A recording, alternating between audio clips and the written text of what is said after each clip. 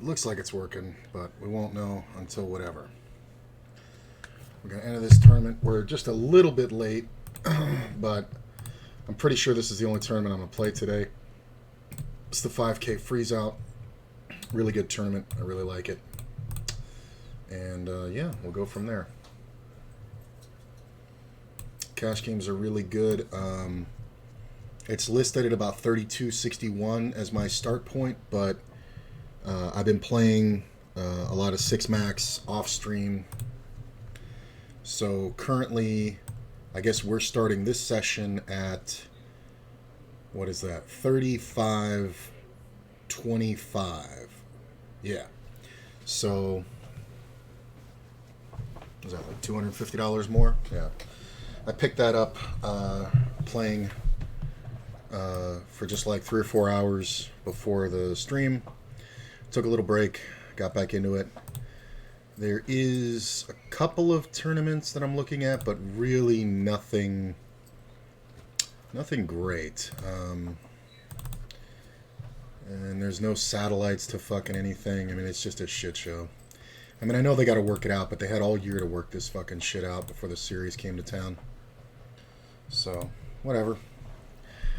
There's the 3,000 daily deep stack. We're probably going to get in that, but that one we don't get in for another hour and 45 or hour and a half, somewhere in there. So, gonna take a minute. It goes off in 14 minutes, but we don't enter for an hour and 15, so we'll be getting in that about 6:45. I guess I should set my alarms so I don't miss it. Let's see here. Let's see, 6. We'll call that 6:40. And 6:35, 34. All right. So we got the alarm set. Ringer's up. So when that goes off, remember to get in. And until then, we're going to do what I've been doing, which is checking out the cash games. So we're going to get on some 9-man and some 6-man. I've basically been playing 3 or 4 6 max and the rest 9 max. Meaning 2, maybe 3, depending on how many I have going. I find that I only really play 6 max well at a limit of about 4. But 9 max, obviously, we can handle more. So let's just take it from here. Hold on. That's not a great seat. A lot of importance on table and seat selection with the players I'm dealing with on the 6 max.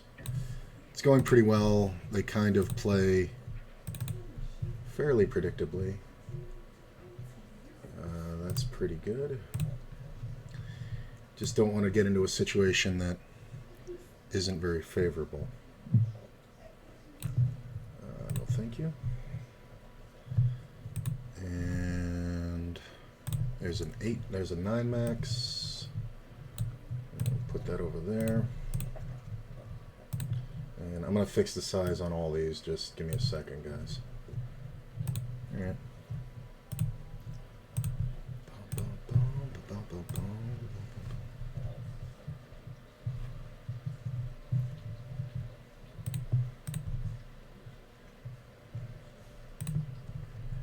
Gut shot.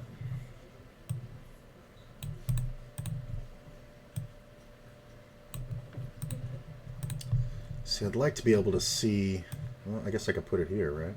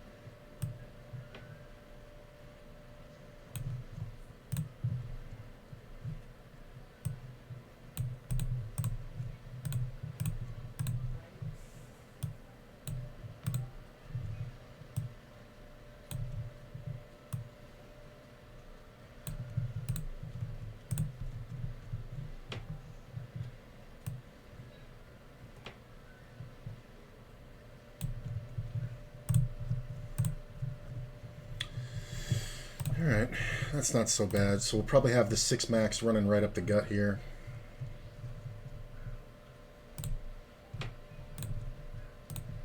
But like I said, game selection very important, so I'm not just taking everything. That ain't bad. Alright. I think I'm comfortable here.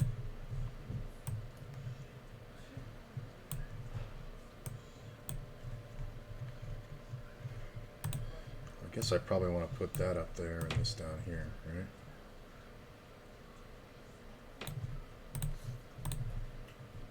Yeah, that's fine.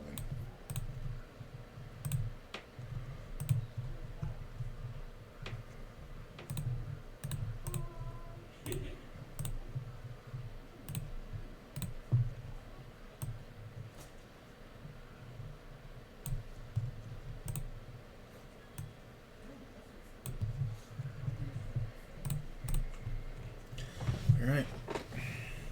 I think one more 9 max would be a good balance. There is one more. I'm on the list for it. This is a little big. Yeah. You guys know the tournament's in the top right.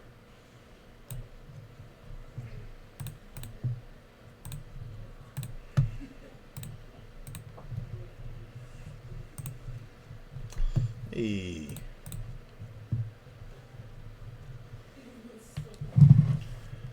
Get 3-bet by a short stack, who I have listed as an utter fish. I guess we just commit him, right?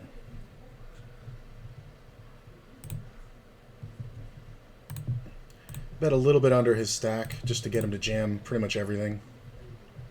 Nope. I don't know if we would have gotten a jam pre-flop, but I'll definitely take a $14 winner.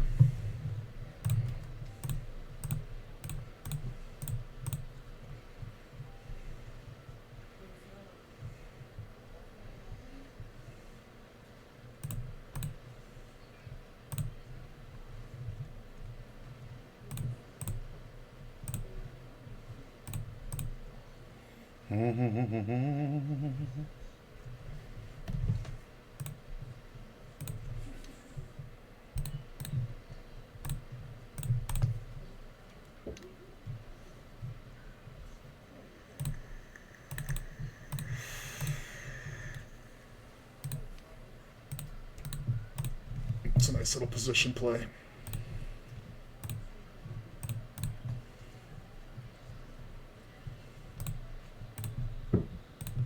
Player calls, checks. I'm gonna check the turn, and we'll see about if he's got anything on the river.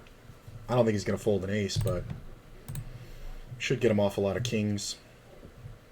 He could have some 2 pairs, I guess. If he's thinking this long with an ace, it's kind of hilarious. I do think we want to bet here. This is value and protection.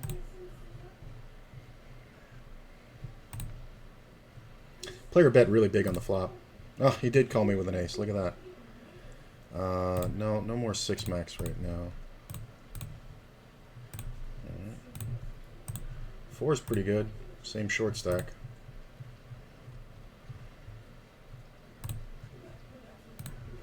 I guess we just check here. Sometimes he's got an overpair. Oh wow, he actually had the fucking 10 with me. That's funny. I had every out in the book though. Nice. He just waited a few hands to give me the rest. That's all he did.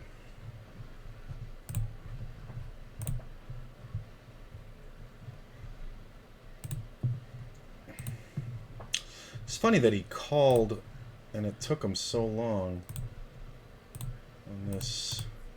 I guess I should have bet the river again. But I can't believe it took him that long to call. Like, what the fuck was he doing? Weird.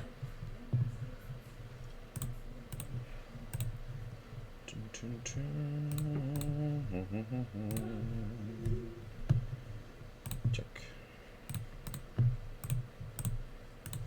Check that.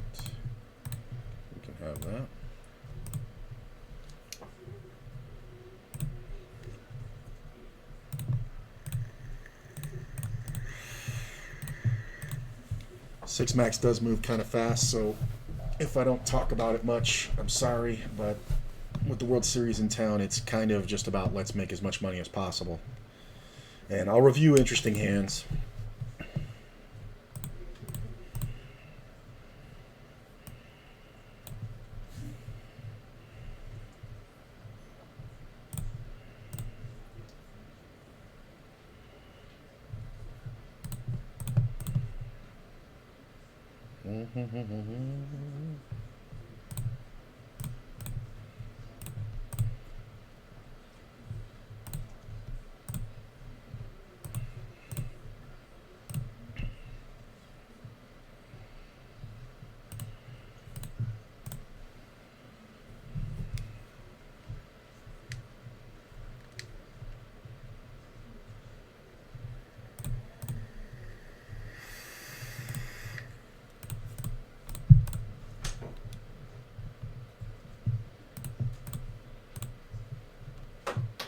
That stupid TikTok song in my hand.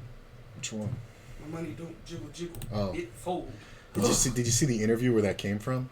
No.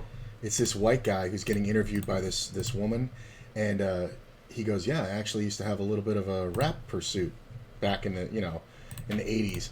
And she was like, "Really? Do you remember of it?" And then he goes right into it, and he's like this 50-year-old guy with a bald head. It's really hilarious to watch. It's like she's like interviewing him in a library. It's weird.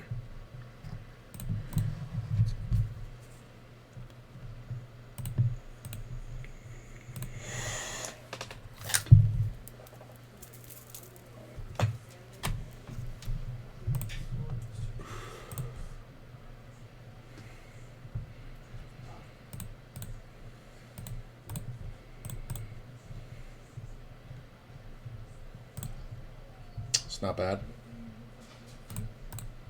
I think fast play's new slow play. We'll see if this guy defends an ace. Nope. I don't think there's any difference in checking or betting there. I think we're going to get just as much action in that hand. The huge bandit strikes again. Flop 2 pair. Jack 10's definitely out there. This player can bet. I don't mind that because he's short, so we're just going to check raise versus him all day. Basically trying to push out DiMaggio. And, you know, I don't know. Player's bluff with a short stack just doesn't make sense. It's like, I wouldn't make that check raise versus DiMaggio because of the size of his stack, but when this guy's that short, it's like there's no play left, so we just kind of bang it on him.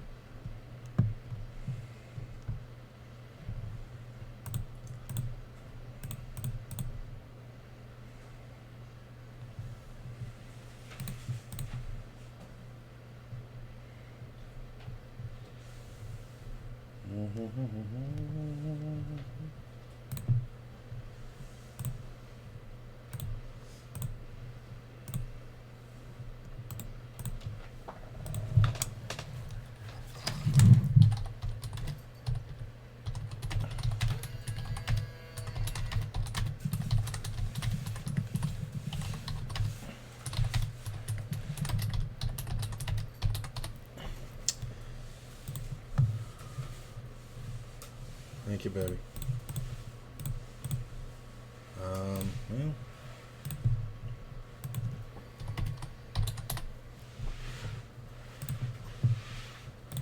think we'll just go ahead and bet. That bet might be a little small, but he shouldn't have much.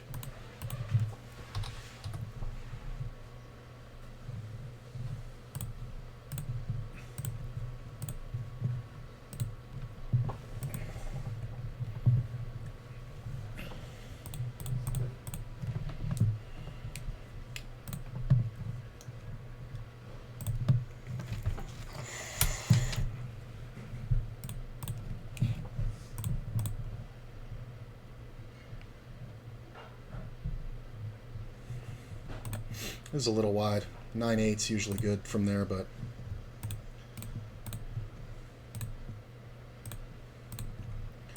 versus the short stack, we can just kind of go right down the line. And he leads. What's that on? He leads. He's got it. We don't doubt that.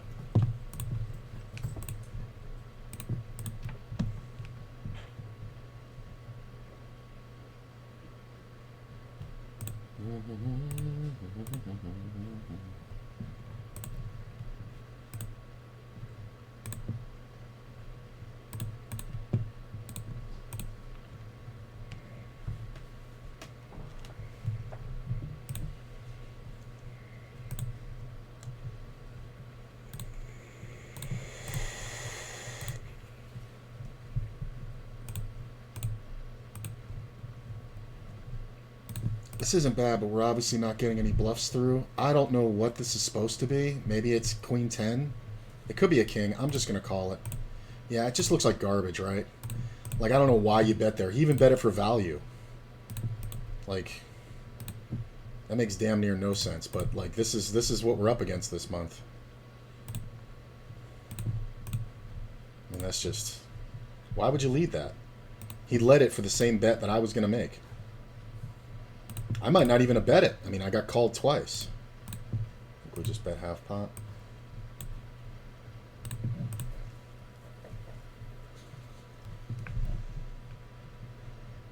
He can have ace-jack for sure. I do think we want to bet again. A little bit bigger this time. Proportionally. Well, everything that beats me got there, so... I'm going to check it back. Ace 7. I would expect to get 1 street out of that most days, but 2? Like, normally I would check that flop and then just bet turn and river. And then not get called on the river, but... whatever, I guess.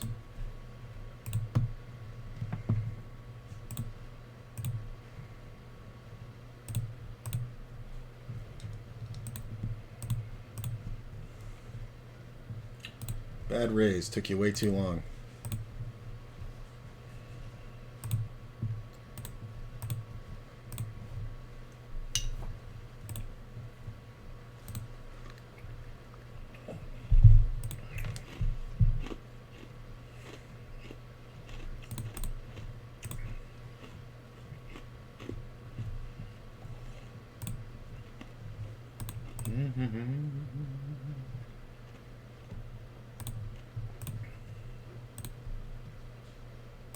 Pretty good flop.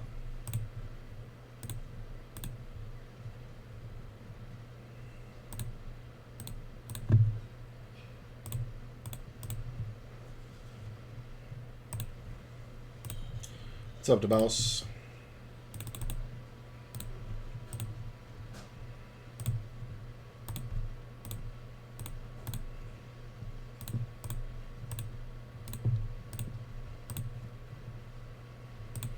Player calls. I think this is one where we check. We're never really up against ace-king. I think we can bet half pot here for decent value. He sometimes can have ace-king or like king-queen. I think I let king-queen get there. That's kind of funny. Okay. Fold. Yeah. I guess I let king-queen get there. That's fine. Took him a long time to call me pre-flop. I don't think he ever has like ace-jack there. It's just not something you're going to bet.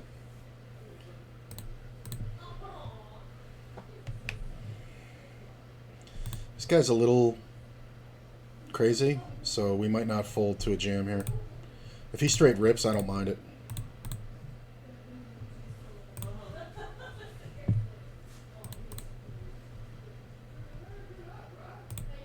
Yeah. Oh, come on. Hold. Hold a chop. Jesus. Against this fucking guy.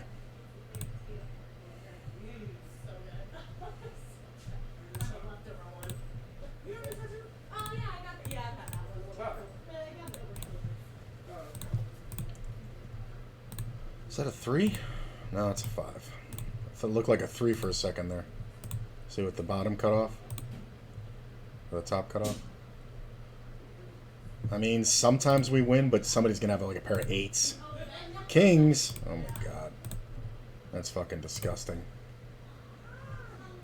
The fuck the other guy have? 4 deuce.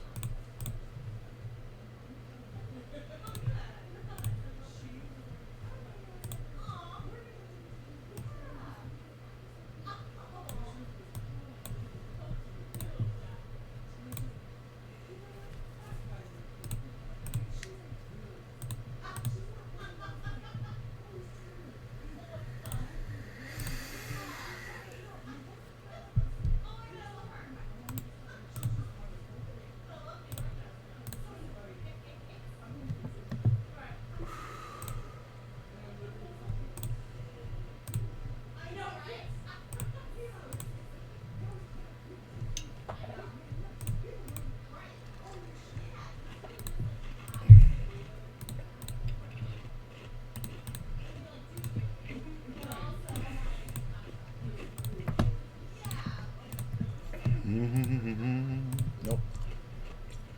Not even at that price.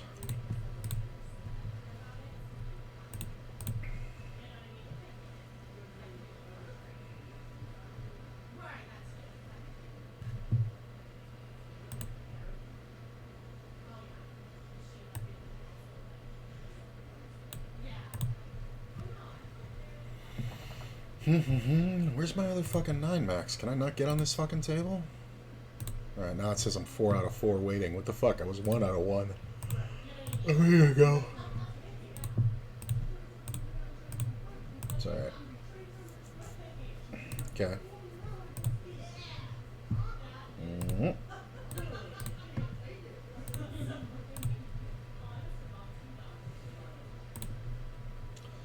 It's a good re-raise because it's a bad open. I was gonna do that. Posted first.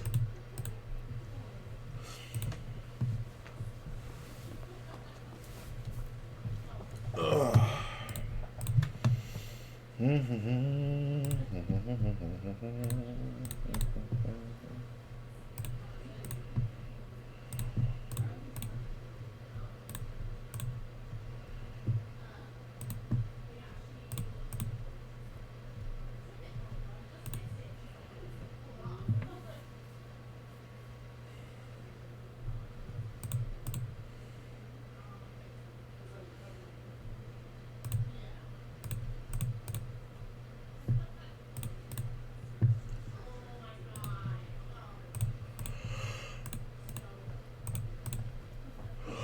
That hand with the ace queen too, where I 3-bet and then the guy check raised a turn when the king paired. He could have also just had a set of 8s. I just thought about it. It's very possible. I don't mind calling for the gut shot in position.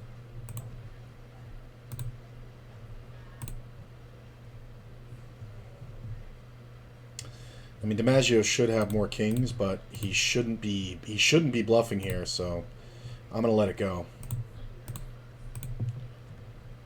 So many good cards for me. A jack or a 10 is kind of like perfect.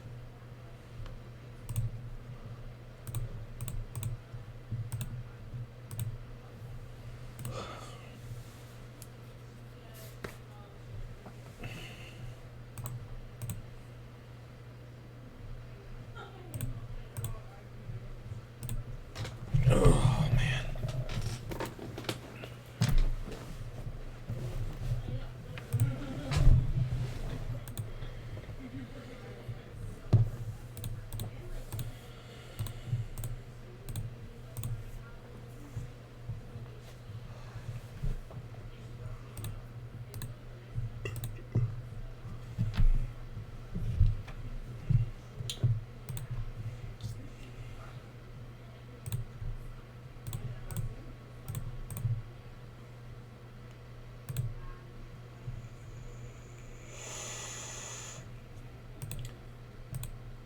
Ace is kind of the worst card. Yeah. He could definitely be betting on the draw, but he could also have just picked up confidence card there. Something weird like ace 10.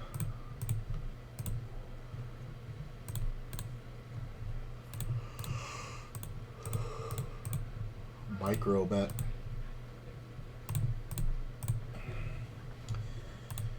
Well, I'm going to bet half pot like I got the 8, and he's going to fold every ace. Check. Fold. Check. Check. Chopper up. I saw the newest episode of Kenobi yesterday. Fucking awesome. If you haven't seen it yet, you shouldn't be in this stream if you don't want spoilers. Fucking Vader the man. Showing the most sadistic fucking form of Vader that's ever been. Just killing people for fun. That's a pretty good flop in a 3-bet the pot. I'm going to bet half pot and hopefully he goes ape shit. I mean, if he's got queens or kings, it's whatever, but he's going to have aces. He's going to have ace-king. He can sometimes have ace-queen, and this kind of scares him off, but I'm obviously never folding top 2 in this situation. He calls. The ace on the turn isn't awesome. I'm going to check back because ace-king beats me now. Ace-queen beats me. I'm just going to check. King-queen. Wow. You're a loser, bro. Scaredy cat. Like, he should have all the ace. If he bets the turn, I don't, you know, or if he bets the river, I kind of can't raise. I have to just call. Because ace-queen just fucking crushed me. Which is the most likely way I lose there. Yeah. Check. Check to the Oz. Check the river. I think I have to call you. Ha! That's why I have to call him. That's funny. All right. Calls with anything. All right. Wow. Wow. Like the bet, I kind of get it, but the call with King Queen, I kind of don't get.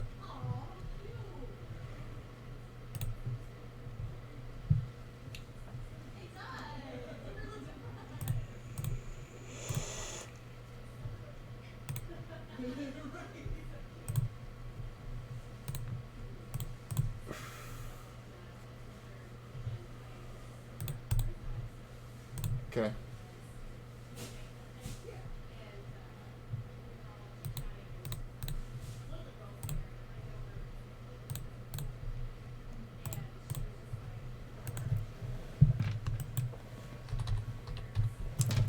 It's a pretty good flop.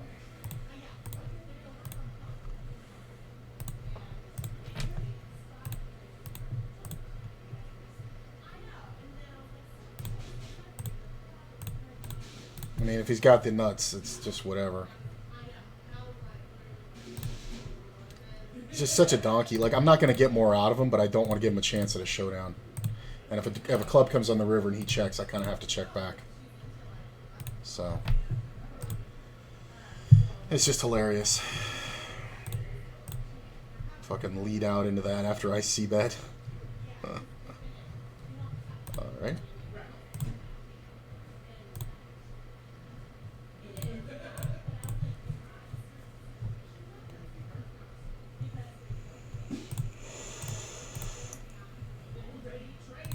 Don't have to do a whole lot of 3-betting on the 9-max. It's kind of just a showdown game at this point.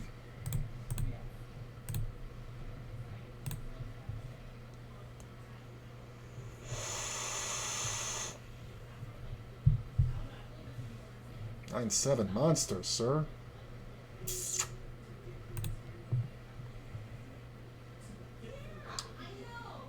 Okay. I'm going to ISO so we don't have to go 3 ways. Nice. Player's giving away quite a bit. Decided to just have fun and not worry about bankroll and ACR. I like that. I like that decision before I read any more of the sentence. I like that decision.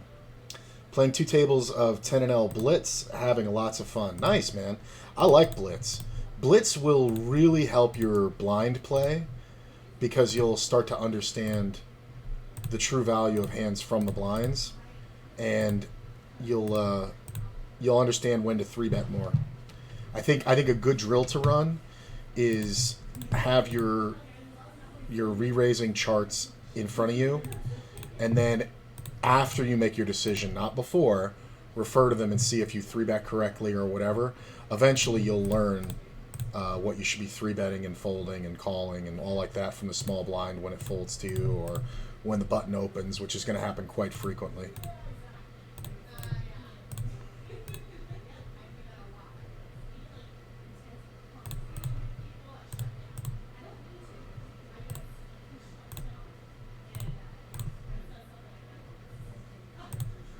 Oz calls. Jack on the turn, I don't mind. 6 is full. I know he's got us 6, but I don't know how many. Got a deuce. I'm just never supposed to fold 9s there. It's actually a great call.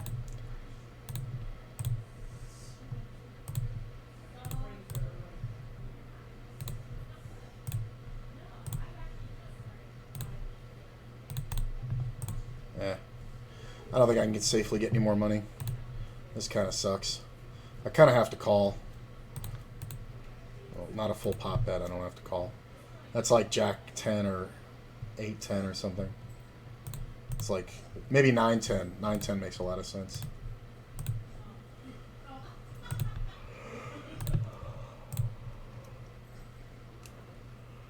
I'm just never supposed to fold there because I have the read correct. He never has a jack. And he's going to jam all 6s on the turn.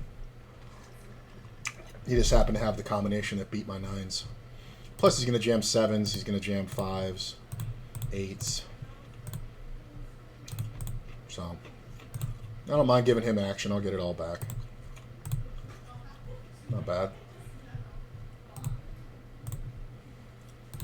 I think we just want to go ahead and bet. Take it down. It's probably miles ahead, but it's better to bet there than check. Back to the tournament. Oh, not yet.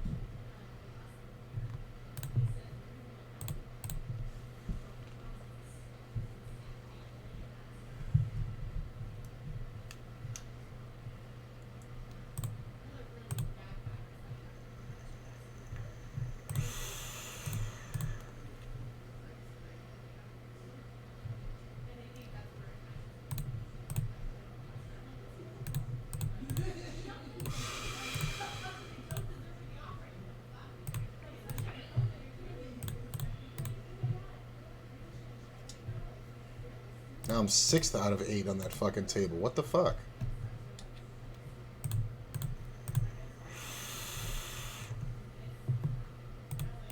It's gotta be glitched. Like I was 1 out of 2 a minute ago on this one. Now I'm 6 out of 8. How the fuck am I moving down the list?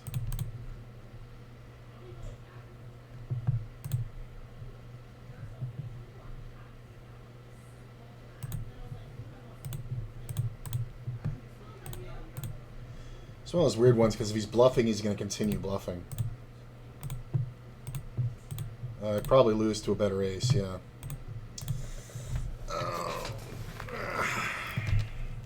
He should bet that. For the exact reason. It's easier for me to have an ace than it is for me to have a queen. Oh, there we go.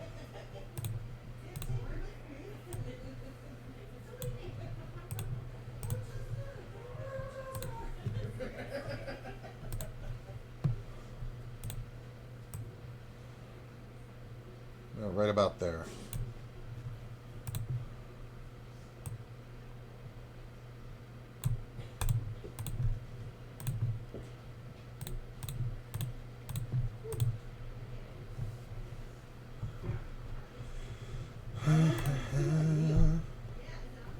Yeah.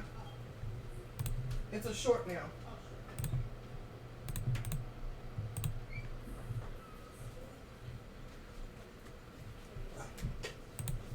I walked all over the house looking for my glass mint and it's sitting in here. Player 3-bet me from the blind. I guess we just call, right?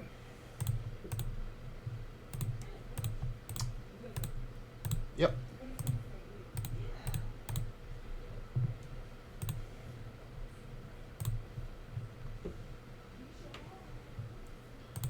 That was pretty easy. Ooh, running full.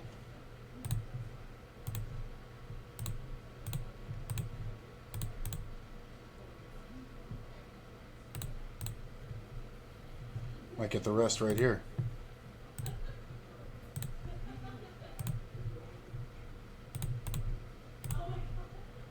Jam it. No?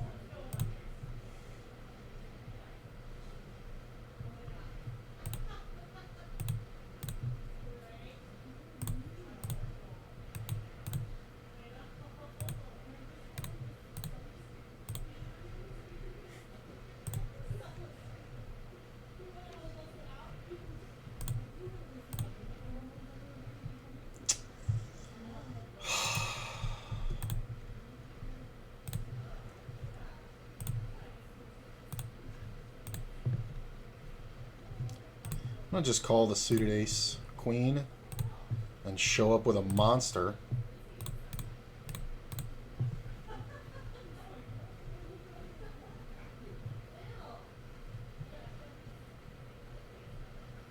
Bet.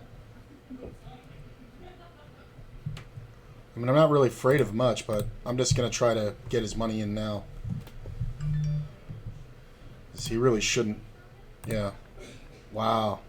That's a brutal fucking one for him. He flops the open ender with the overcard and the flush draw, and I have the nut flush draw. That's a brutal one for him. My man thought he had fucking 17 outs. He has 4. Well, I'm about to get off this table anyway. This happens a lot on the 6 max where you win the bulk of the money and then the table dies. I guess we bet this set, right? I mean, might we get called by 2 pair? Maybe? I mean, somebody's sitting there going, how does this guy have a 4? But I'm just going to call that. Just going to call that. I'm going to fold that. I'm going to fold that. I'm going to fold that. Alright. This one's done.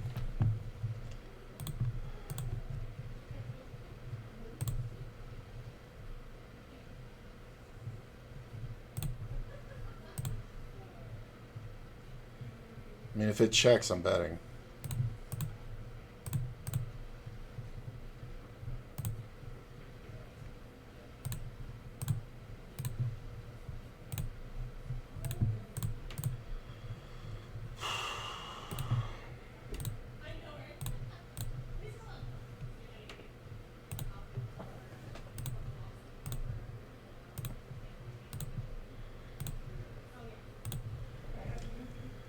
Hey.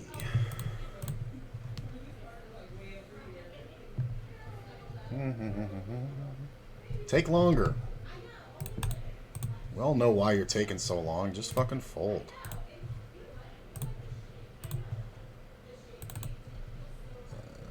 Alright. Do I want this table?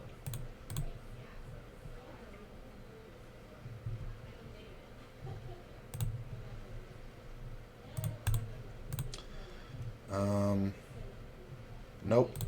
Not after that player leaves. It's alright, there's another 6 max I can get on.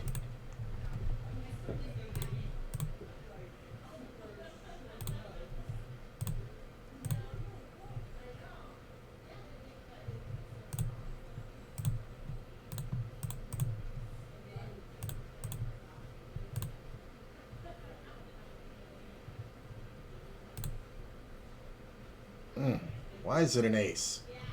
Just bail Nikki out.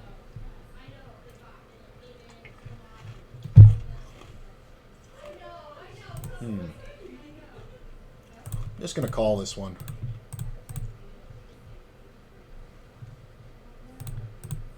I mean, if NBC jams and he folds, I can call, but I don't like 4-betting. Yeah, I think we're better off. Pretty stupid if you bet big, bro. It's funny because I would call 8s here too. That's not bad, but it's still bullshit.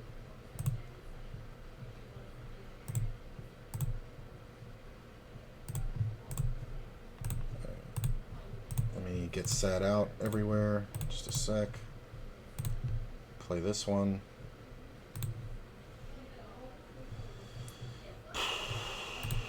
All right. I'll be right back.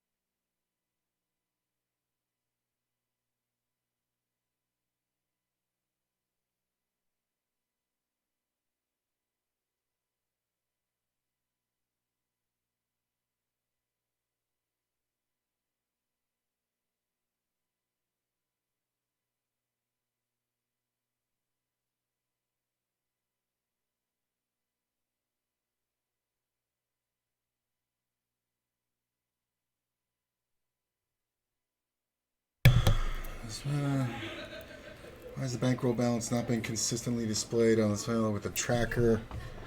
I can answer all that. Just give me a minute. I'm assuming person who doesn't want to say it on stream, which is fine. It's nothing offensive. It's just kind of asking me about the bankroll balance. That WD you see, where it says $1,500 WD, that's a withdrawal. I do have to live, so I'm going to have to take some withdrawals out. So unless we have a major tournament score, you're not going to see the 10K on stream. I decided to remove the balance counter after the 100 to 1K because it was a real pain in the ass. Like, once I started doing it, I was like, okay, I can't stop this now till it's over. And I started it like 20 or 25 episodes in, so it wasn't that long, that I had to deal with it. But the thing would move from where I put it right above my head. It would move constantly, and it would get cut off, and then I'd have to adjust it 2 or 3 times per stream. It was just a real hassle. So when it was over, I decided, fuck that. I figure maybe I'll put it back up for like the last 1,000, just to, for that drama. But I just don't want to deal with it for $10,000, of play that is going to happen. So that answers that.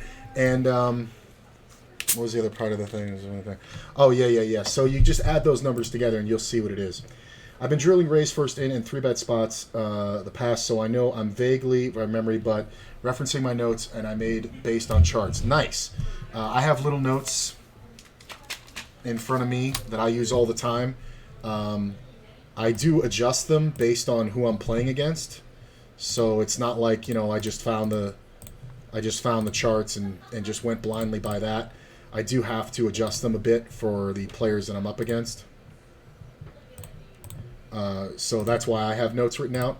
But yeah, man. And, you know, I like that, you know, my thing is I still do it. It becomes kind of a compulsion where I'll sit there and I'll still like reference back charts and things like that. I watch back a lot of the streams in fast speed after it's part of my review, which is really nice. If you're using a computer that can handle it, you don't have to stream, but get OBS and you can record yourself streaming. Or record yourself playing just like I am now, but you don't have to stream it. But you can always go back and go over it, you know what I'm saying? And you could put, you know, markers in, and you can, you know, it's a really helpful tool. I mean, it reminded me of back when I was playing pool, you know, and trying to really do something. My last coach, I guess instructor, I don't know if he's a coach. He actually had cameras set up at eye level on each side of the table and one overhead in the table on his house. And it was super instructive to like see how I played from overhead. And you could notice things like, you know, you could notice that your left foot was off balance or things like that. So I think it works very similarly. I think I want to raise here. I think it works very similarly with pool or with poker as well, where videoing yourself is kind of a great idea. Okay, so this player raised and then checked the flop. This player bets the turn. I raise. He re-raises. So he's basically on pocket tens or the suited ace of spades. I'm just going to call here and check the river. I'm probably going to have to call a jam. Sometimes he was checking the ace king of spades on the flop. But a lot of times it's pocket tens. I don't think I can fold if he just jams. I just don't think it's a thing I want to do. Pocket deuces. Wow, he hit the two outer. See, when this guy bet, I thought maybe he had picked up the deuce as a second pair. That's kind of really bad that the guy fucking raised deuces out of first, but it's fucking chaos, so he plays everything. If it wasn't the deuce on the I mean, like, the deuce on the turn is the one I'm never going to see, so... And he shouldn't be jamming it, because I should just have every set. So, I'm going to go ahead and raise.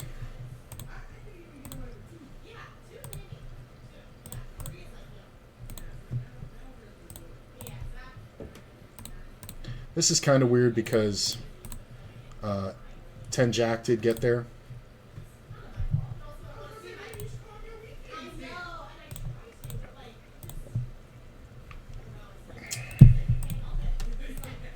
I thought about just leading that flop too. I probably should have.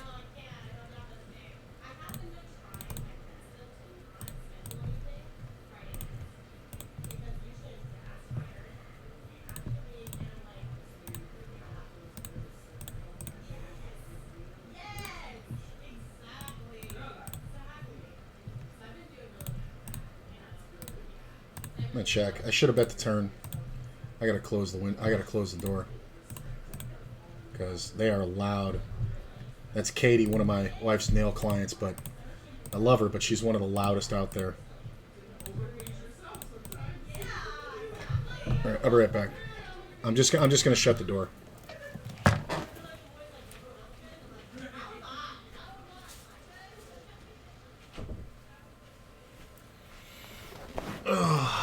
Okay, fold, fold, fold, fold.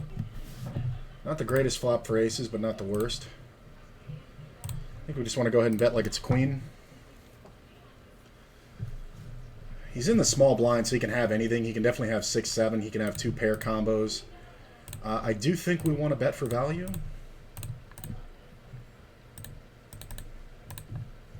Worst card on the river because he can have queen 10, jack 10, 10-9. What a fucking loser. You see this shit? There's almost no combination of hands that gets here that I beat.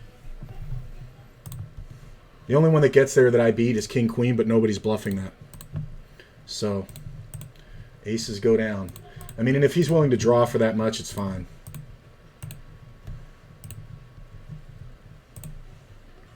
It's annoying.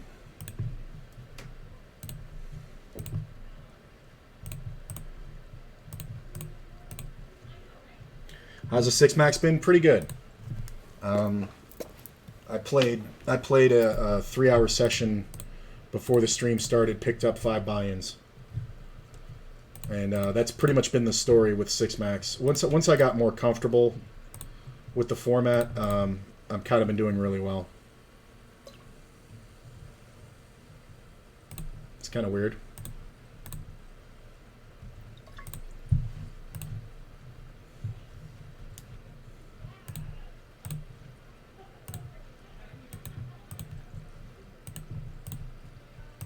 Min raised queens and then went apeshit when he should be beat. Funny.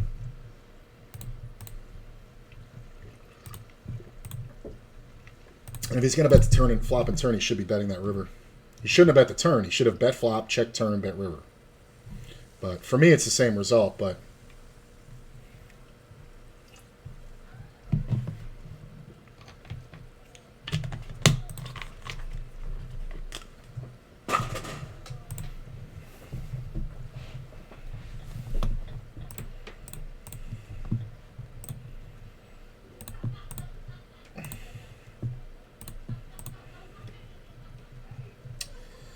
See a raise. I think I want a 3-bet.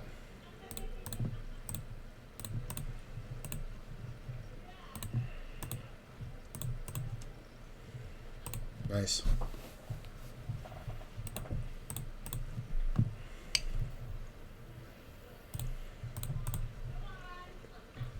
Probably gonna have to bet twice here. Just kind of dodging a diamond or a big card. That's not bad. I'm going to check. Yeah. I wasn't sure if he had an ace or a jack, but he's not going to fold an ace. Like, he could just have, like, ace-5 and just never fold it. So, I probably should have bet it, but, meh. Like, but he's calling with jack-8. Like, why is he calling with jack-8 on this turn? So, it's all right. I don't mind that. Little bet.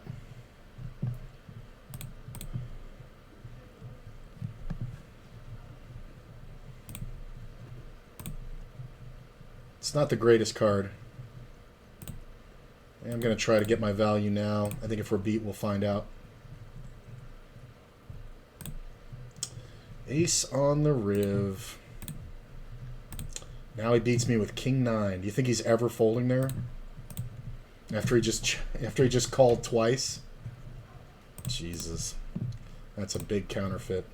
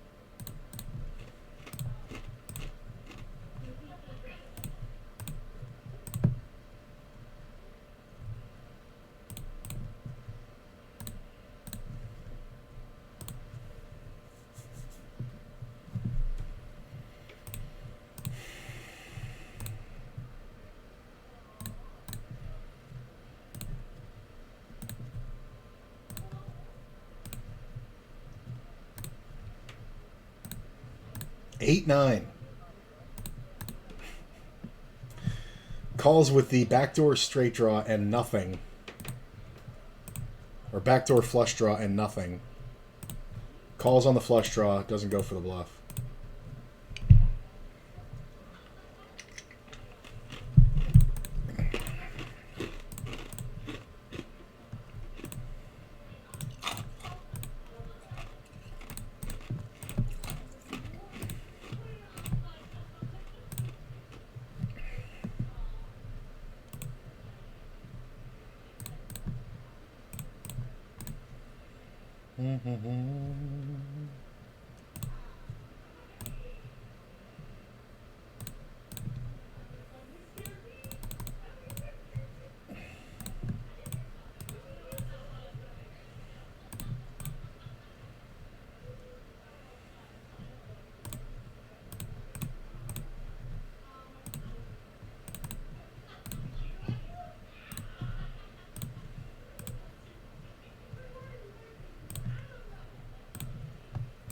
Problem is, this guy will jam over pairs, like meaning 9s, 10s, jacks.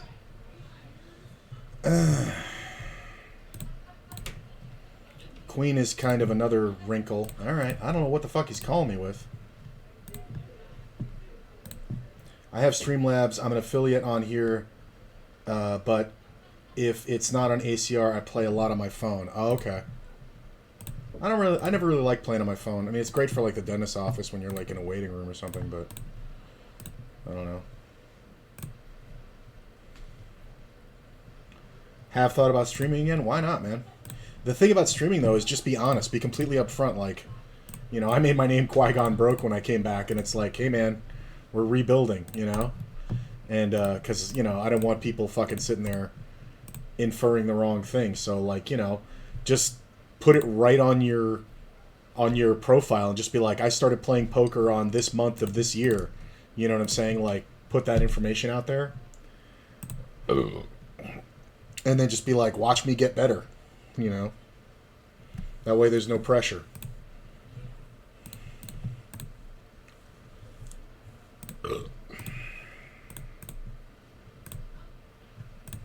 But I think it's fun.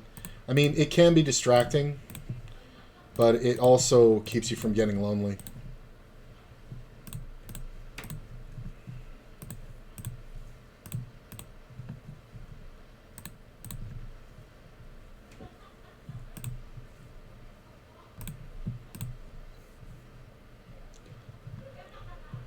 Huh. Alright. I thought, my brain was like, ooh, 5, because I was thinking about this one over here. But 5's not good over here, obviously. Running deuces, running 5s. Can't switch those.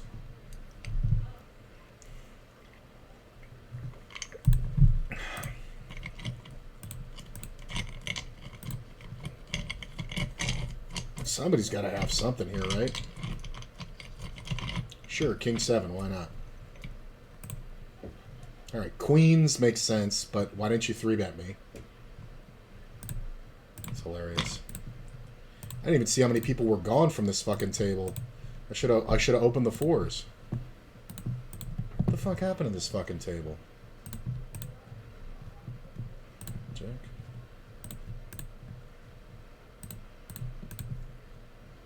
The fuck is this? Fucking a player missing and fucking 3 seats reserved. Nobody's sitting in them. Check, check. Call a quada.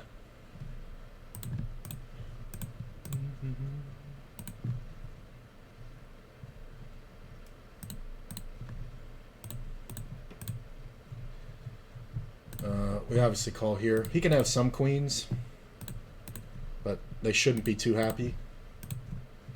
There's a lot of draws here. Ace on the riv kind of sucks. It should get us a check down.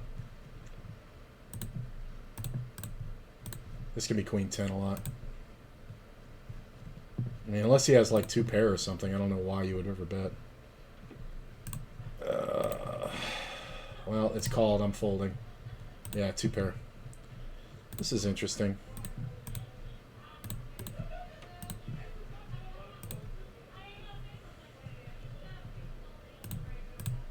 Yeah, that's fine. That's fine. Players are getting a little bit more rambunctious.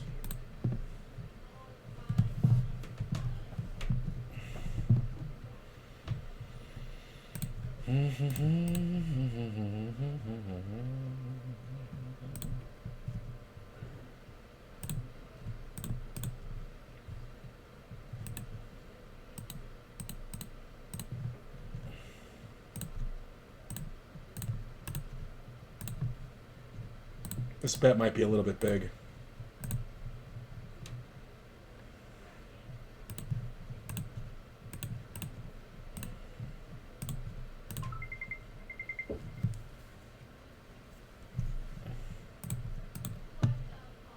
I guess we just check. I don't know what the fuck this is. Ace 5? What the fuck is that? Why would he call?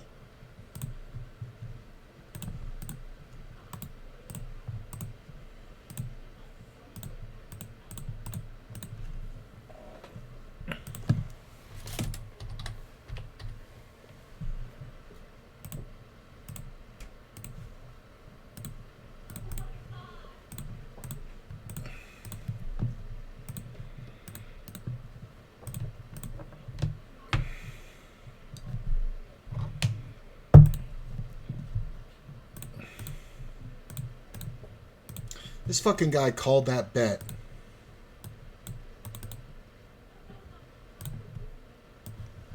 Look at this.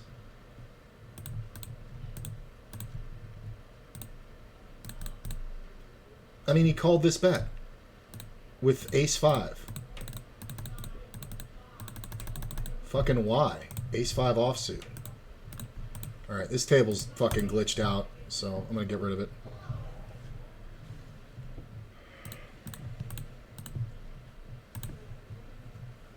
It's annoying.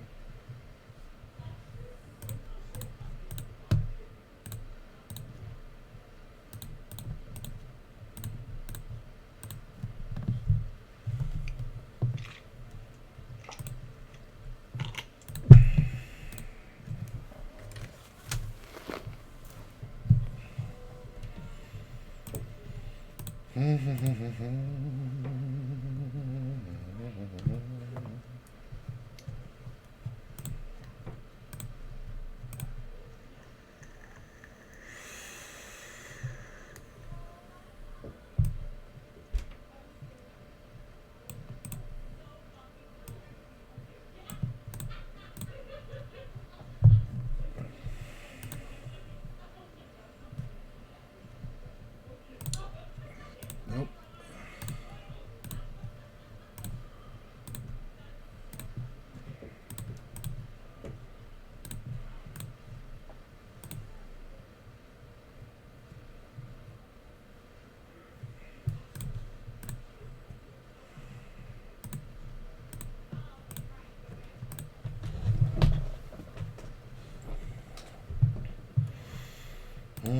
Yeah, that table totally died.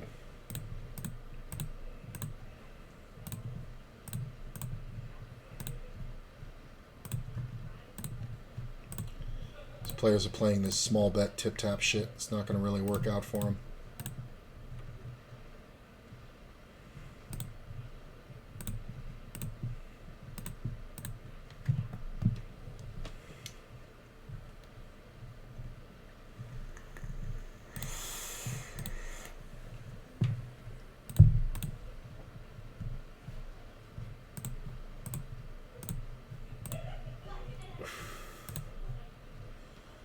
Nope.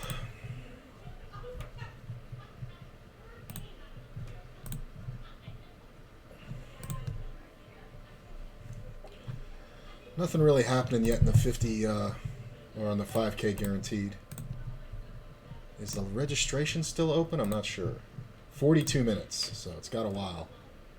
And it's already broken the guarantee. Nice. Playing a little bit tighter now, as I'm noticing the other players are as well. Which...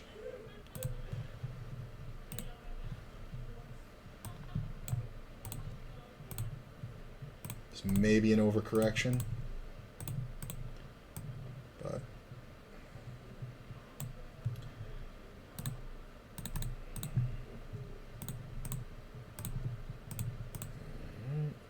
this...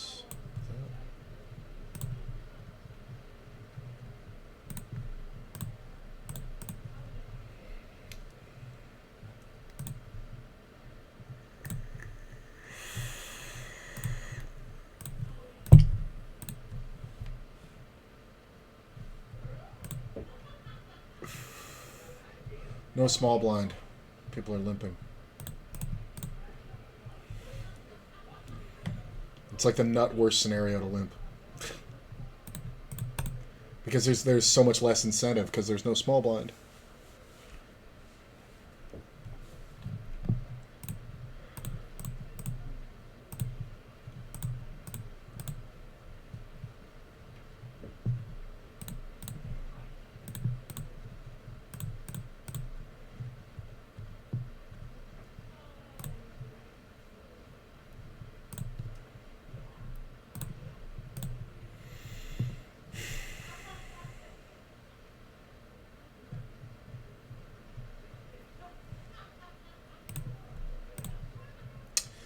I mean, I guess we play the 5-6 for a limp, yeah. Just because I'm in position. Pretty good flop. Big stack leads 1,500. I'm gambling. My draw is evergreen. I hit my outs. I'm in this thing. And the blinds are going to go up pretty soon. There it is. Thanks, folks. Triple dipple. 10-4 is a great lead out. The Queen 10 is an awful jam. Ace on the riv.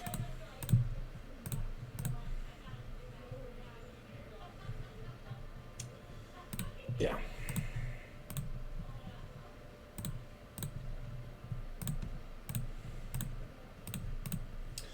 Should have 3-bet it. But sometimes you got to play things differently. I don't mind this too much. Nope. Sure.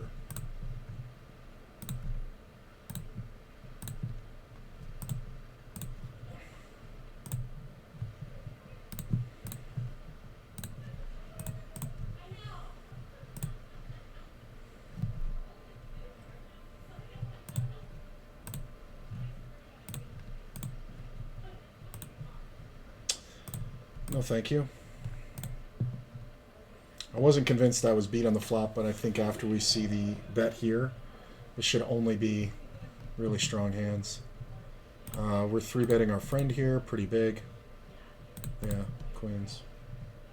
What did he have? Did he have a 9? Jack 8. What a fucking idiot. Just bluffing into 3 players with no equity. It's hilarious. Obviously not folding if he jams.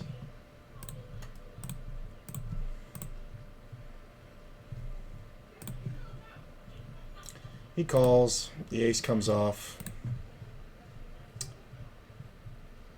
I mean, we're obviously just going to check.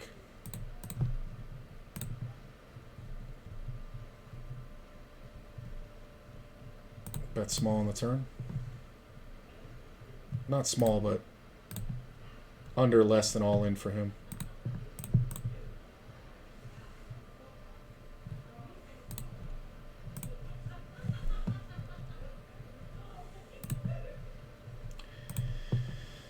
I think we want to raise right at this. Yeah, 30K now. It's twice the average. This player cold calls. I mean, they both have 27 left. I guess we just rip. It's not great, but it's okay. Ugh. The other spade draw and a set. I mean, it doesn't get much better than that for my fucking hand. That's fine.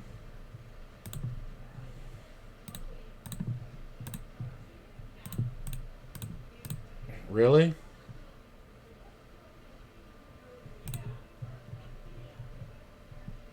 No.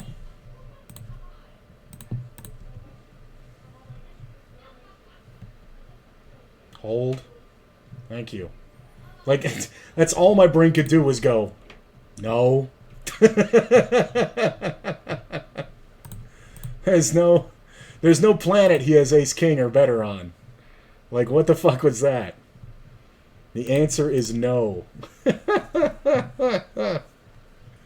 He check min raised me with second pair.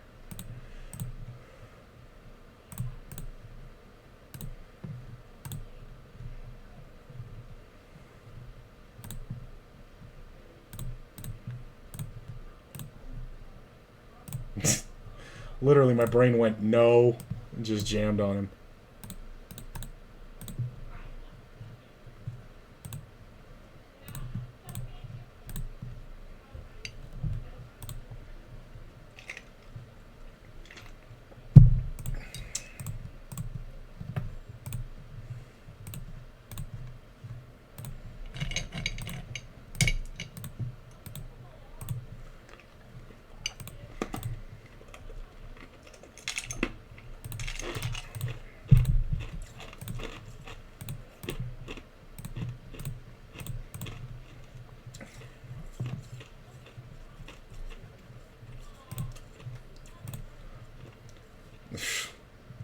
I'm getting fucking 8-1.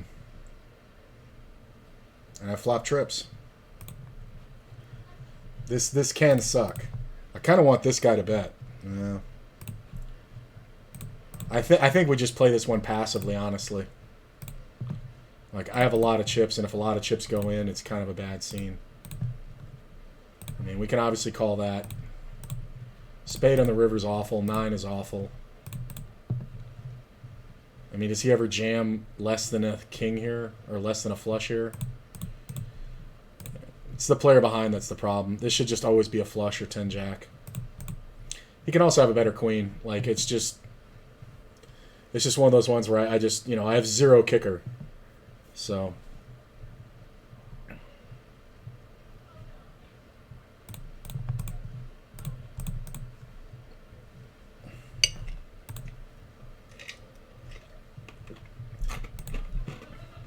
the fuck?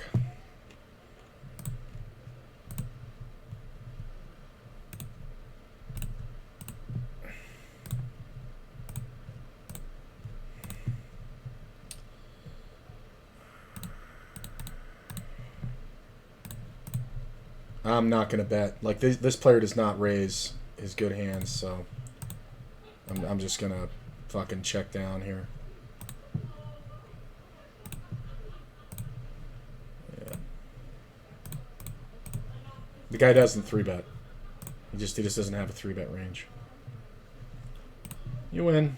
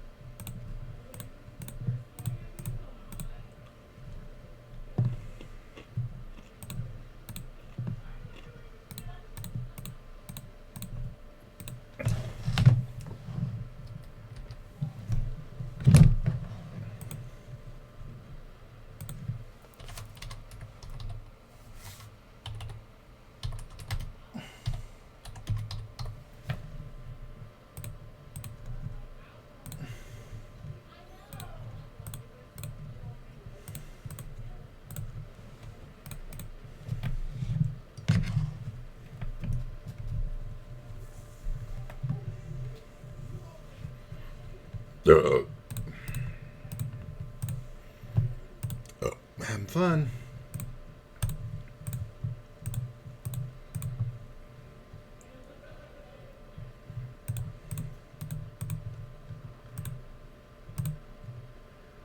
It's not bad. These are the ones in the limp pot I don't mind leading because it looks like I'm trying to protect the 9. So we can win the pot here quite often. And when the spade comes in, nobody expects it. Especially if it comes on the turn and we just check. Yeah. But we can win with nothing.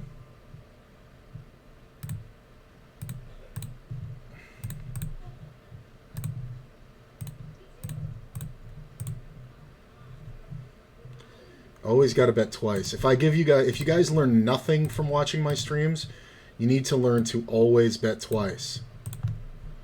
Like, it almost doesn't matter.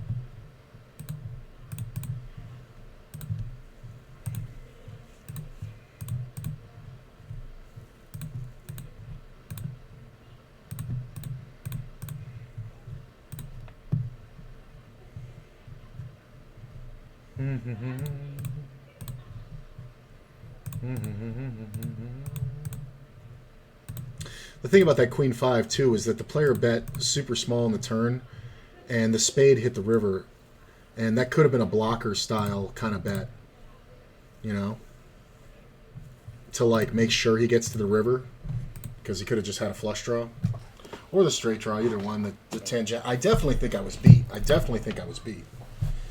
I'm trying to figure out by what.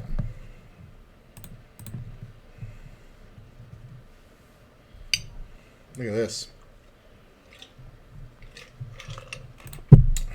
Small re-raise, also known as minimum. It's usually indicative of a pair.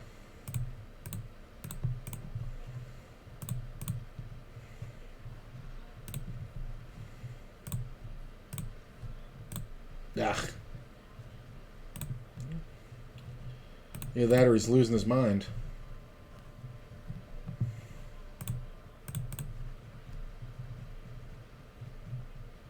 I think we want a 3-bet here to get heads up, because I definitely don't want this like bullshit hanging around. Take it.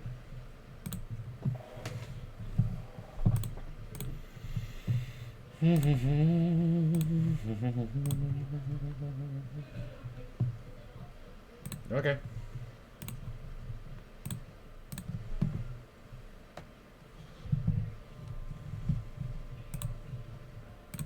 Checky.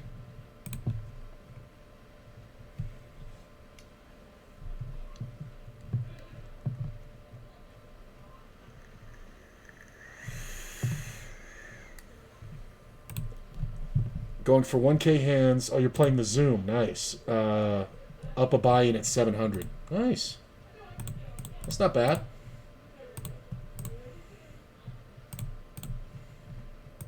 What is that? 7 buy-ins, 100 blinds. So you do 7 blinds per 100 win rate.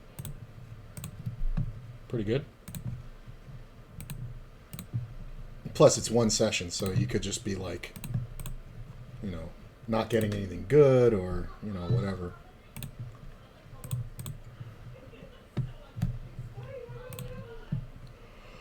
Lots of people here. I appreciate that, guys. If you haven't done so yet, please check out exclamation point links.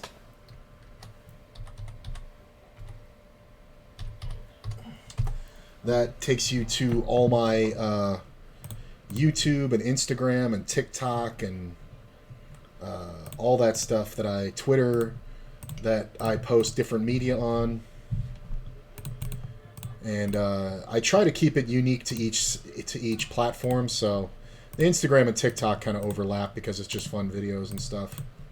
Twitter just kind of lets you know about announcements and things going on in my life and, you know, shit like that.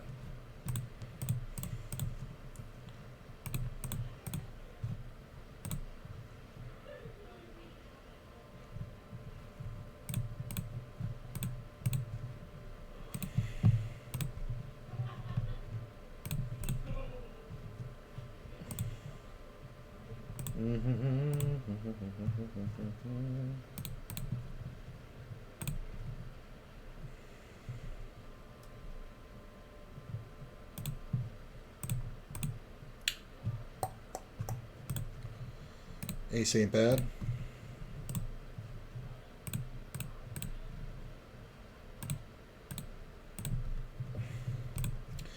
This player is very short, but I still want to raise in position because of the players behind. Like, he just got here. I think he posted. I mean, we'd probably just get the money in here.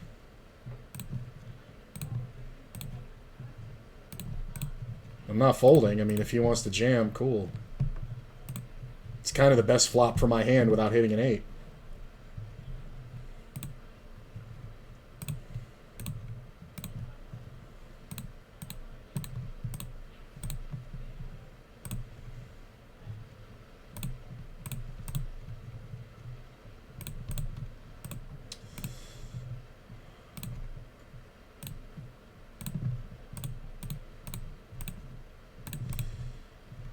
Should be good here. Has he ever... Did he flop it on me? I was thinking it's a bad board for me, but I think I have to call. Yeah. I mean, I was bluffing the turn, but he just shouldn't... He should only have, like, draw bluffs from the turn. So when the ace hits the river and I check, I mean, we kind of need him to bluff, so... Interesting. Worst raise ever. Oh. Where's my 6?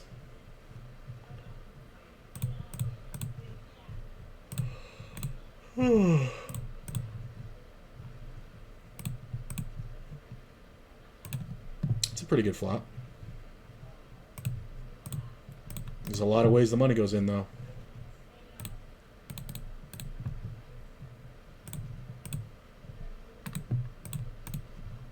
King, queen, flush cards.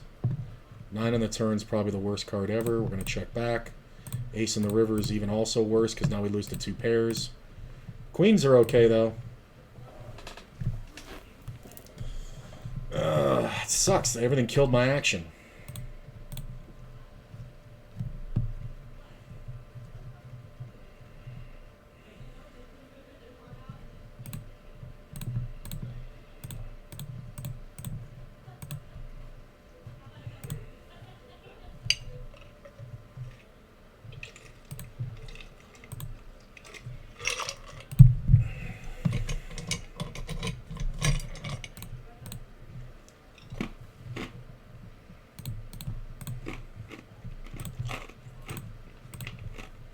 Kind of just got to keep it honest in these 6-max games right now. Like, I was doing a lot more pressuring and bluffing earlier, but it's just not working right now. So I'm kind of just betting scare cards and equity bluffs. It's kind of working pretty good.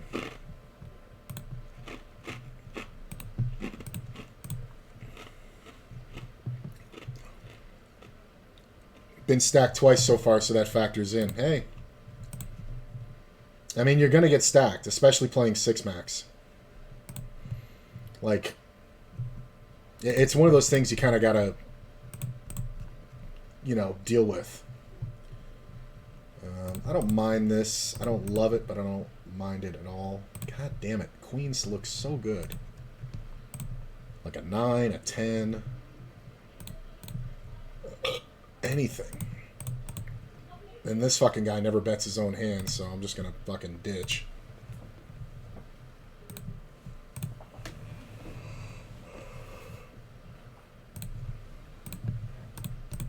Should never bet here, bro. Unless you have a fucking monster.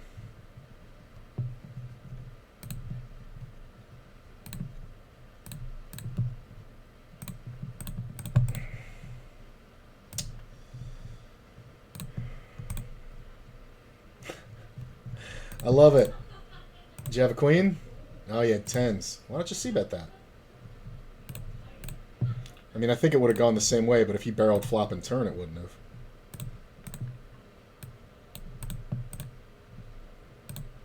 Oh.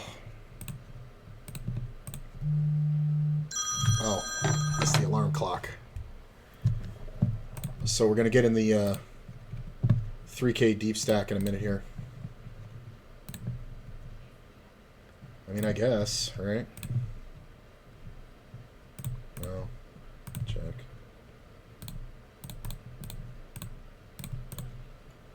Check. Check. I think we can go for a little half potter. I thought he was going to try to raise me off.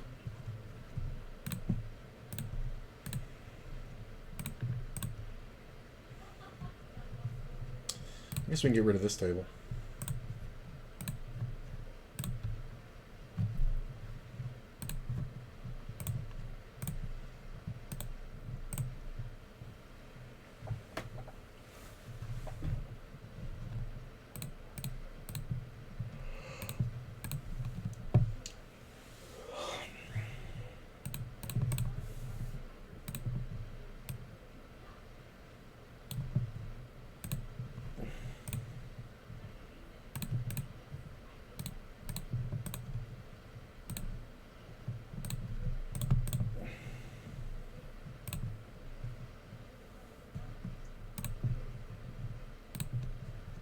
Really?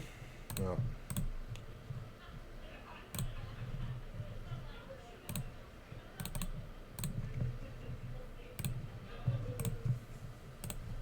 This is annoying. I think I bet too big on the flop.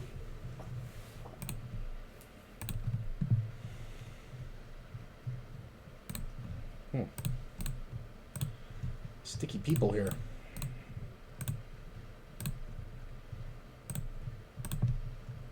I mean, as long as nobody has like a 5, like, but I'm just really amazed. Jacks? All right, that makes sense. What the fuck did the other guy have? 7s? Jesus. Like I said, man, you always got to bet twice, but it's a 3-way pot. Like, that shouldn't be... With no 3-bet pre-flop, that should not be the designation of hands. Like, what the fuck is happening?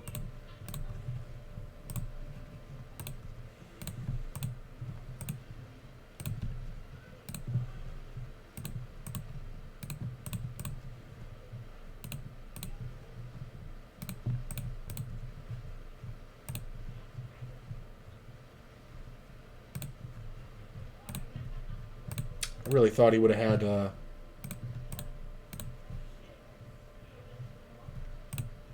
Sometimes he has Queen Jack. Yeah.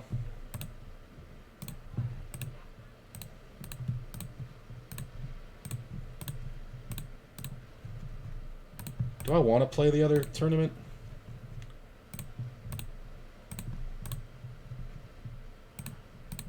Got a 10 on the river. That's pretty good. That's why I bet small.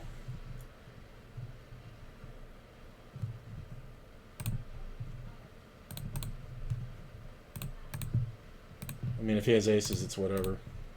Queens, hold.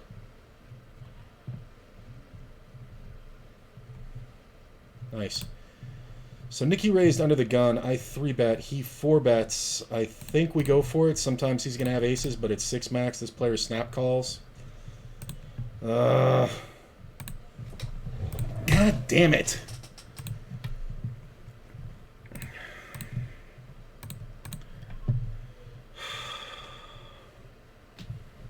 God damn, man. How does this motherfucker always have fucking aces?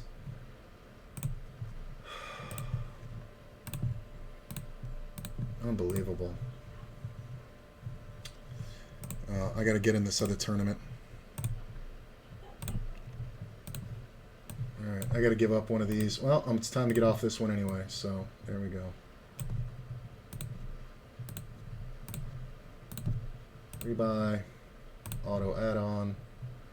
Done and done. That's so fucking annoying. 6-handed and we're getting fucking...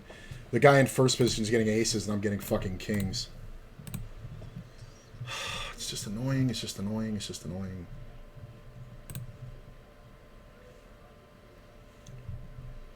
And the player in the middle fucking being an idiot.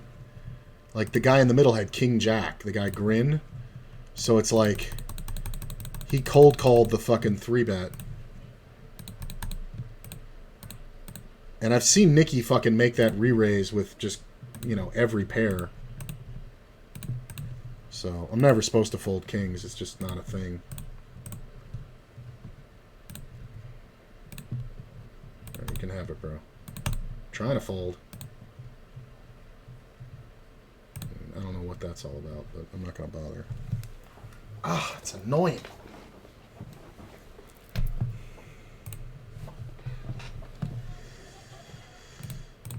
I'm waiting. It's a limped pot. It's fine. What time is it? 6:45?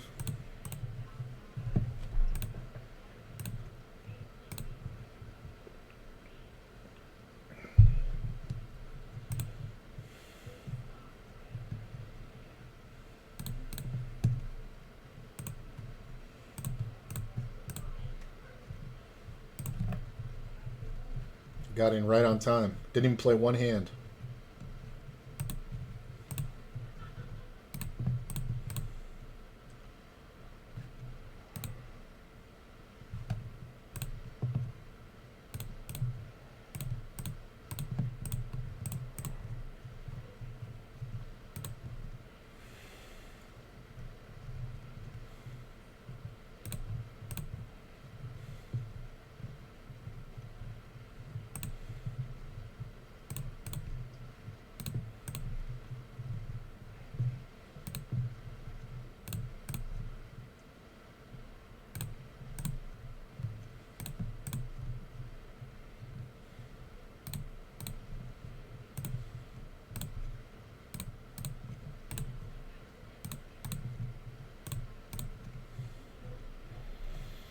And if he's got king 5, king 6, or pocket 5, it's just too bad. But he's also going to have king queen. He's going to have king jack. I look like I'm full of shit. Well, hopefully he doesn't have a king now.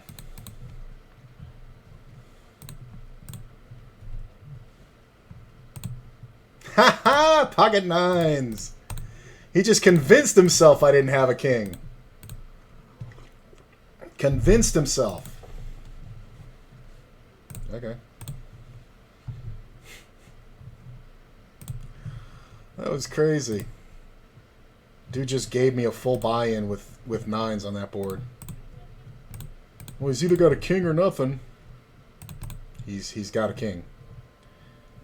Alright, well, Trug doesn't raise his good hands very much, but coming out of first position, he is... Oh, no, that's not the same guy. It's a different guy. So, we're never folding to this. We're never going to fold to the jam here. Calls. Doesn't get much better than that. I mean, yeah, pocket 10s is a thing, but I think we just have to bet. We're going to get check jammed on by all spades. I mean, why would you just call?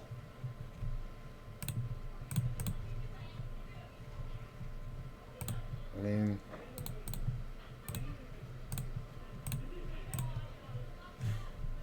Just get the money in. What the fuck are you doing? You're trying to hold on to $7? Who the fuck are you? Why? What the fuck is happening?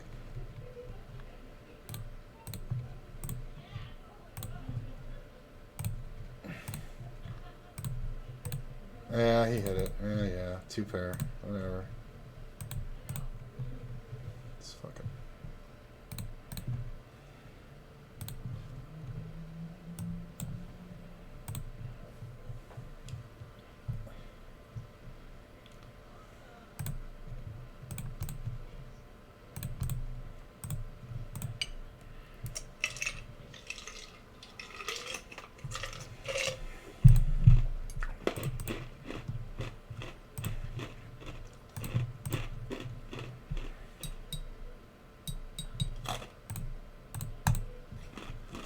Haven't gotten a chance to open much yet.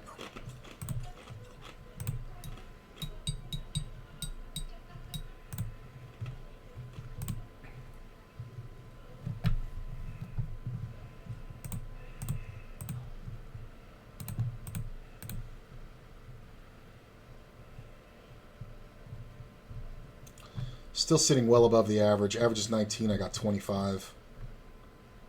78 left. I guess I should see how many get paid, right? Why is it all the way down there? That's weird. Still in re-entry for 11 minutes. And people are still entering. It's almost got 7,000 in the prize pool. That's crazy. This tournament usually barely gets over 5. Like, it gets like 5,500. But obviously, all the WSOP geniuses are in town. So... You know, they're entering a Hold'em tournament for $1,000 because they play every week at home and they figured they'd take a shot. So why not play a $50 fucking online tournament? Just fucking torch money. Starting with 10 blinds now. Jesus. Yeah. No, less than that. 5 blinds. I'm just going to call. We're just going to check. This player's leading.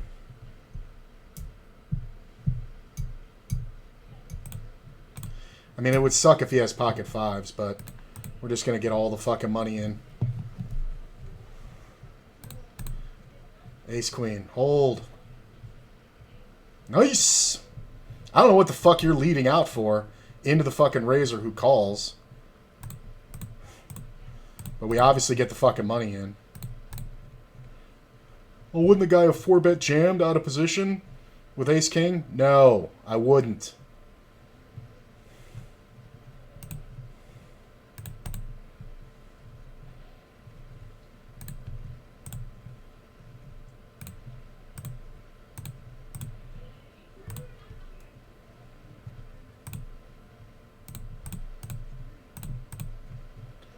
I'm gonna play one more round, then I'll ditch it.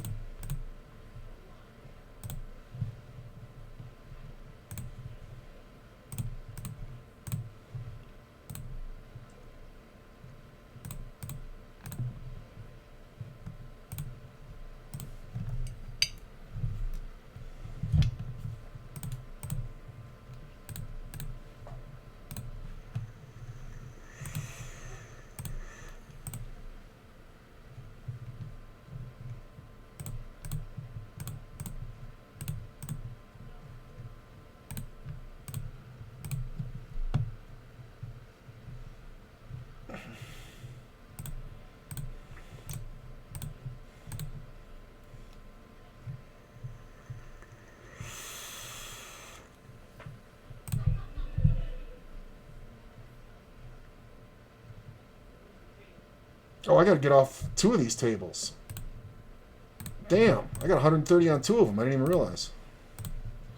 Oh, I have too much money. Oh no.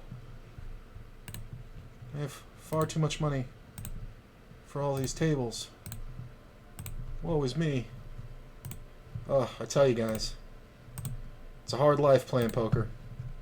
Sometimes you just got too much money in one place, and it's just, it's really rough. This one, I've almost got too much money also. It's really stressful. You guys don't understand.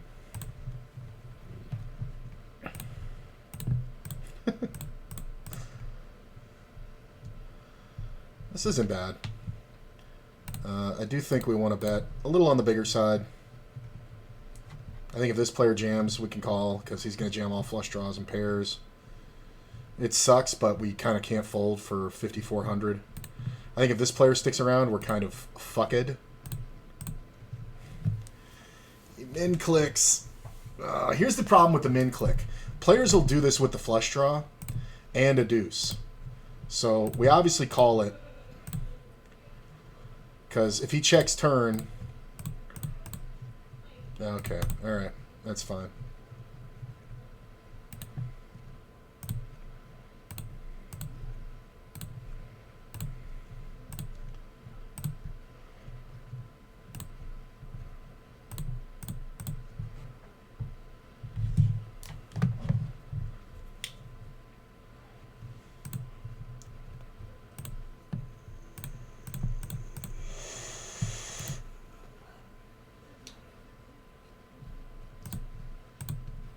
Okay, I think we're going on break. Yeah.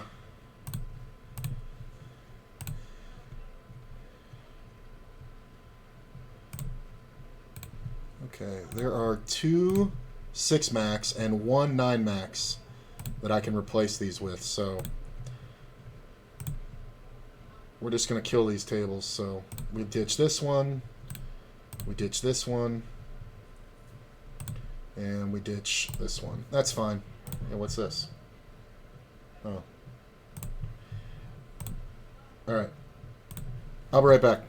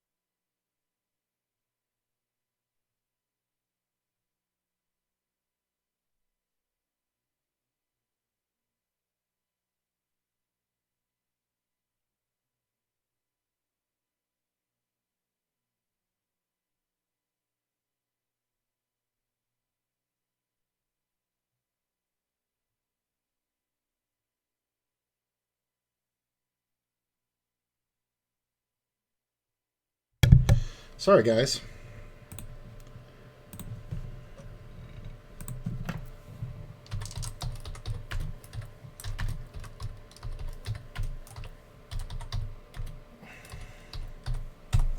Yeah, I was muted an extra couple minutes. Sorry about that. I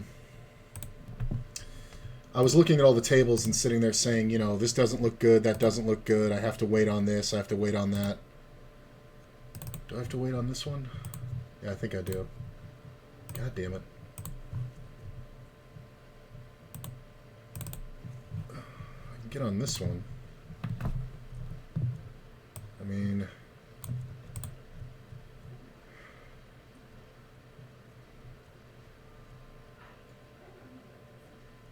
I guess this is good to be here. Yeah. That's fine. Bum, bum, bum, bum, bum.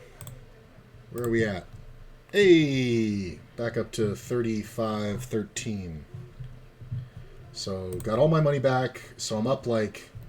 After those beats, I got all that back. Plus, I'm up like $72 in cash. Because that was what I had in tournament entries. Ooh, okay. So I don't need to play this one. God damn it, I got dealt in.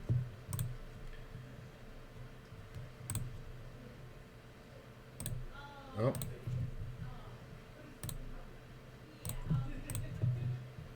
Oh, might have to figure this out. Oh, this one's a 9 max. That's right. Okay, so I can move this down here. Check. Okay. Move that to there. Check. Alright, this works. Right? Yeah. And we bet. Right about there. Check here. Get called, picked up the spade draw. We bet again.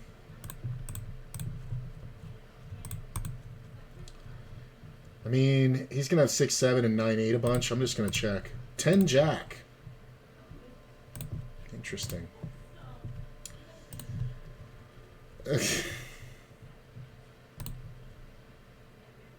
Ooh, baby. This is what we need. I mean, the player's only betting half pot. All we can do is pray that no diamond comes off and kills our action.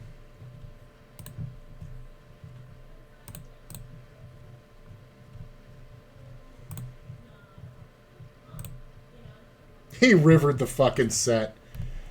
Boo. Jesus. And he doesn't even have top pair, so he doesn't even keep fucking betting. Really? There's a lot of 2 pairs that beat me here. I'm going to fold. Get fucking 2 outed. I was thinking about just raising on the flop, but then this player behind. That sucks. I guess I should. Just because fast plays new slow play. But whatever.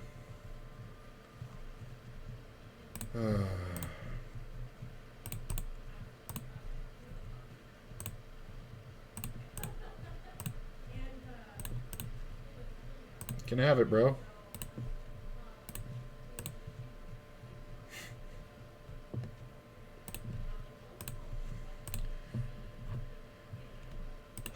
God, 81st. Fucking 2 outer. And the bitch of it is, when he bets, he's going to have 2 pair a ton. He's going to have king jack. He's going to have ace king. He's going to think I busted my draw. So the river raise is like, whatever. Oh well.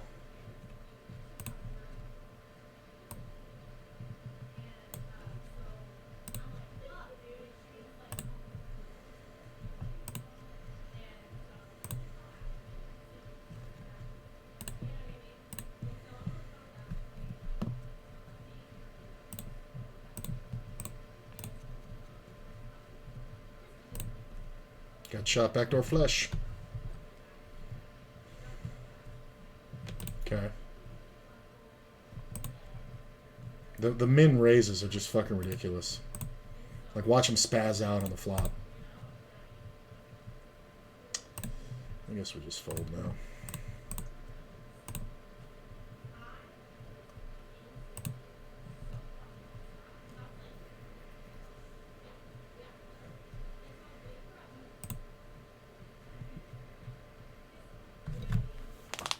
It's gonna lose your mind. I mean, he could definitely just have queens, kings, aces. Queens and kings is really the only thing that should be betting like this. He could be up against ace jack.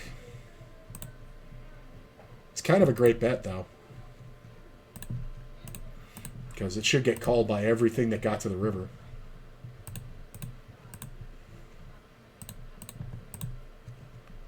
Check.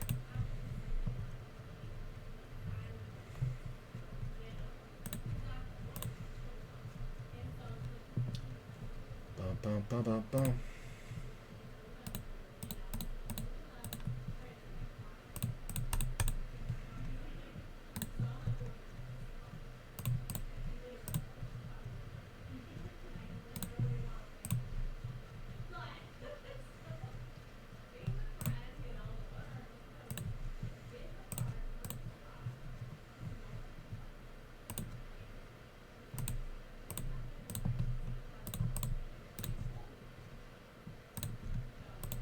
King of the turn's kind of great.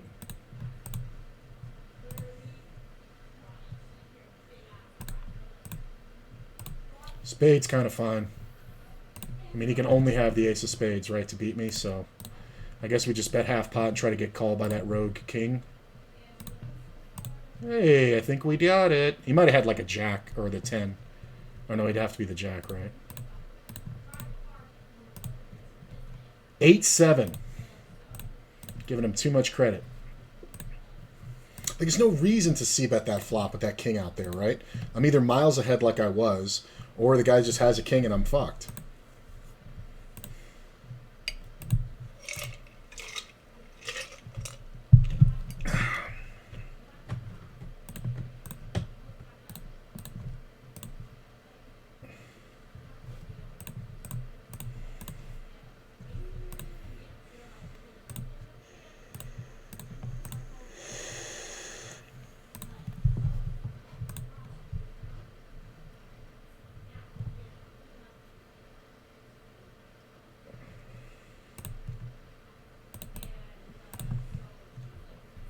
Short stack.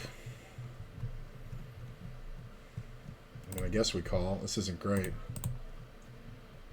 I'm never folding if this guy jams.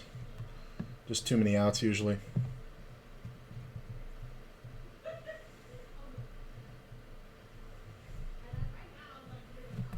Yeah. I mean, it should be 12 outs pure because he's supposed to have like 10s or queens or something. But he could just have garbage.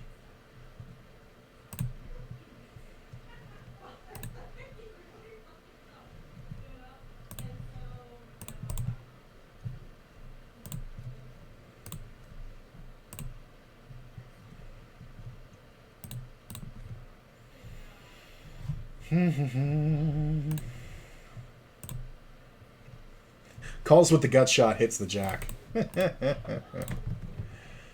I'm not bluffing a short stack, though. I was betting for value. That's hilarious. You shouldn't be allowed to sit down with that few fucking blinds. Like, I don't know how long he's been here, but you shouldn't be able to sit with that. Like, yeah, 19 minutes, yeah.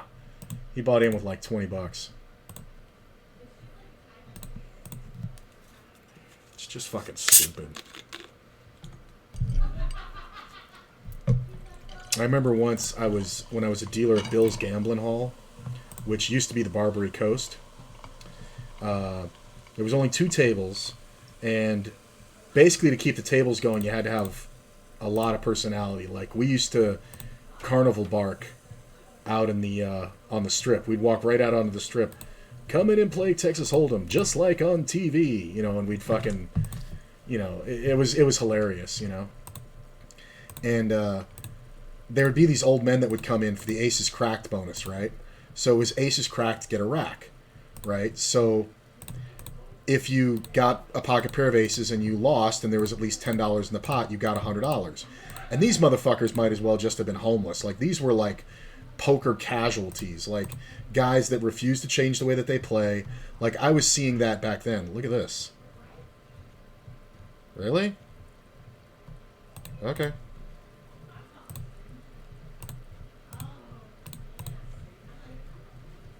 The fuck is that? He made it 11. Like, make it a normal fucking raise and that won't happen to you, bro.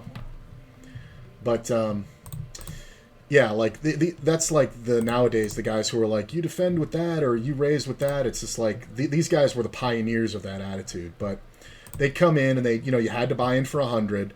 So they would buy into 100, and we were constantly keeping an eye on them because they were trying to go south for 50. Like, they were trying to put $50 back in their pocket, and it was hilarious. And then one day, we only had one game, and I was doing really well, but they needed me to stick around just in case the other dealer got tired, because he said he would deal the rest of the shift, and it was still like 4 hours, right? Well, they wanted me to stay for another 2. So I said, well, can I play? And I was playing full-time live, you know, at that moment. And so they said, yeah, sure. So I sat down in the game, and one of the old men that nobody liked him being there because he was just there for the aces cracked, he was like, what are you doing? And I'm like, oh, I'm playing. And he's just like, oh, you shouldn't be allowed to play, and blah, blah, blah. And literally, like, this guy had been thrown out a bunch, and he was just a piece of shit old man.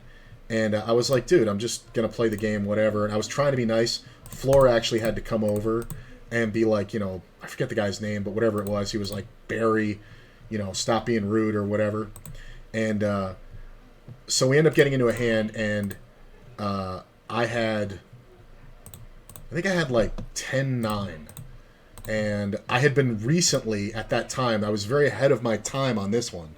I had been studying 10-9 and feeling that it had the same overall equity as 10-Jack.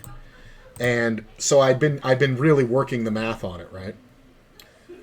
I mean, you have $7, you have $5.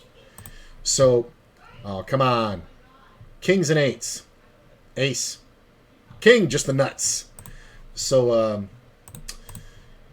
so this old man raised, and I called it, and everybody at the table was like, ugh. And the dealer was even looking at me like, ugh, because he knows that the guy's only got aces, right? They're only playing aces for the purposes of getting him cracked. And he had 110 in front of him. And he says, you know what I have, right? And I said, well, you know, then you're free rolling, right? And he says, well, I got 110. I said, okay. So so the flop comes out 10-10-9, and he checks, and I go, I'm all in. And he goes, what? And I said, I'm all in. And I said, if you want your aces cracked, man, go ahead and call. And he looks and he counts his stack, and he's got 110, and I have him covered. And I go, yeah, man, if you get cracked, you're getting everything but $10 back. And I go, but if you win, you know, you actually make $110. So you kind of can't fold. And he's just like, nah. And I was like, come on, you're going to take this to be the first time in your life you've ever folded aces? And he's like, all right, I call. He calls. He actually had like 115 or whatever, I remember, because he was really super pissed. And I rolled over the 10-9, and he was like, what the fuck is wrong with you? And blah, blah, blah. See if I ever come back here again. And the floor stepped in and went, we don't give a fuck if you ever come here again. You're just here for the promotion. And he goes, oh, fuck you, I'm allowed to do this, blah, blah, blah. He goes, yeah, you're allowed, but you're ruining the spirit of the game. It's to get players in the game and show appreciation. And he's like, and you're a piece of shit, and you don't even tip my dealers. And he was egging the guy on, and the guy goes, you know what, fuck you. And he goes, fuck me? You're 86th. And he goes, okay, pay me the aces crack bonus. And he goes, no, you're just 86th. And he went, what? And they didn't even pay him the fucking aces crack. They just kicked his fucking ass out.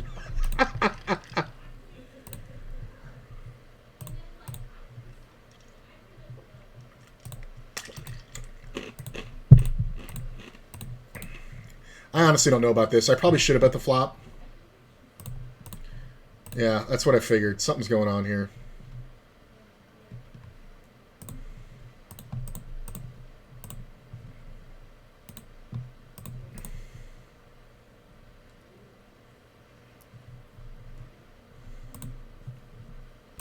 Fives are good.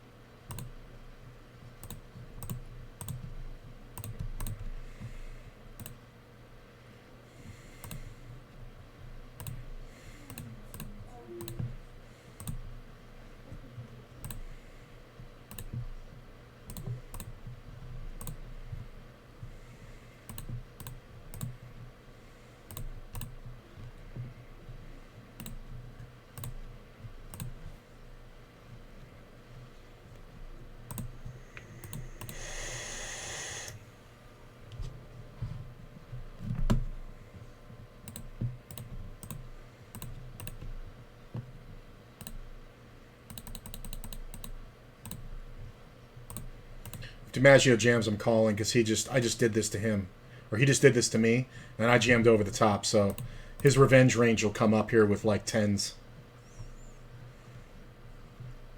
But I'm not folding ace king here.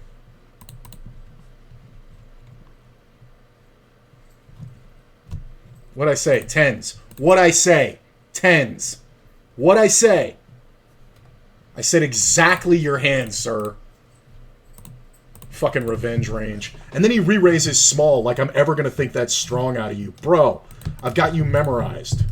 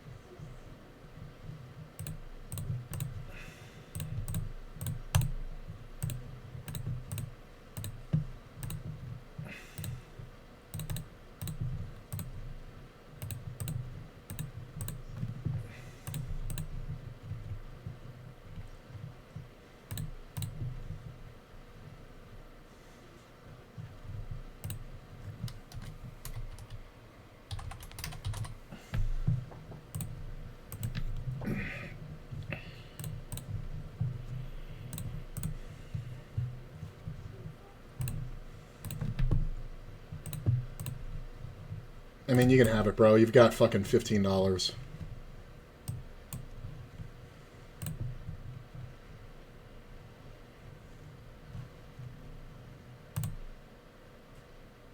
I guess we get on waiting list, right?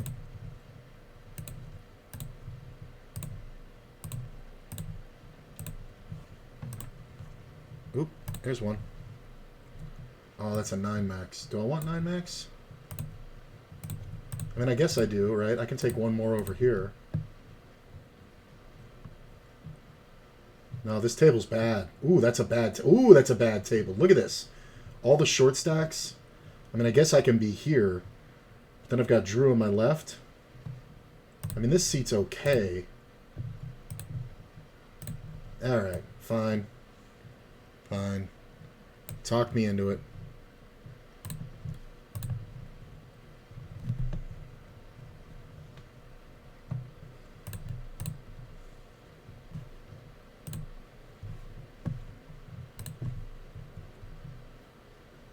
Talk me into it. I mean, it's a 9 max, so I can basically ignore it. Play one more round here.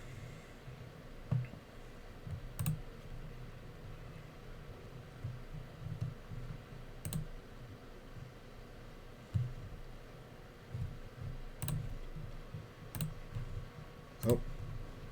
6 max. Is this a good table? No. I don't want that table.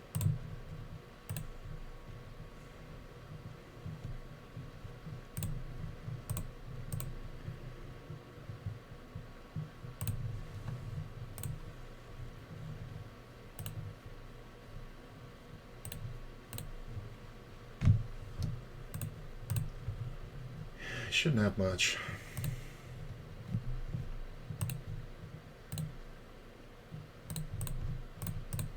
Occasionally he's got something here, but I don't know if he can call me with ace king. A lot of players can't.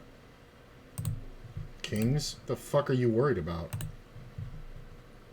Jesus. Queen 10's alright.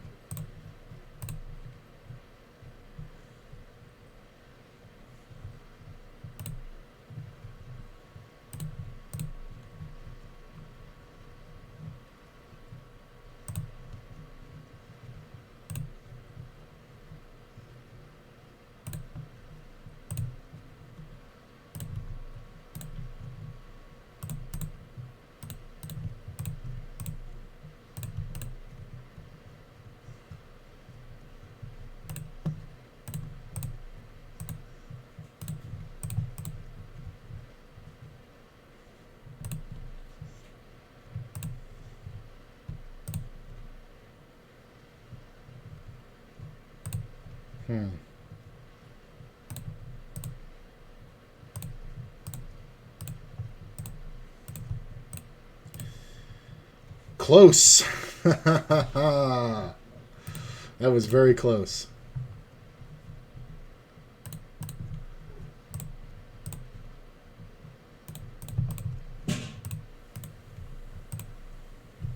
Very close.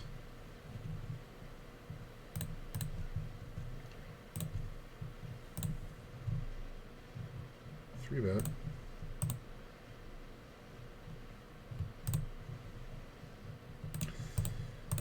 Good three better would check the ace if he had ace king.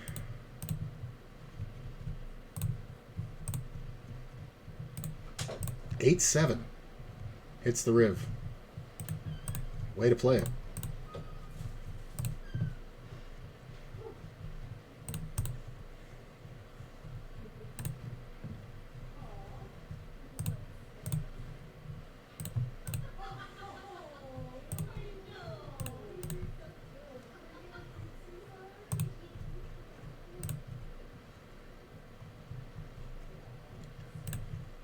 Check.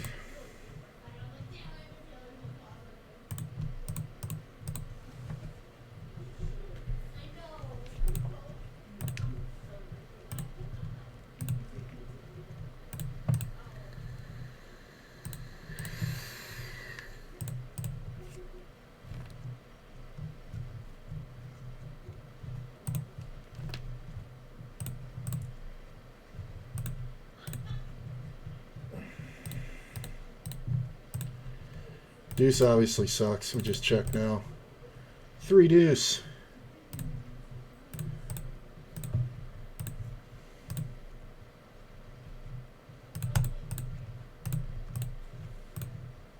Yeah, just always win here. What'd you have? Did you have like ace queen? Ace king. Good for you. This guy usually doesn't have the discipline to check.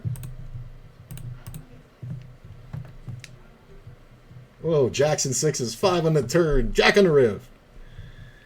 Nope. You can have it. You can have that. Call.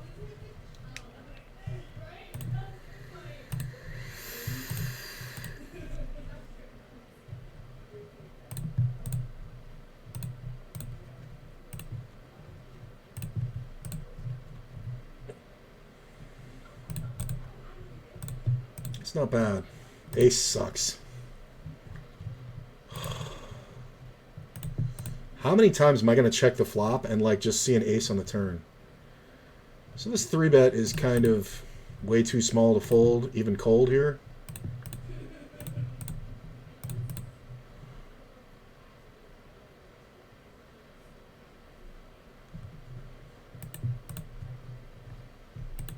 I mean, it's a small open, so this 3-bet isn't too bad, but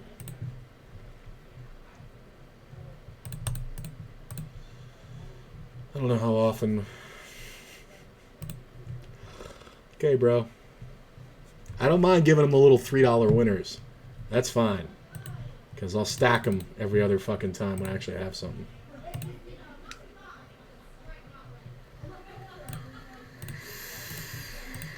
I don't mind that.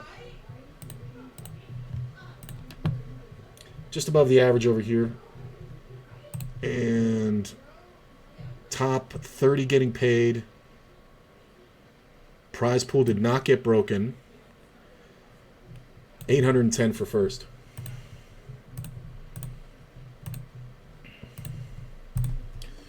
Nice little bumper.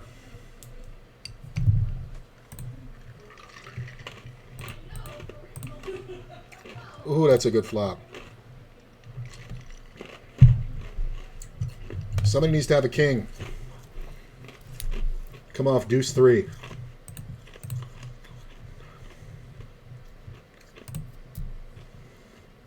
Raise, sling. Ace sucks. Jack sucks.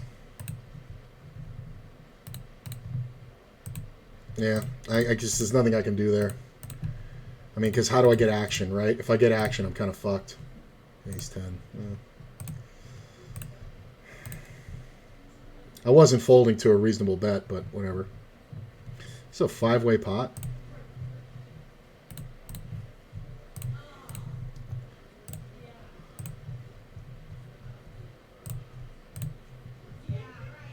The lead out from Sling.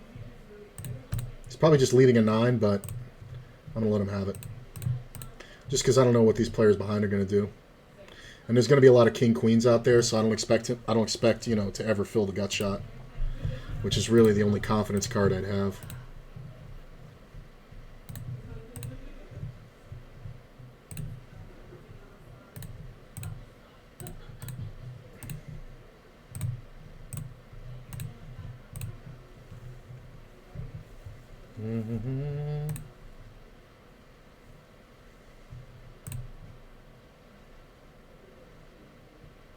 Look at this. It's great if you just have the 9.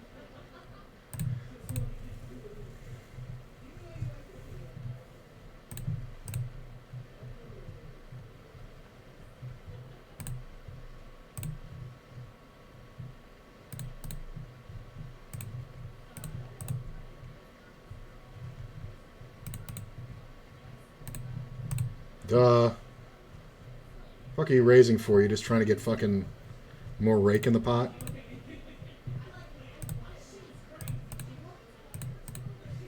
Fuck did he even call a flop for with a 6? Jesus. Speaking of 6s.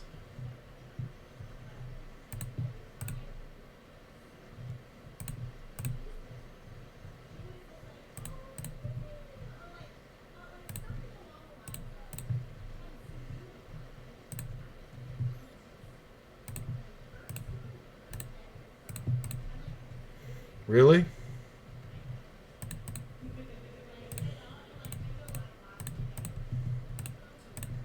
I mean, you raised, bro. Hold. Quads. Suck a dick.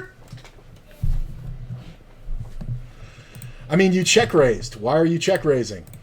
Oh yeah, if you check raise, I'm just going to check down and let you get to the river. That's totally what's going to happen, right? Because this is 6 max. And I'm totally going to be more passive, right? That's totally what's going to happen. Yes.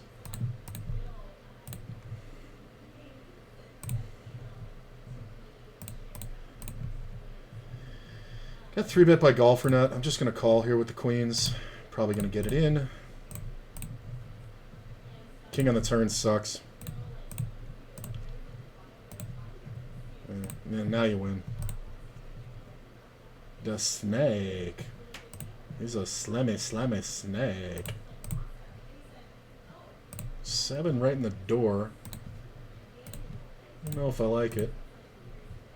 Player behind's kind of a problem. So you can reopen the action. Deuce is good. I mean, if Kennel checks, I guess I bet, right? He's a snake. We absolutely raise, because this can be blockery. And if we just play top pair versus Kennel pad, we're fine. I think we just check. Ace King, great play, bro. Thanks for the protection. It's only because he bet that I won that pot. I think we just check and win here, right? Oh, where's the hearts? Alright, you win. Alright, I'm getting off this fucking table.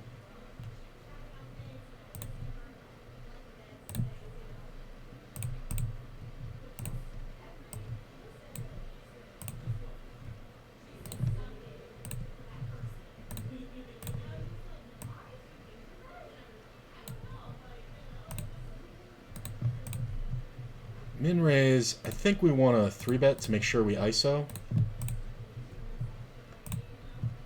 I'm just going to call here.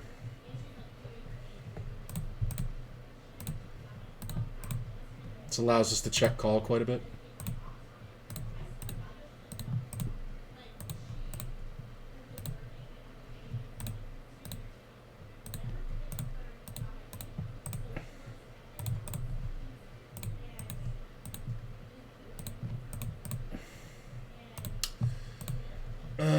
Yeah, we'll let him have it.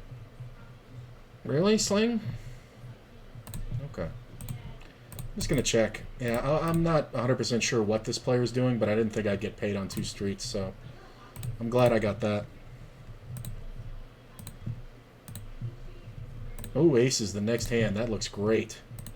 Because I 3-bet the jacks and then played them passively. It's pretty awesome.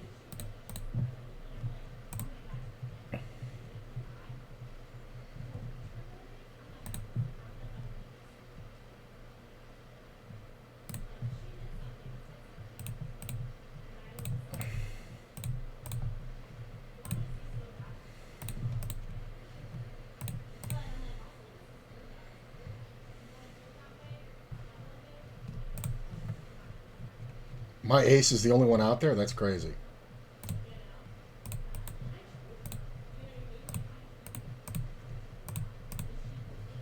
Well, nobody should have a 7, so we're just going to bet this like a motherfucker and try to get him off, or try to look like we're trying to get him off an overpair, which he should have a ton. I mean, if he has a set, it's just too bad. But he can have jacks, he can have 10s, he can have queens. 10s. Look at that. He can have jacks, he can have 10s, he can have queens.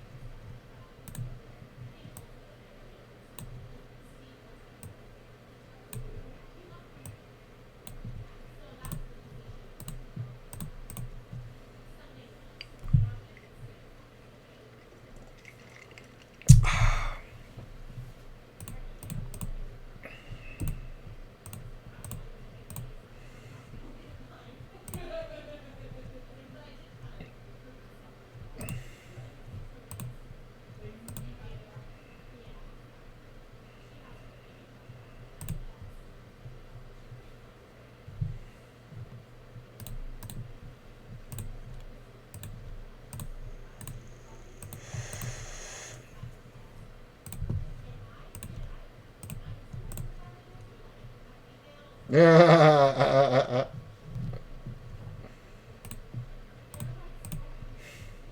guy had $4 and the blind. And the ante. So he went from 4 to 237. That's pretty good.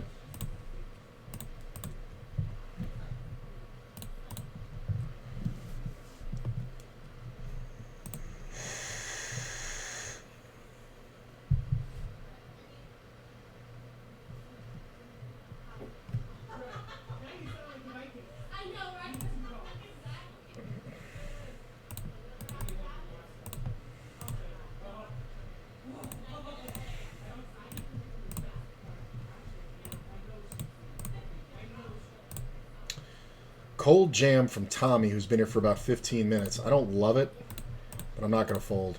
Hold. That'll do. How am I running? Pretty good.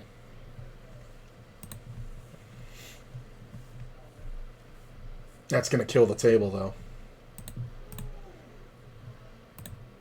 Oh, Tommy reloads.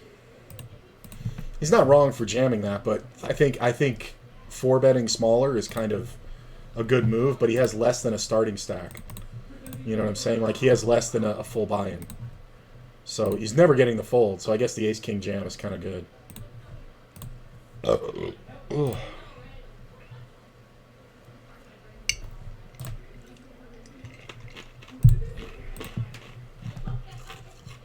We absolutely call sling here. King of hearts. 8'll do. Hopefully somebody's got a jack.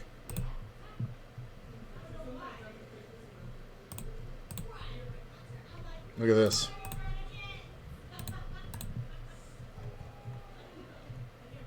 Think he ever folds the bear jack?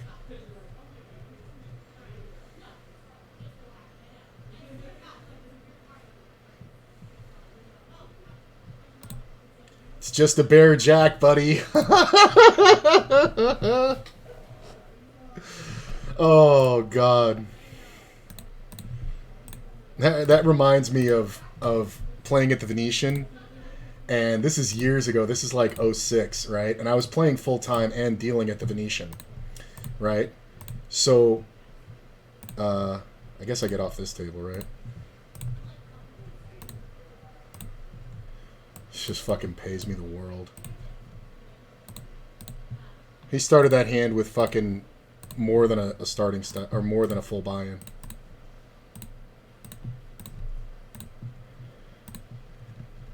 So, I'm playing at the Venetian, right? And this guy raises, and I re-raise with ace-king, right? And here's the thing you have to understand.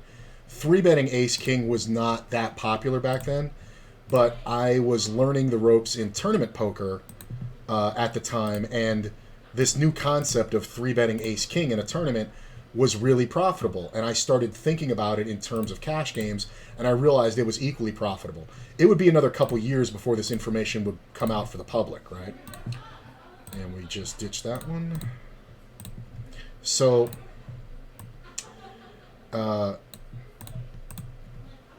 so I 3-bet this guy, because back then people only 3-bet aces and kings. Maybe queens. Maybe, right?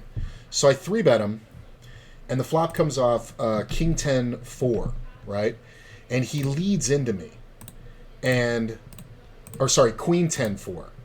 And he leads out, and I think about it for a minute, and I'm like, you know, I really don't like this. I feel like I'm beat. But I did have the backdoor flush draw. And, hang on.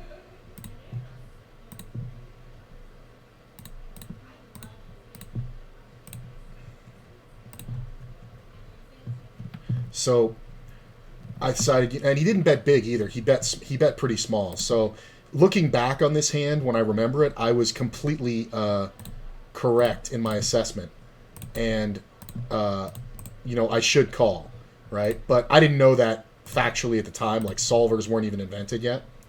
So I make the call, and the turn comes off, and it's the miracle jack. And not only that, it's the jack of diamonds. So I not only do I have the nuts, you know, with the ace high straight, but also the only redraw against me is a pair, right? Because the diamond makes me the flush, and I have the gut shot royal. So I'm sitting there thinking, if this guy has like pocket tens and like the queen of diamonds comes off or whatever, like I'm gonna get it all in a lot of scenarios, but I just couldn't figure out what he had.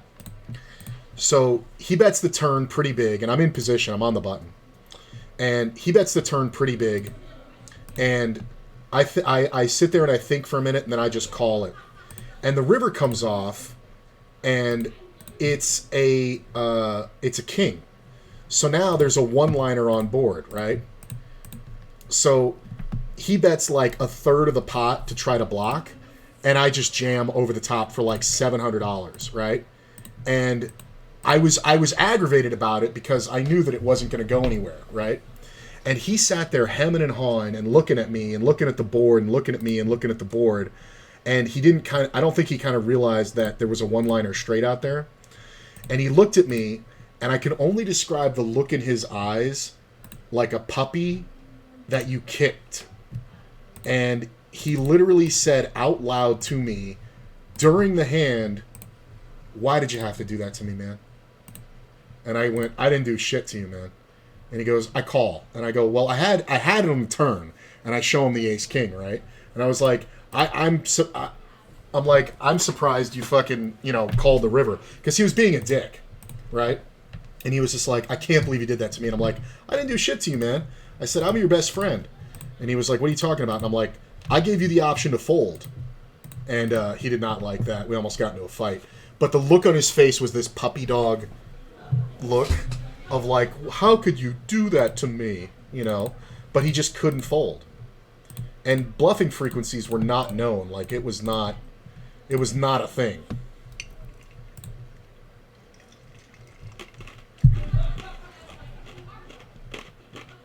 Eh. But that's what that Queen Jack hand reminded me of versus the guy with the one-liner.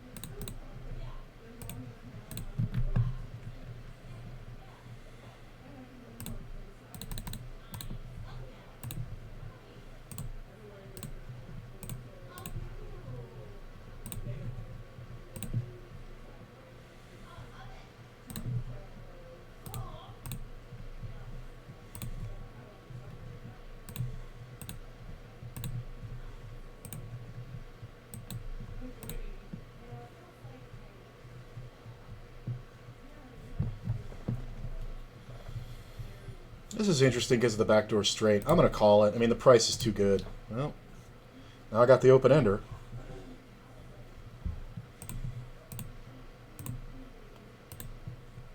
This is a great one because this is a guy with a king. If the river comes off non-suited, he's going to go apeshit. There's the straight.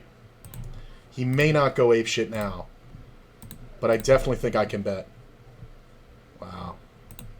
See, the problem here is this guy can have king 10. Yeah.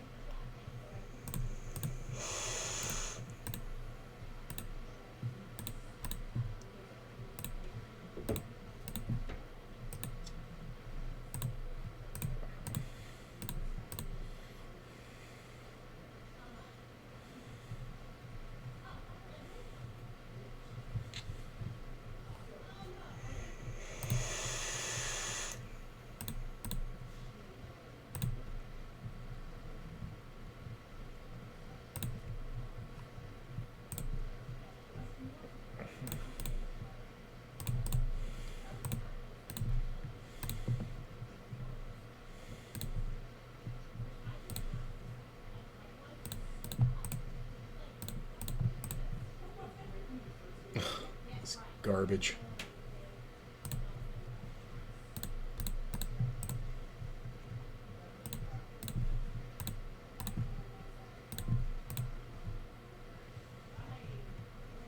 Seriously?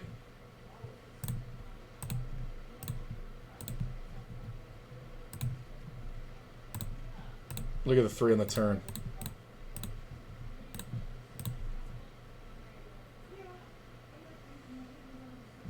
Okay.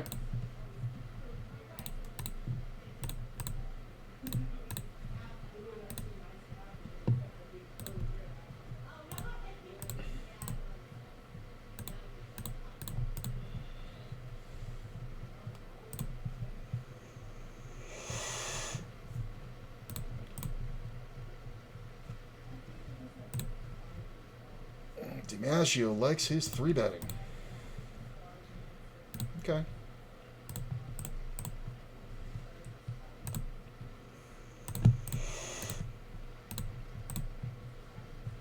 Wow, that's a big bet, bro.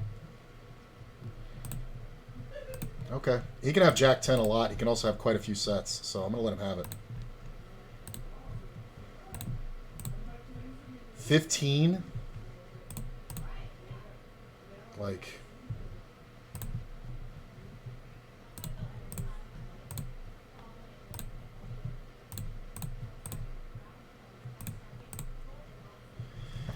my problem here is that he's going to have the suited ace-king as often as he's going to have aces and kings.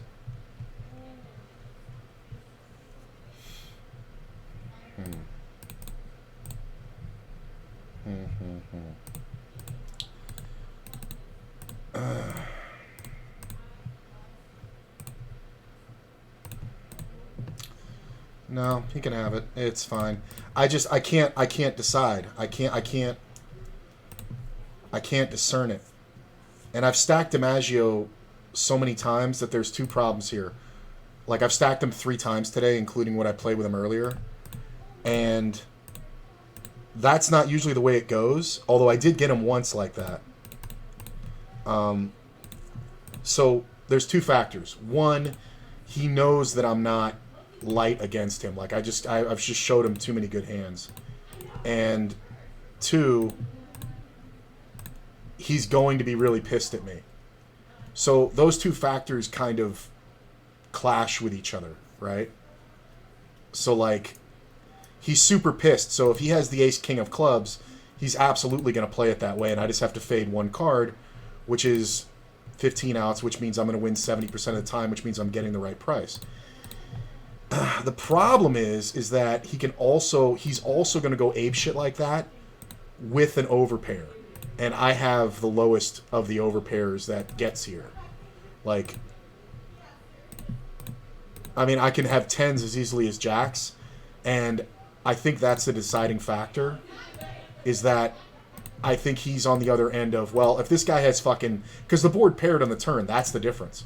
Like, I think he's on that line of, well, if this guy has fucking 10s, then whatever, he's gonna win. But I'm not gonna back off these aces. I guess we just check 4-5. That's fucking interesting. I mean, I guess I should just be betting 3 times for value, but I don't see it.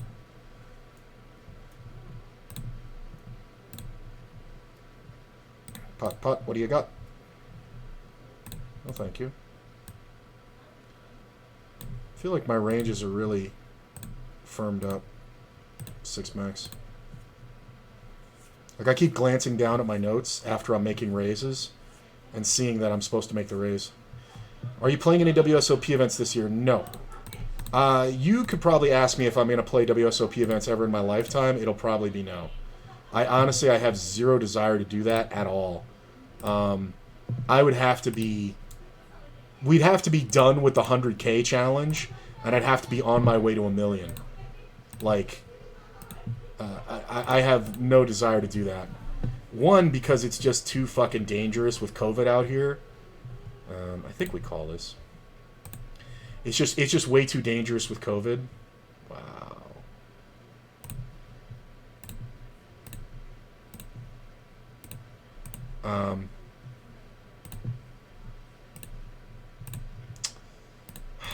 7 had to come on the turn. Yeah. A full pot. I got a spade draw and a pair. Ugh. Ugh, so many outs. Oh, he had the other spade draw with a pair. Look at that. I got lucky.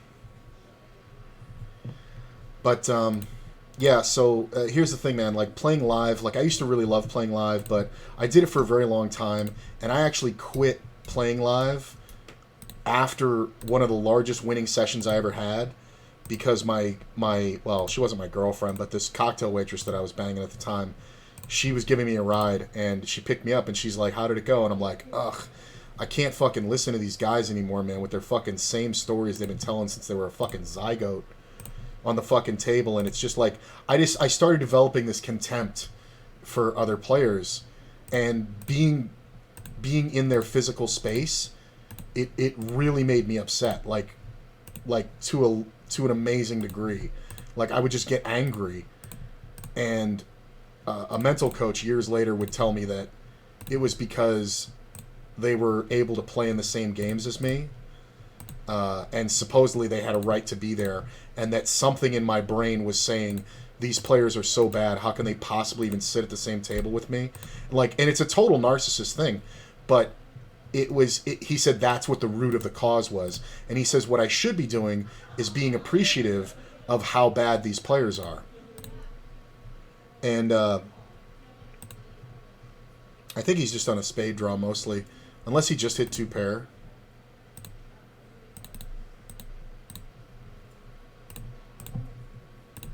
I mean, unless he just hit 2 pair. I don't think he folds a queen now because the board paired. I really don't. So I may just win here. Nope. He made the full. Good for you. But anyway, so I left and all like that, and she was, and so I was like, I went off on this rant all the way back to her place, and she was like, wow, well, you know, what are you gonna do? And I'm like, I don't know, you know, and I was just starting to play live for serious money, and she was like, you know, don't you play on the computer? And I was like, yeah. She's like, couldn't you do that? And I was like, yeah, I guess I could try. And I tried it the next month, and I actually ended up making my bills, and you know, then stayed with it. And she sorry, and she so she convinced me to try that, and it worked out really well. But we got all the way to her house, and she goes, oh, you didn't tell me how it went. And I forget how much it was, but it was a 1-2 game, and I won some fucking utterly ridiculous amount, like, for a 1-2 game. It was over $3,000. I remember that. And and I was only there for like 6 hours. It was like everything just fell into place. It was the kind of session you would remember forever. But I was so angry that I just couldn't see fucking straight. And I was like, oh well, I won $3,000. And she goes, what? And she was like, is that more than normal? And I told her that's really exceptional. And it was because of that win that I was able to take a chance at, you know, just playing on the computer. Hey, thanks, Rudy.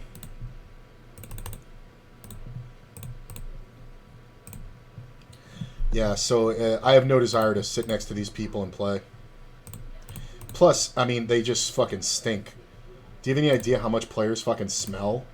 Like, go to the World Series at fucking Bally's, and you'll see how much players fucking odor. It's just ridiculous. And plus, not for nothing, the biggest exception to the rule that I consider myself as a poker player, not that I'm a winning player,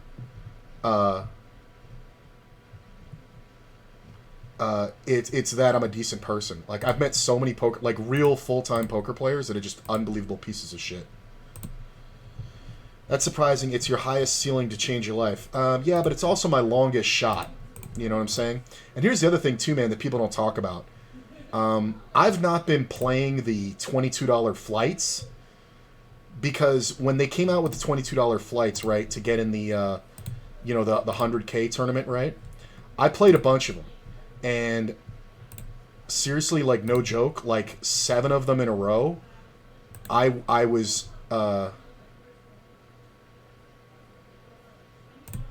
like 7 of them in a row, I made it to the last level, and I had over 2 million 5 of those times, and I had 1.5 the other times, and I lost it all with aces, like a bunch, and kings a bunch. I flopped a set once, and a guy got it all in, and the guy went set over set.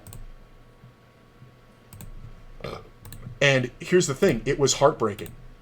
It was absolutely heartbreaking because I put in all this effort, and then I had nothing to show for it. So you have to consider that too, man. The greater the expectation, the further the fall, you know? So it could, I'm playing for a living, so it could throw off my earnings, you know what I'm saying? Like, it's the kind of thing that could really fuck you up. All right, I'll be right back.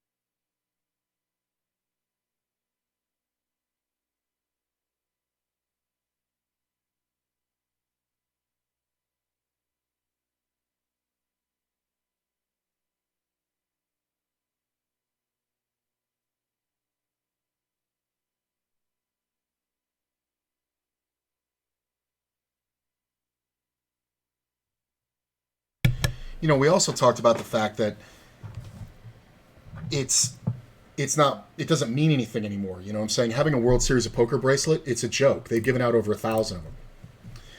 You should at least try to Saturday into something. Has nice $30. That's not nice. I mean, here's the thing. I was bitching about this today. A $30 rebuy and add-on to get into a $500 event is not good. That's a little better than 5-1. Satellites, the structure you want is 10-1. You want to be buying in for $50 playing for a $500 tournament. That's a standard satellite. Spending $90 to get into a $500 tournament, here's the thing, it's a waste of time. Because I would just max late reg it, and then buy and rebuy add-on, right? It's the same structures. And then I have to what? I have to 4.5x my stack, right? It's ridiculous. It's just bad. It's a horrible structure. Now, if there was a $50 buy-in freeze out, 100%, I'd be all over it. Just because I would sell the lammers. I would go down to the... I used to, back in the day, when I did play live, I went to the Rio. I played one event once, the dealer event. Did pretty well, but didn't cash. But I would play the satellites, the single-table satellites. You'd buy in for, it was like 150 or something like that. Top 2 got the seat, and third place got his money and change back. And I would get the satellites for the, $500 or $800 or $1,000 seats, whatever they were, and they would give you lammers. And you could actually use the lammers to play for more lammers. So I remember I went in, I played a $100 one, I won it. Well, we got down to 3 and we chopped it, so I got 400 in lammers. And then I went on to another one, and I won that, and I had like 900. And then I went to a $200 one, and we chopped that. And I ended the day with like $2,500 in lammers. And then I just walked up to Chris Ferguson, who I had met once, and I was like, hey man, do you want to buy these? And I was like, I got to get out of here. And he was like, sure. And he just gave me $2,500. And it was because it's just like playing for regular money. And he didn't give a fuck. It's life-changing money in that event. Yeah, it is, but every day there's life-changing things online. And you have to worry about your mental health. I'm not in this. I don't have a job. Like, this is the thing you have to remember. I don't have a job. Everybody who's playing in that, for the most part, has a job. Like, these are people who are on vacation. They're going to take their shot and play it for the experience of the World Series of Poker. I play over 300 days a year, and I don't have a job. Like, that's the track of my life right now. So stepping outside my bankroll is ridiculous, and even to play the satellites is ridiculous. Like, and part of mental health is protecting your mental health. The same reason why I don't play too high for myself. You know what I'm saying? Is because I don't want to damage my mental health or my mental game, because it takes a lot, man. It takes a lot to focus. It takes a lot to keep going when you don't want to. You know what I'm saying? It takes a lot to play this game full time. And something like that, like, imagine the damage that it would do to me to bubble one of those events. And here's the thing. You could say, well, don't bubble. Dude, you don't have control over it sometimes. Like, I've been in tournaments where it's been the bubble and a player limped, and I swear to God, I flopped the fucking nut flush. And this player just jammed all in, and I fucking lost. Because he ended up pulling a backdoor full house with one pair. And, like, it's shit that happens. So this is kind of really bad. I don't think I can fold, though. Yeah, that sucks. Like, it's just totally not worth the damage that it could do to me. Mentally, emotionally. It's just not worth it. Look at this shit. Look at what I was up against. My call was amazing. I don't know, man. It sounds like a good way to change your life. Play super soft MTT live with 100K up top for grabs. It's not easy. You really think it's that easy? Dude, it's not. You still have to... You know, Dan Harrington put it best. He said, playing a big tournament is like playing the lottery, right? So that 8 kind of saves me here. I'm just going to bet half pot. If I get raised, this is an easy fold, because 5-6 got there and all 4s get there and nobody's raising a 7. That 5 on the river seals it. I'm just going to check.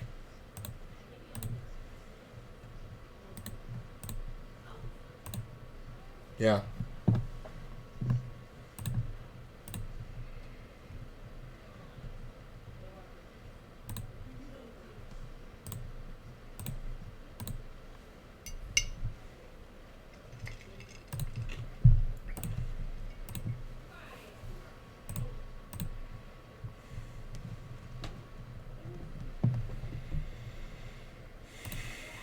Nice.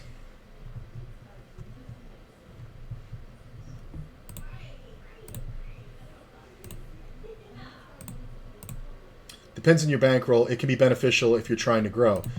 Yeah, but so could playing a scratch-off ticket. This is the thing that Dan Harrington said. He said when you play these big events, you got to look at it like this. If there's 1,000 players in a tournament, right? Then imagine that there's 5,000 tickets to win a lottery, right? And the sooner they call your number, the higher, the bigger prize you get, right? So, or the later they call your number, right? So let's say there's 5,000 tickets in the turn or in the drawing, and as a pro or as a good player or whatever, you show up, and instead of getting 1 ticket, you get 20 tickets, right? It's still a super long shot.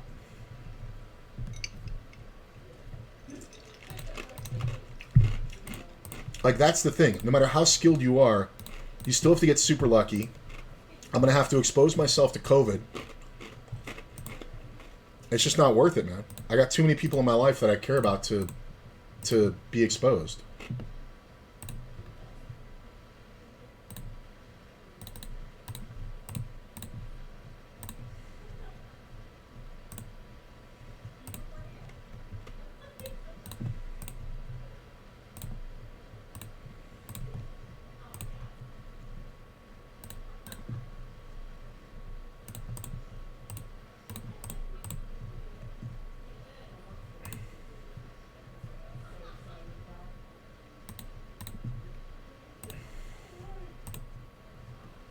Look at this.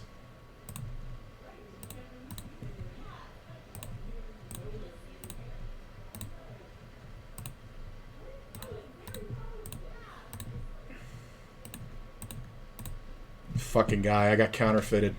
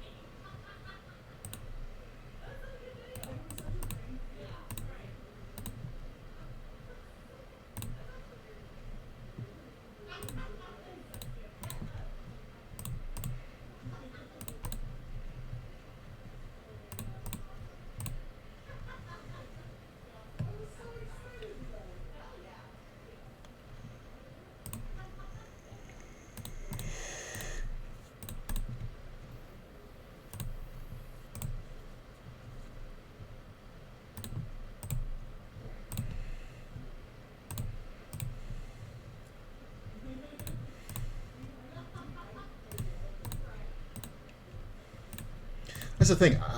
I play 1,000+ people tournaments all the time, and as much as I study and as skilled as I am and as soft as these events are, you still have to get lucky to do well in tournaments. That's just all there is to it.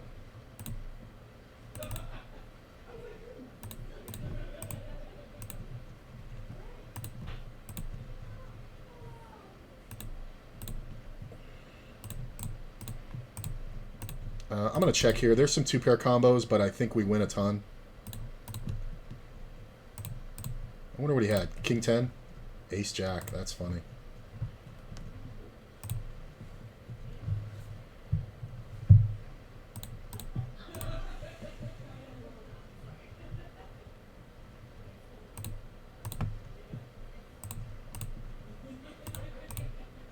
I got the pure nuts.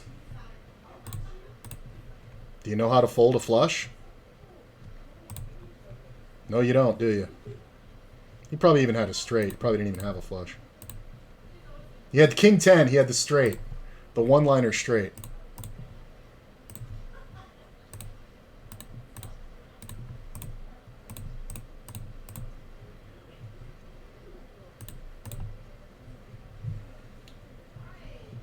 Paid off. Those fields are crazy soft, though, and the payout structure is really fat. You satty in for 60 or 120 for sure. It's in your best interest. I mean, that might be true, but what do we think? What do we think my expectation is realistically? And here's the thing: like all poker players, I believe myself to be better than I am. Okay, what do you think my expectation is on a $500 tournament in that field? What's my expectation? And when I say expectation, I mean like how much, if I play 1,000 of those, how much do we expect me to win over time?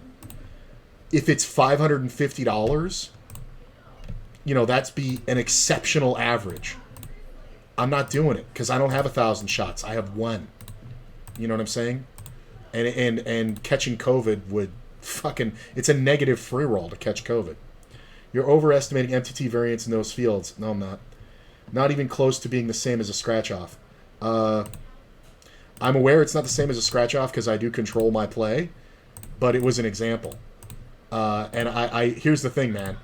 I'm very well aware of how it actually is to play those tournaments, but it's not a thing that's in my life right now. Mostly because of COVID. Mostly because of COVID. Everybody coming out here for the World Series of Poker, I really hope they looked at our hospital capacity and our COVID numbers. Do you know that I have a friend who's in Clark County Detention Center right now, and I had to schedule a visit, right, because I want to see this person, and the cop told me to schedule it before I left when I registered to go down and, you have to register to visit people. He said I should try to schedule it in the car before I left town, or before I left the area, because very soon they were going from one visit every week per inmate to one visit every 2 weeks. And I was like, oh, why is that? You guys got too many people in here? And he goes, nah, dude, it's because of COVID. And, I had 2 masks on. And every cop there had 2 masks on. They had the regular disposable mask and the big N95. And they were like, dude, you don't understand. And he, really went off. He was like, it's so dangerous. And he's like, I will tell you now, as a citizen that seems to be a good person because they run your background check and shit, he's like, please don't go out. Please don't be in heavily populated areas. Please, please, please take the next month very seriously. And I was like, really? It's like that? And he's like, you're going to see. They're going to change regulations. It's going to be a really bad time. God, call me with deuces. It's going to be a really bad time. You seriously need to avoid those places. And I agree, because he's right. When I got sick, like 2 weeks ago, I should have gone to the hospital. But I looked, our hospitals were at 140% capacity. So I went to a mobile emergency room. The guy there, the doctor there, told me it's a good thing you didn't go to the hospital. He's like, as sick as you are right now, you don't need to be exposed to that. And he told me, he's like, it's fucked. He's like, I work in hospitals. We have to wear fucking hazmat suits. It's crazy.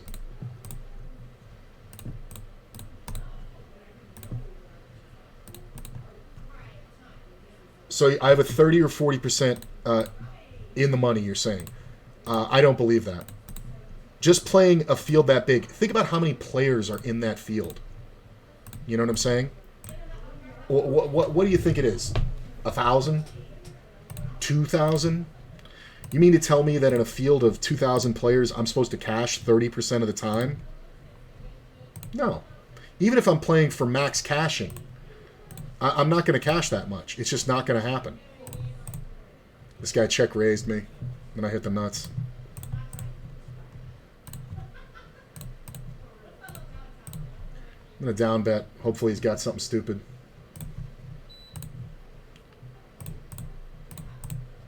He calls the board pairs. That sucks. If he jams, I'm going to kill myself.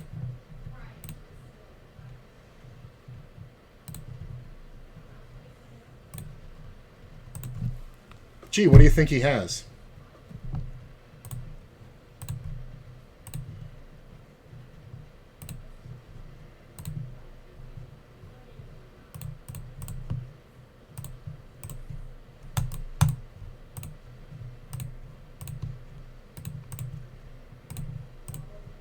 Look at this.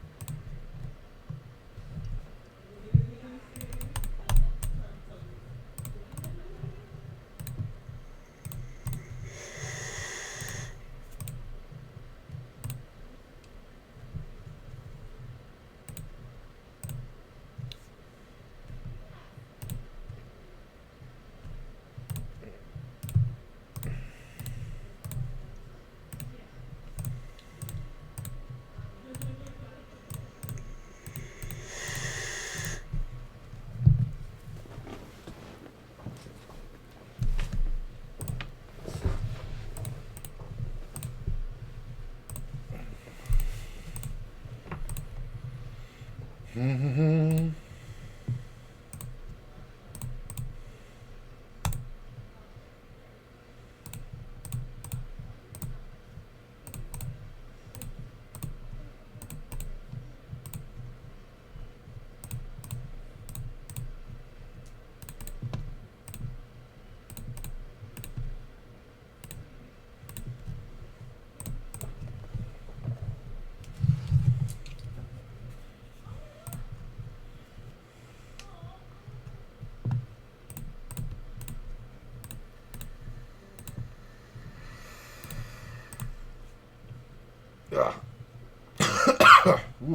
Mm.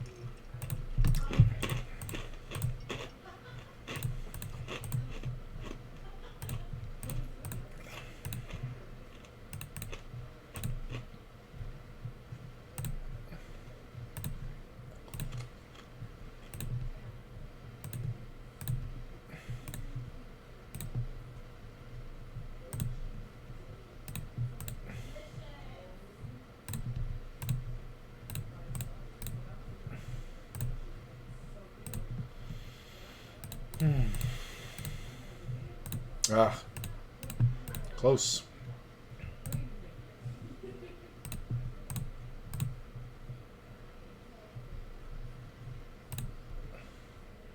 I've lost 5 family members to COVID, including my mother. Exactly, right? Exactly. And that's the thing, man. I hear those stories, and you know, I'm sorry about that, Rudy, man. I can't imagine. I can't imagine, bro. But I hear those stories all the time, dude. You got to remember, I drove Uber in Vegas, right, for like 3 years. I did over 12,000 rides. When the, yeah, it was just last year, right? We were talking about that. When the whatchamacallit, when the presidential order came down that it was a state of emergency, I quit Uber that day. Now the city went on lockdown. Like I literally went to the grocery store, bought groceries, and then that was it. The city goes on lockdown, and I never went back to Uber. And it was a struggle, man. Like thank God I won that tournament right away, and then I was able to kind of like grind out and cover most of our bills until the fucking government assistance came in. But here's the thing, man. I'm still a member of all the Facebook groups that for the Lyft and Uber guys, right? And every fucking day, it hasn't stopped. Every day. Well, there was a little period before the Delta variant came out that it stopped when the numbers were super low, right? But every fucking day after the Delta, it kicked back in, somebody died. And this is somebody that drove Uber in this town. And it's like, you know, what do you think happens? Like, you think people come from other areas and then, you know, they get infected and then they take it back to wherever they are. But we're the ground zero. You know what I'm saying? We're the place that's seeing everybody from all over the world. And it's just a really bad time. And every day, I've lost so many friends, man. Like, it's to the point, I have an uncle who said that it reminded him of the stories that he would tell about, that he would hear from his mother, right? So I guess that would be my great aunt, who was a child during the Holocaust. And after, you know, our sections of the family made it over, they, they would hear stories about people back home dying every day. And, you know, just getting taken and put on trains and never seen again. And he said that it totally reminds him of that because every fucking day he knew somebody who, you know, who died or who was, you know, who had COVID or, you know, and death isn't even the worst. That's the most fucked up part, man, is that I've got some stories from people I know that death is not the only consequence. Like now they know about long COVID, right? Where, you know, you can have lifelong symptoms forever. This is kind of weird. I mean, does he ever have king queen here? Why would he check twice? He could have the suited king. I think I have to call. 4-6. Okay, that makes sense. That's fine. I don't mind that. That's a good one just to see it. But he's just going to roll a busted flush there a ton. Can't get a jack. I'll check the river. I win. That's the thing, man. It's a real thing. Like, and people who think it's over, like, people who go, like, you walk into a fucking Walmart and all the people working there have fucking masks on. And people are like, oh, that's just for the people who work here. Really? Why do you think they have the masks? Because they're dealing with the public. And it's like, and I get it. You feel like you're the last holdout, right? And you feel like you're a nutcase because so many people are like saying that, you know, it's over or whatever like that. Dude, we just had EDC out here. I checked before EDC and after EDC. Hospital occupancy went up 20%. It's so bad. It's still on the rise. So it's like, it's just totally not worth it. Like, yeah, to win 100,000, yeah. But to, you know, even just to cash, you know, for $500, you're talking about like a $400 or $500 profit or something like that. Not worth it.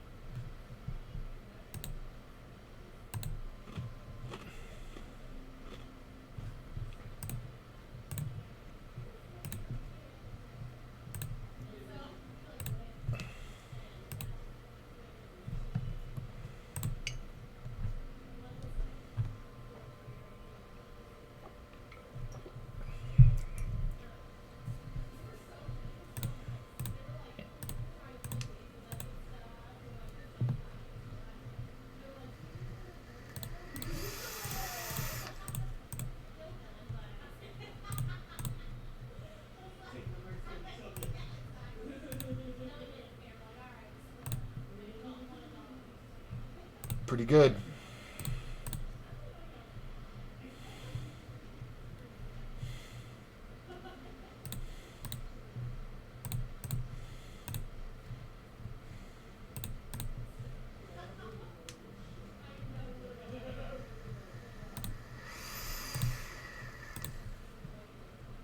Ugh, all the outs.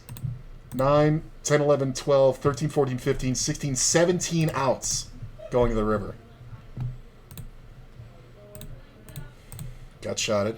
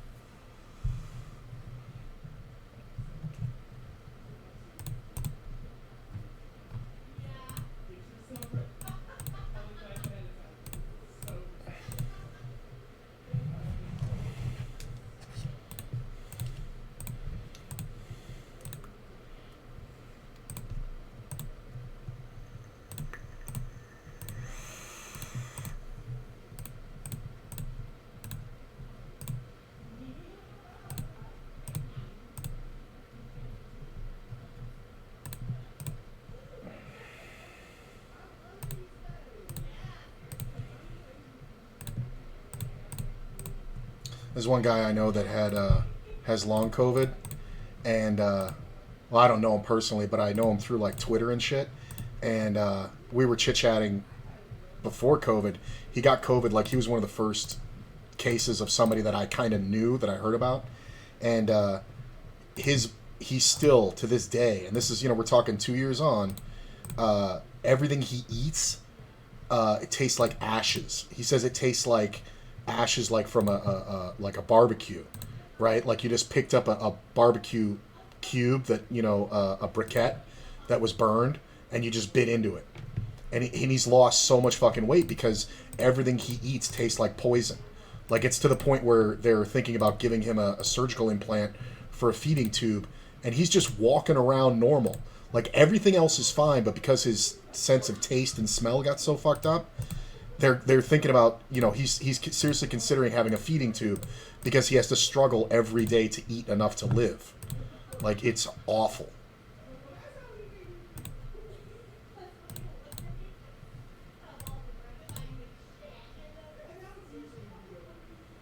Look at that 5 on the river.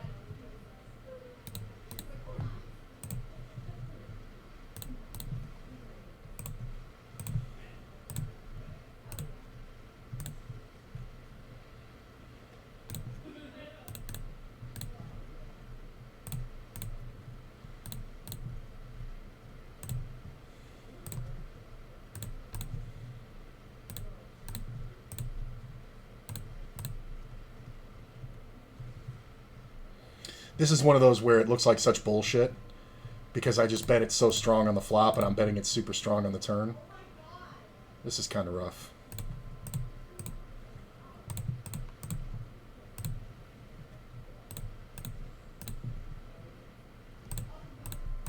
He's going to have a lot of straights that should check back. He can have some 2 pairs that beat me, but I think if he bets big, I think we have to give it up.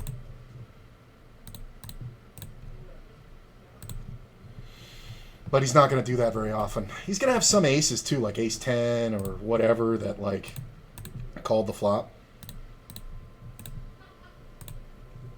9-7. He had the draw, but he could have been drawing dead.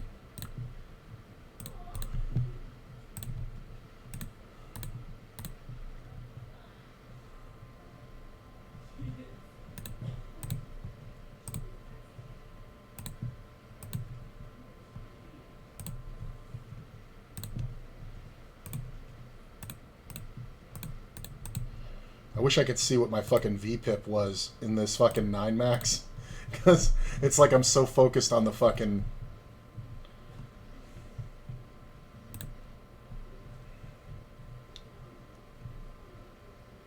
I had 20 outs going to that river because I could have also hit the 6. No, the 7 paired the board. But I had the open ender, I had the 6 and the 5 on the flop. So that was what, 8, 9, 10, 11, 12, 13 outs, 26, 52%. So I'm supposed to get it in. Like, I know he has one pair.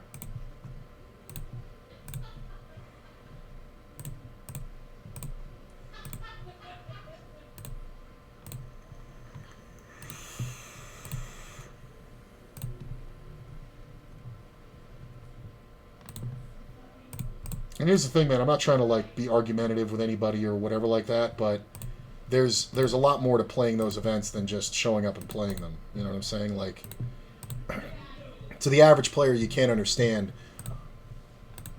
It's very hard to not have an expectation, right? So like, let's say that I do agree that I'm supposed to cash 30% of the time. What if I don't? Right? Then I not only wasted a day and exposed myself to COVID, and definitely have some issues that are gonna that might come around and hurt me, and all that kind of shit. But also I didn't cash it, so it's like now I have to deal with that mentally. You know what I'm saying?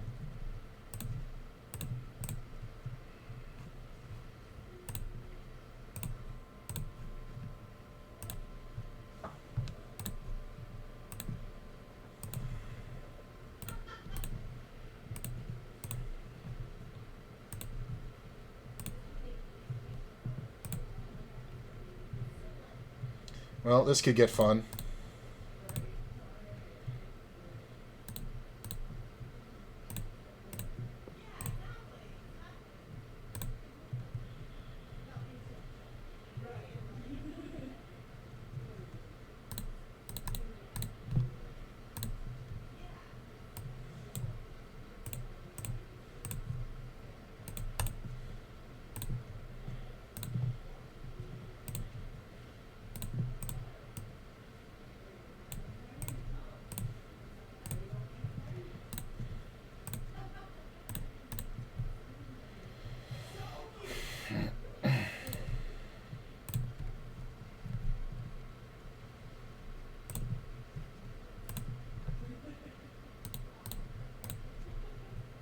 King on the turn's okay, except for the king queen and 10 jack combos. This player took a long time. I think he's blocking the flush draw quite often. He could have a 9, or 9s, but yeah, he's just blocking. I think it's fine. He should have bet the flop. He's got a greater chance that I'm 3-betting ace king than I am ace queen.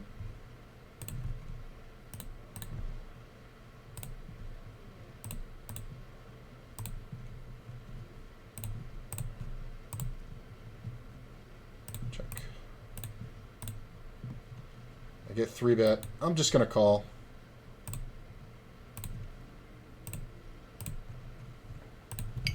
Let's see what he bets. It's a big bet. Okay. Out of position, I have no problem giving it up in these 6 max. Like, it's just, position's just such a big deal. I'm going to lead at this one.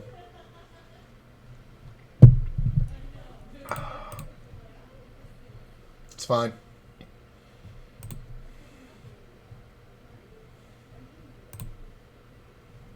Be surprised how often that's the most profitable play.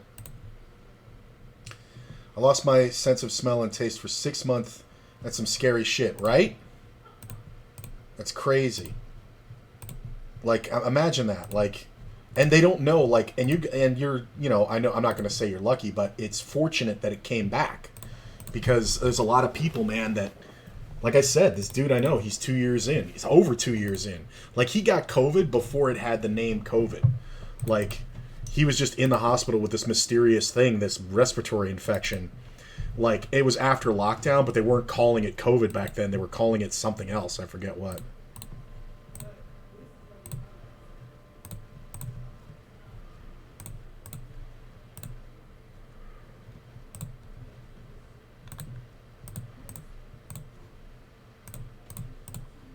Still had 17 outs going to that river with the 5-6 as well.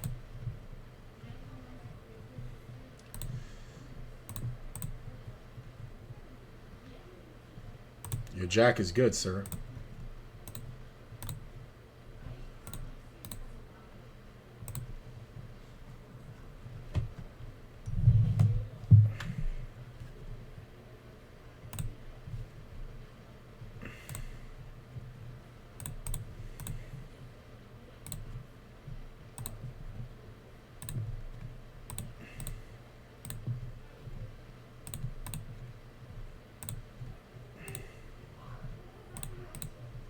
Get called twice.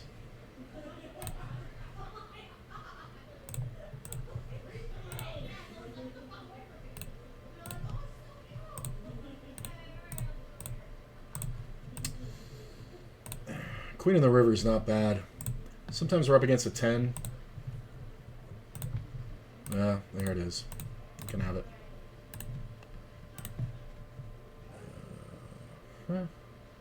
There's a lot of players in this pot. Talk about a good turn card, though. I still don't think we get aggro. Red 7. Ugh. I could bluff this. Yeah. Yeah, the ace jack. It's the other guy never has anything, right? Yeah, 3-4. I just love how the same guy, it's like, oh, you don't have shit. That's the other thing too. Like a guy like Rudy, you know, who's lost close family members. Like, you kind of win the genetic lottery on the survivor. You know what I'm saying? Because they're now coming out with information that, you know, certain genetic markers do better, and they don't really know how to isolate it. But it's like anything else. It's like, why do some people, you know, get addicted to nicotine and some people don't? You know, and it's like there's a lot of genetic shit involved in it. I think we call here. Double gutty.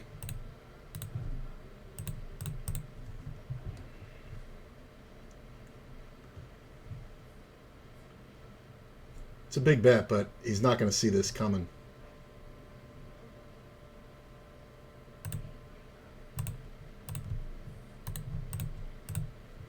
Plus, he's got to be aware that I can have 8s and 10s.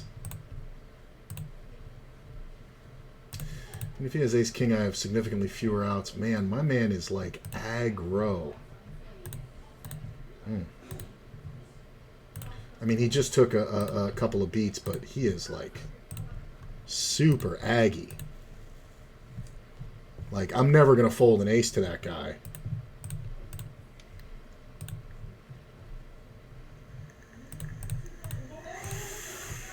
A 9 on the turn would have been something. And he made the right bets, but still, it's just way too aggro with one pair, which is what he should always have.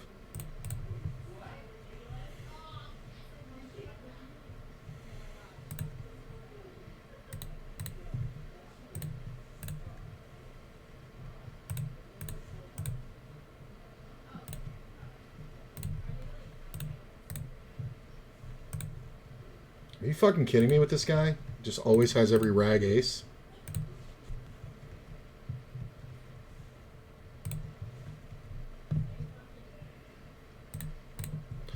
King 9's a thing, ace jack, or king 10 jack's a thing. Sets are a thing. Can I fill this, please?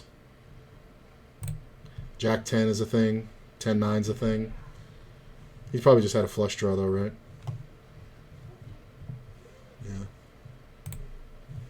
Yeah, he had the king deuce. Look at that pair and a flush draw. Wow.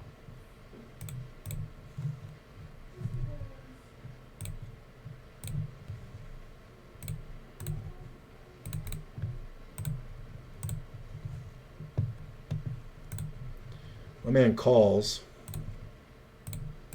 I definitely think he's the kind of guy to overdraw. River misses, we're going to check and call.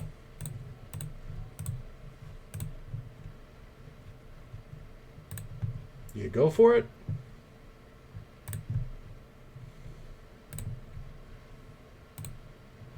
Nice try. You had all the outs. Good for you.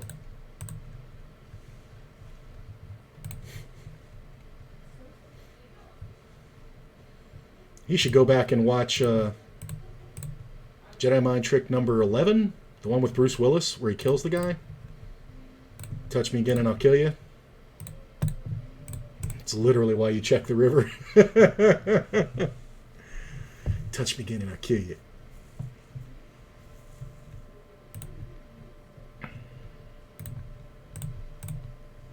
Ooh.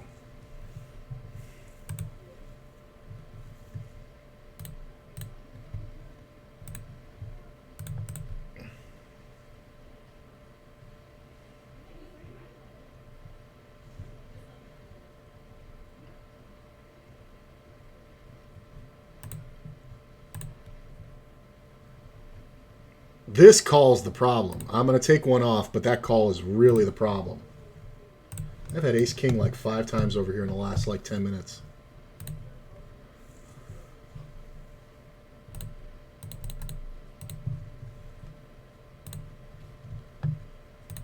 All right. I mean, I'm gonna lose to like pocket sevens here a ton.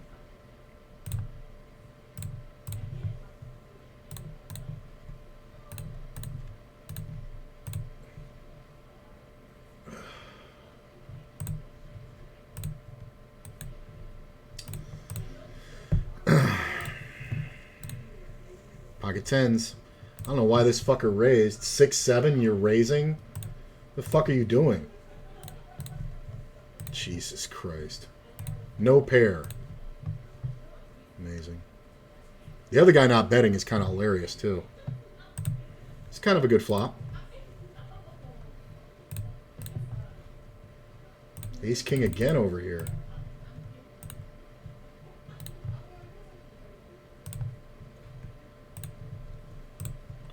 Get called. Do something stupid.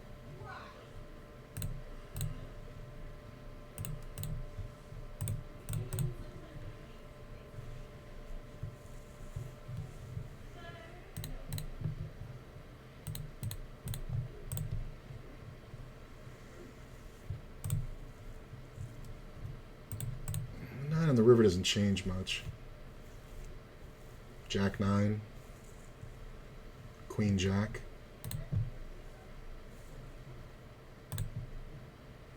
I mean, I guess we just check, right?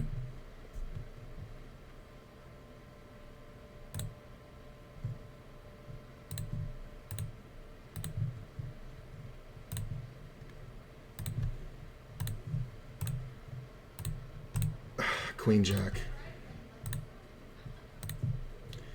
Gut shot and flush draw.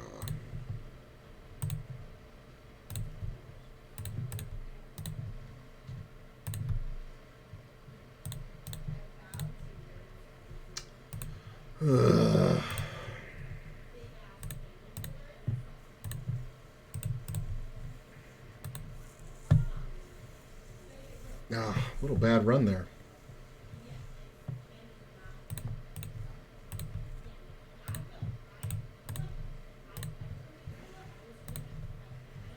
I guess everybody's getting tired of me raising. I mean, I've had the hands.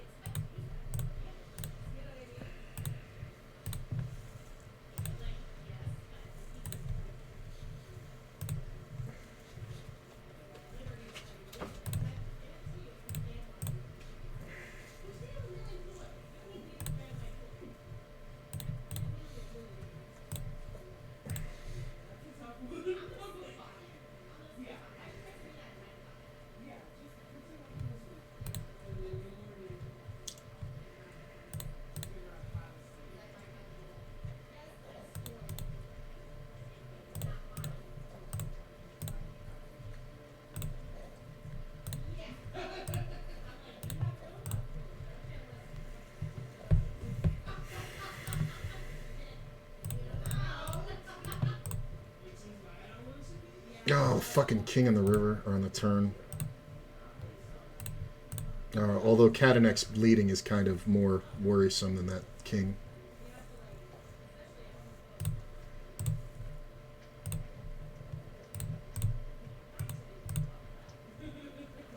Ugh.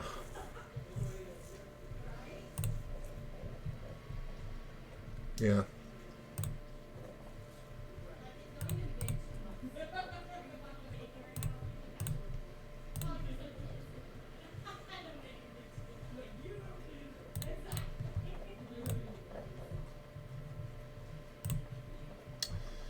$60 left. 76K is the in the money average. Oh, I got counterfeited.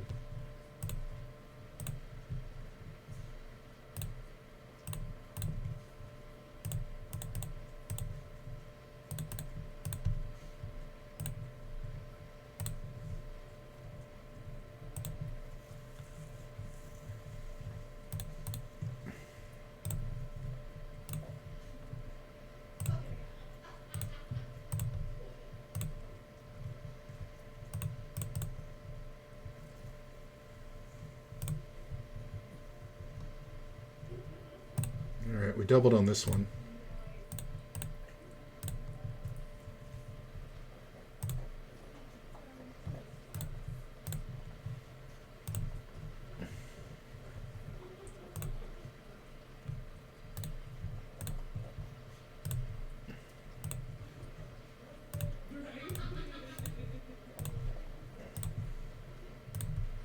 Six max is so profitable right now. I don't think I even want to get on the 9 max.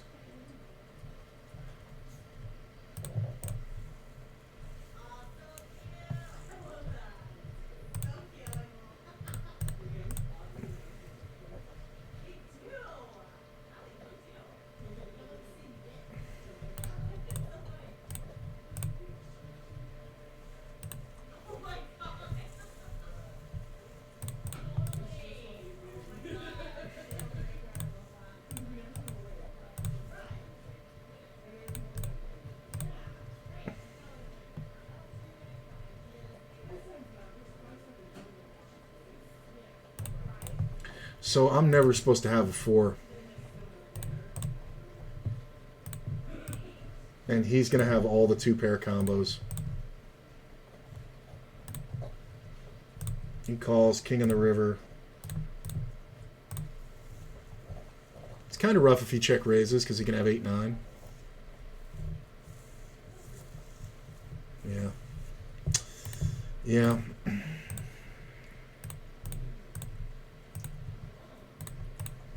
I was glad I got that good value there, though.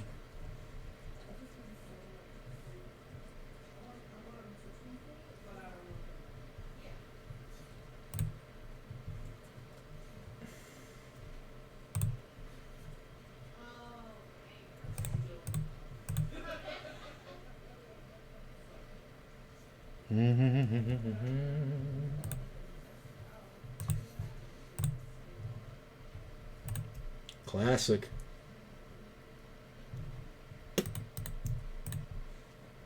My 9-7 good.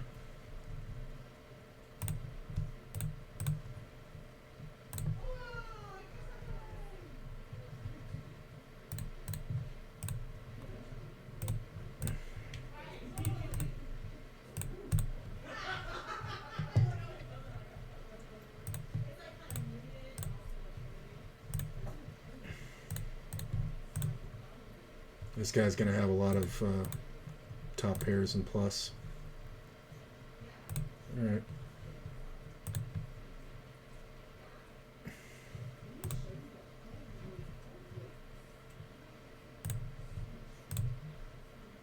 Ten's good. I can never bet.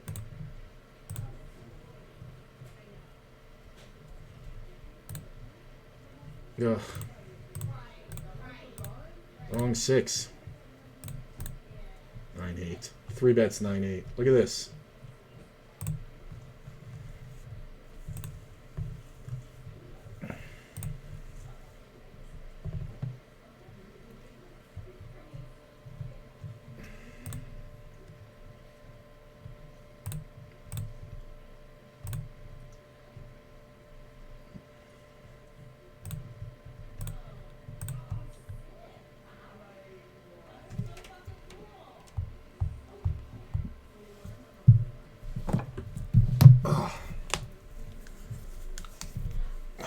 Must be getting cold out.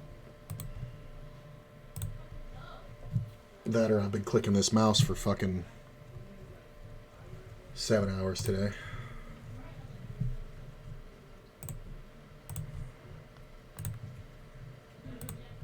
It's ridiculous.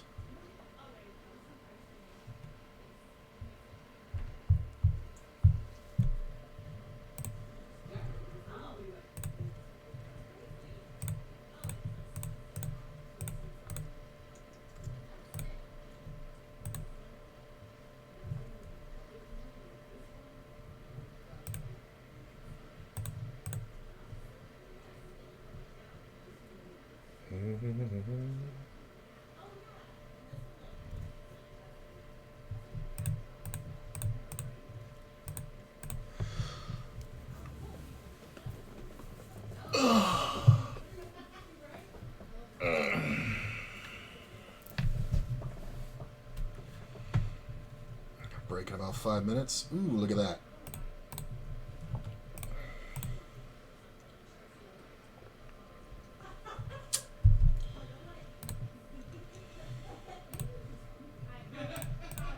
Come on. You played every other fucking pot with me.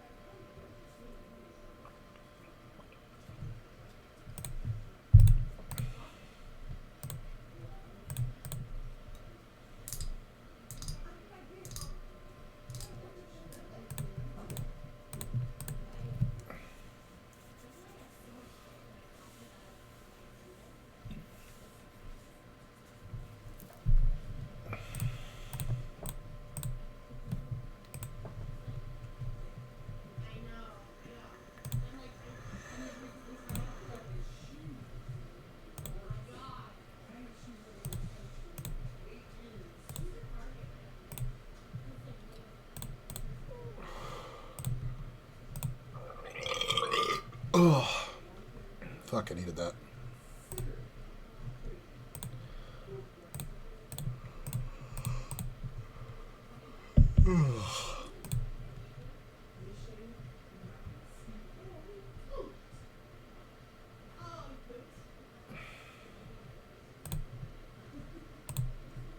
X opens. Jesus.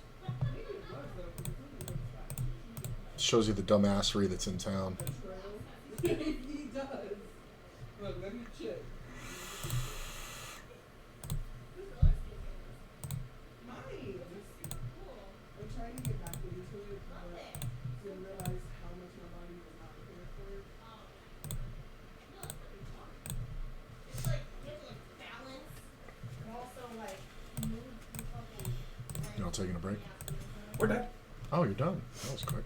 Yeah. Okay, so I have these. Oh, cute. So my client is having. Dope. How do you river the fucking confidence card, you fucking loser? Jesus. 3 outers so he can call. Love that.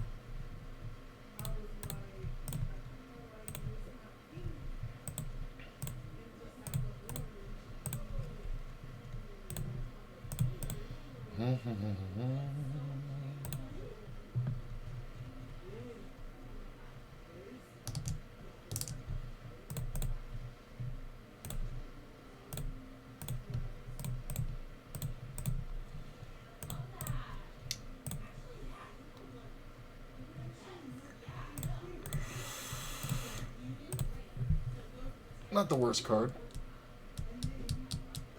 Not the best.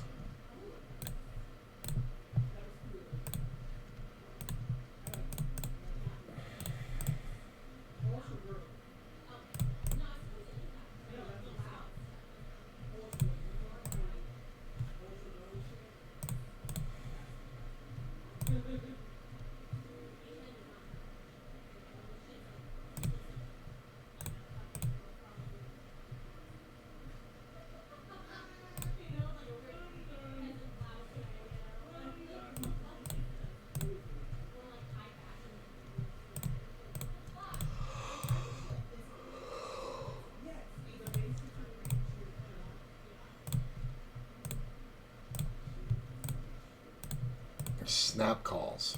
Go ahead. Do your stupid shit. Every time.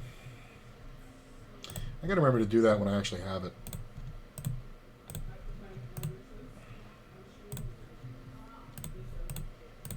It's not bad.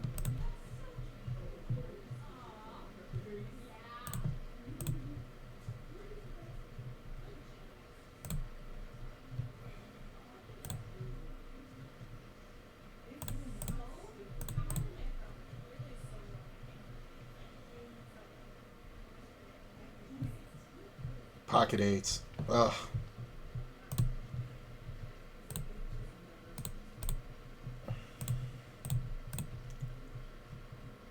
Seriously?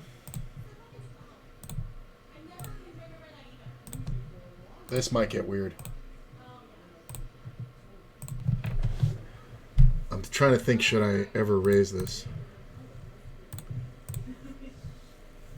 No. Yeah. Yeah. Yeah. Because when he bets like that, it's either a pure bluff or a set or better. So. I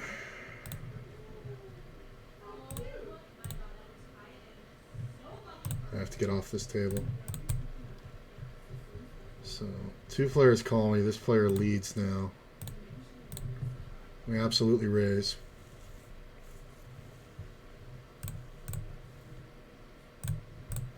I mean, can he have two pairs? Yeah.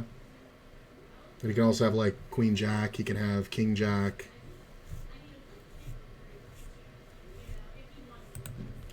Well, I'm not folding.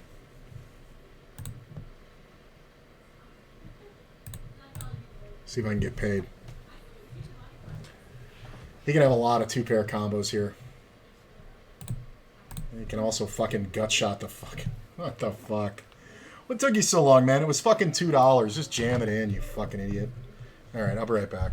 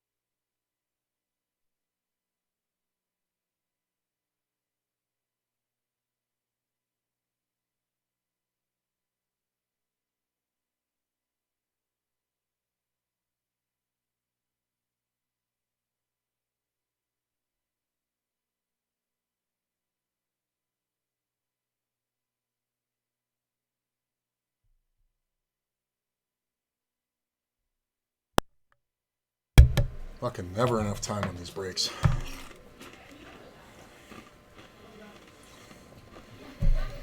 Alright,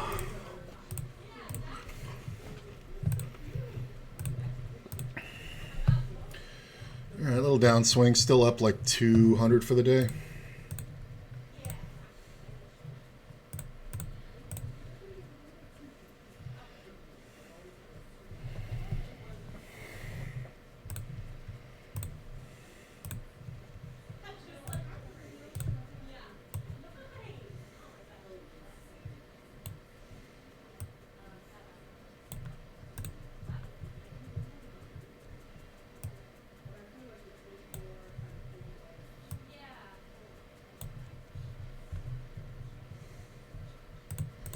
Just gonna call the tens. I'm gonna underplay it.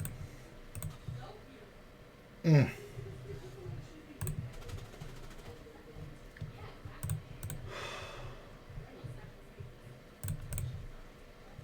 Ooh. Okay. I mean, he's gonna have ace jack sometimes.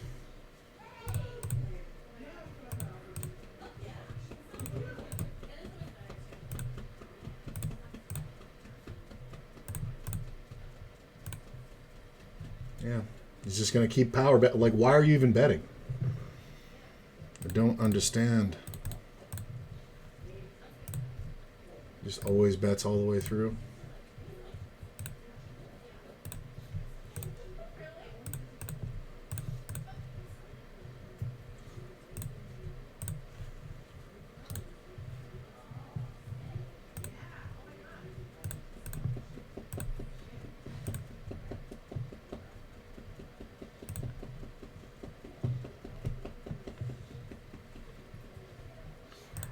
Dun dun dun dun dun. Foldy, foldy.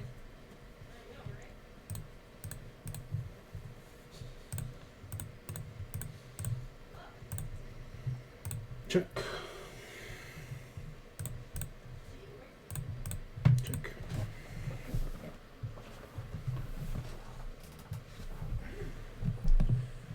Ace king again over here. I've had it so many times. Bet the queen on the river.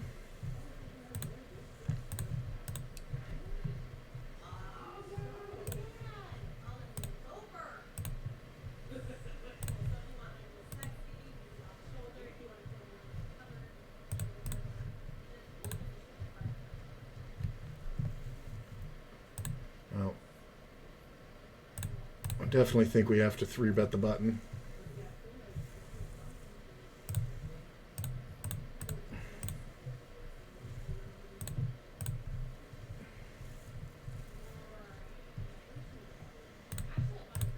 Nice.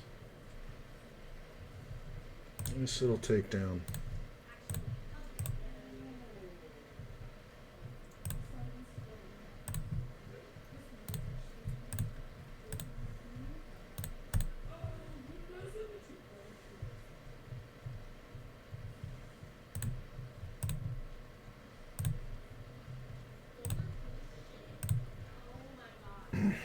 I mean, there's should be no bluffs here for my dude, so betting into that board is kind of crazy.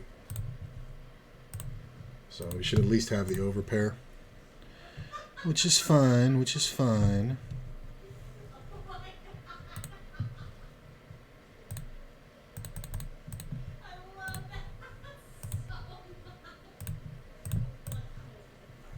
Just every pot is 3 ways now. These fucking mouth breathers. Go ahead.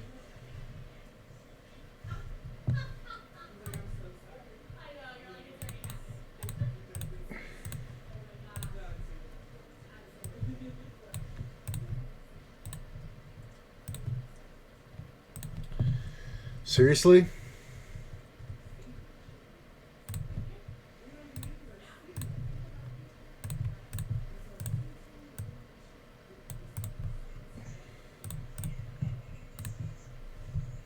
I don't get it, man. Like, yeah, I mean, I guess it's just like pocket tens or something.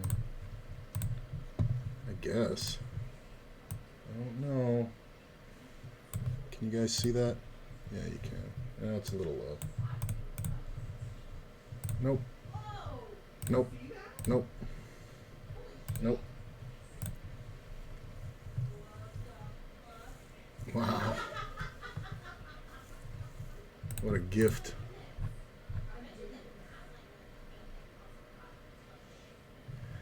$52 left. Top 30 paid. I'm in 25th. So pretty good.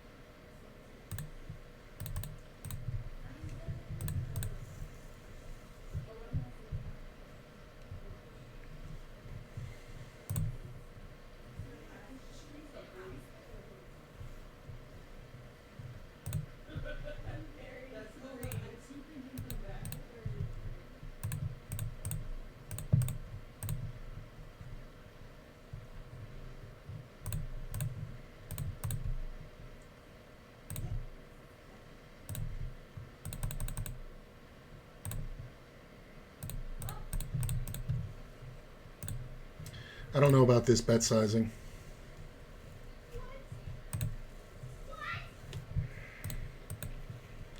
I don't know if this fucker has the ability to fold a pair. Jacks. God damn it.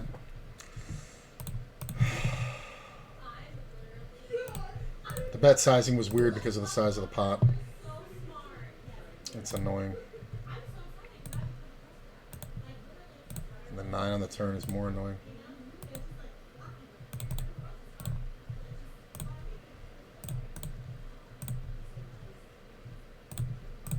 Nice.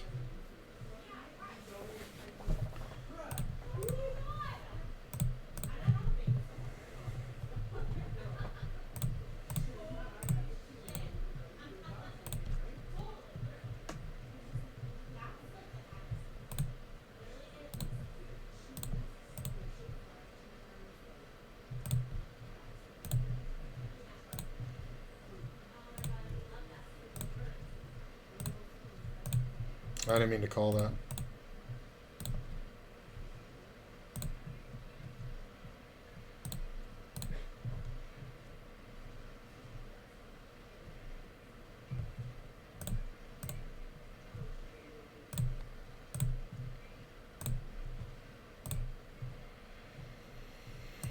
Queens, yeah.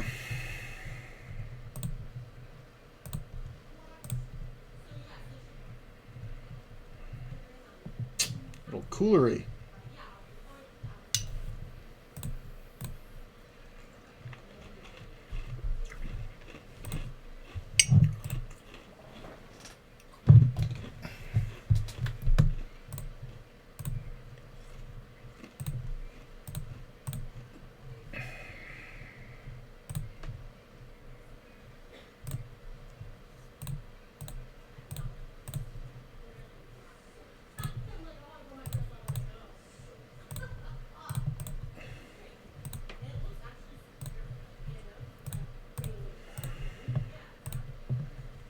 Really, dude?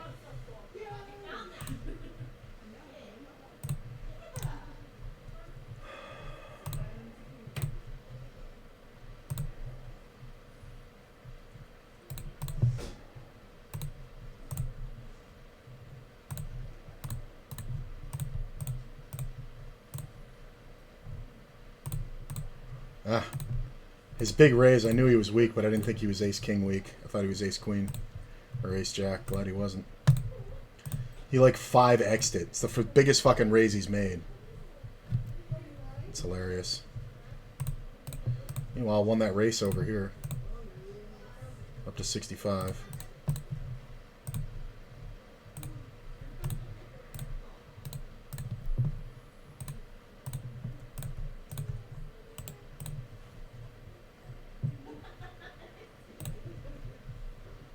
Sucker. Yeah. He gets it every time. Bye, Josh. Later. Love you. 9th out of 49.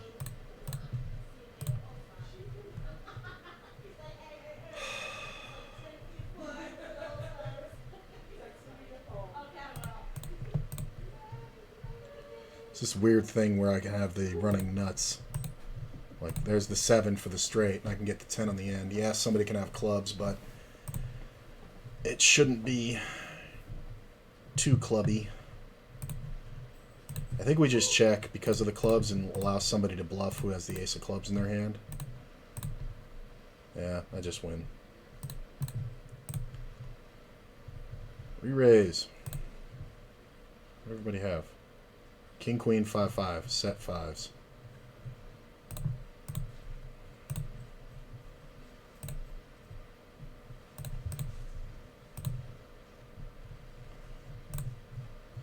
He's only got 28 bucks, so it's like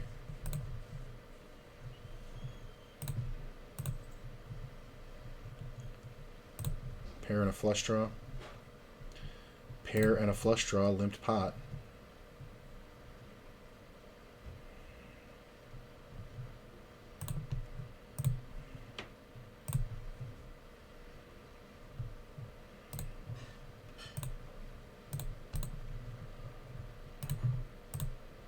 Look at this, he rivered it. He had the better flush draw and he rivered it. Glad that spade didn't come off. It's like the third time tonight that's been the scenario. And each time the spade missed. I guess that makes sense because we both have spades. It started out so good. If that was a 6 or a 4 or a 7 or an 8 or a club.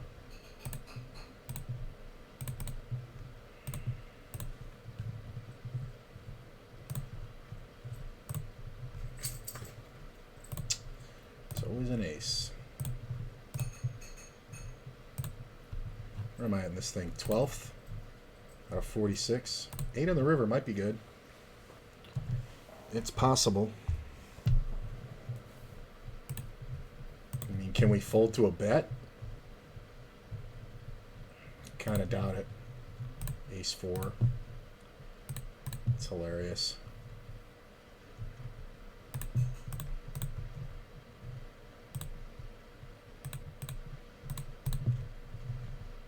Pocket kings. I'm just going to call the 10s. I could definitely 3-bet them, but there you go.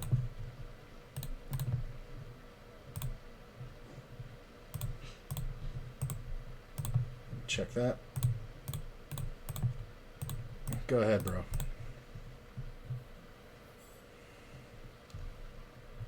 So if this player folds, we'd like to see that. We'd like to see the big blind jam. 9's okay. Gut shot. He calls, the big blind folds. Let's just check.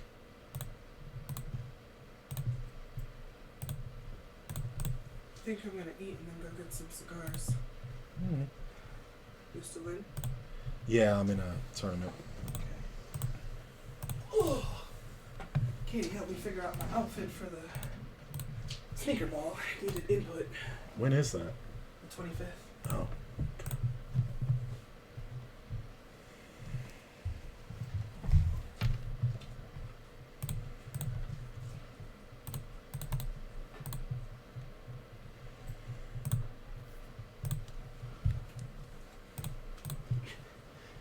Dude, you're so cute. All spread out on mommy's hoodie. I mean, if he's got spades, it's whatever. Doesn't have enough to ever make me fold. Nice. We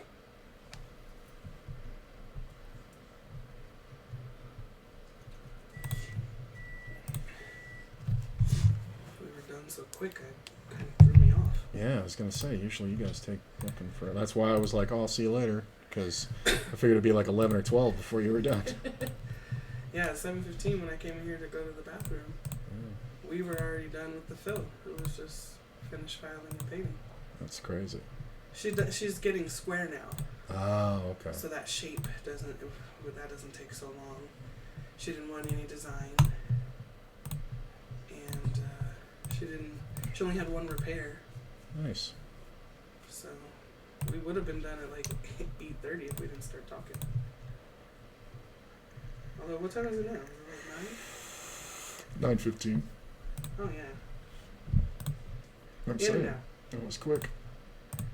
That's how I would like all of my appointments to be. When they're getting a fill and have no repairs, I mean, yeah, that's the thing. It's when they less take work. care of their shit, it doesn't take long. And once you found the right shape for her, 'cause Yeah. she had that pointy shit that just snapped every one of them. No, she didn't have the pointy. She had the round. Oh, you're right. She had the rounded. Hers weren't really breaking. Ashley's is the one with the pointy. That's right. Apparently, she's really having a rough time with her pregnancy. Is she? Yeah, she's just not feeling good. Katie said she's just really struggling through this first trimester. It's not gonna get easier from here. Well, yeah, sometimes the first trimester is just a hot mess, especially if you're in your first pregnancy. You don't know what the fuck. Yeah. But it'll ease up, I imagine, by like 4 months. At least for me, it did. By 4 months, I was like, okay, I'm finally feeling normal. Right. With the exception of now, I feel like a goblin is moving inside me. It's a very normal feeling. I feel as normal as you can feel when you have a human touching your inside. Yeah, it's not. Everybody's like, oh, it's so amazing. It's the most wonderful thing. No, that shit's fucking creepy. Yeah. Maybe that's how I, every day something happens where I'm like, confirmation that I'm not supposed to be a mom. Because everybody else found that so loving and endearing, and I was just like, this is fucking weird. I really wish you'd stop moving. Gave me motion sickness.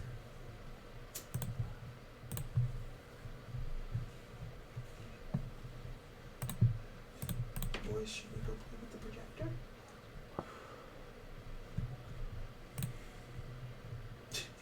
Be like, no.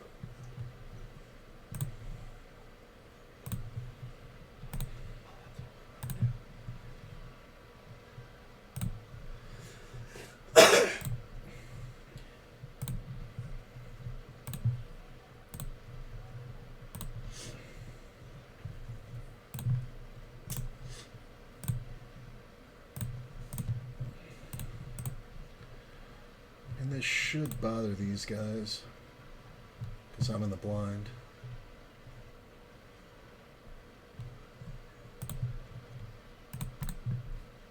Flush draws lead here.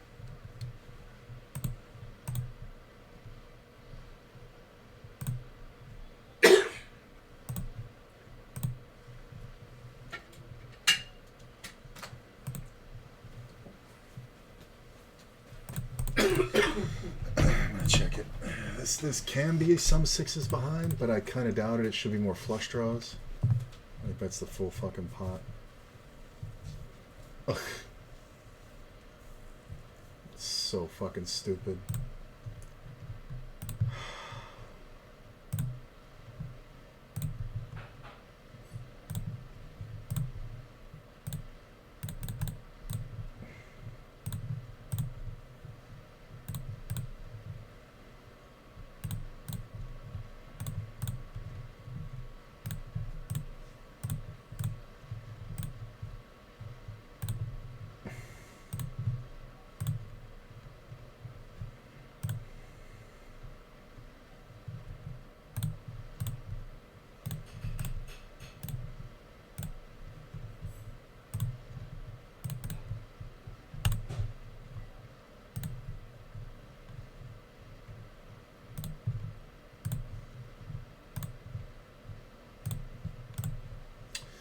$69K, pretty good. Oh, my jack. We chop. I guess we gotta get off this fucking table if these fucking players aren't gonna come back.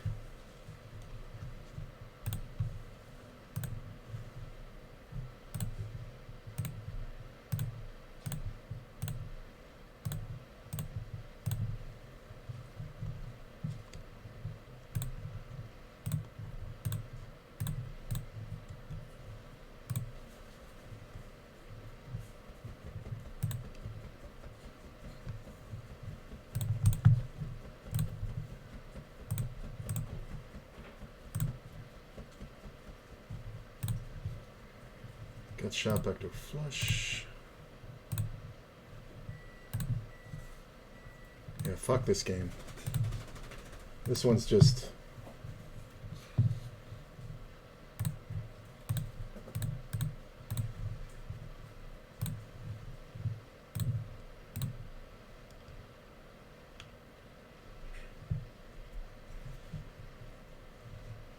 Ah, fucking ace on the river.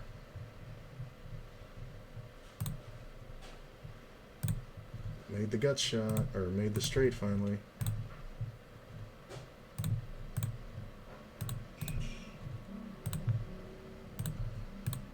Finally made a straight. He doesn't have anything. Awesome. Oh. Grindy, grindy.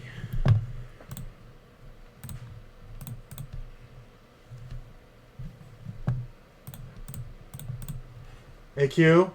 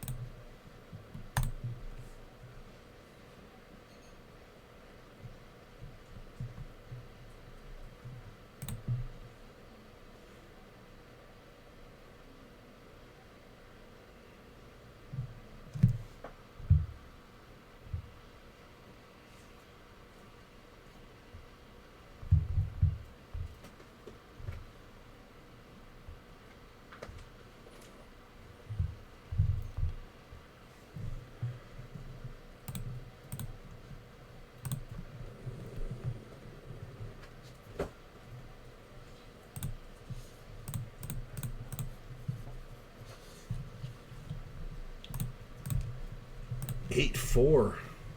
Ambitious.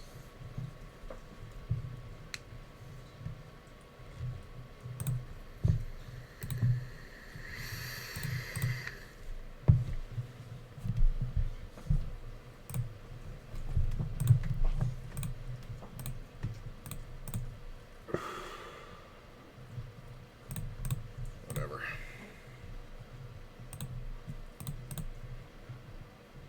Ace king again over here.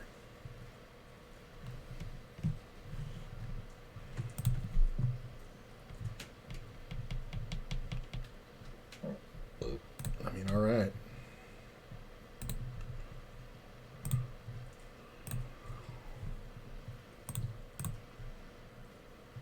Not bad.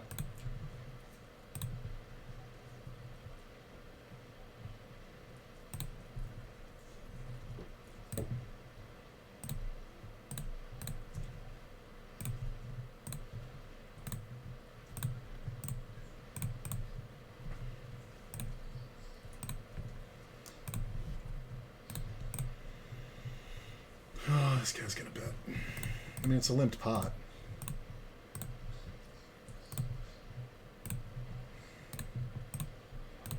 It's too much. Jack's all right.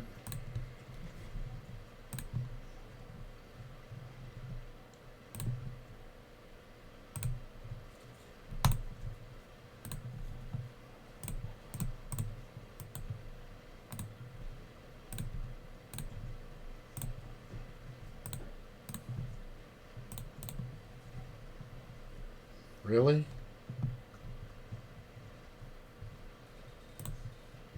Nice try.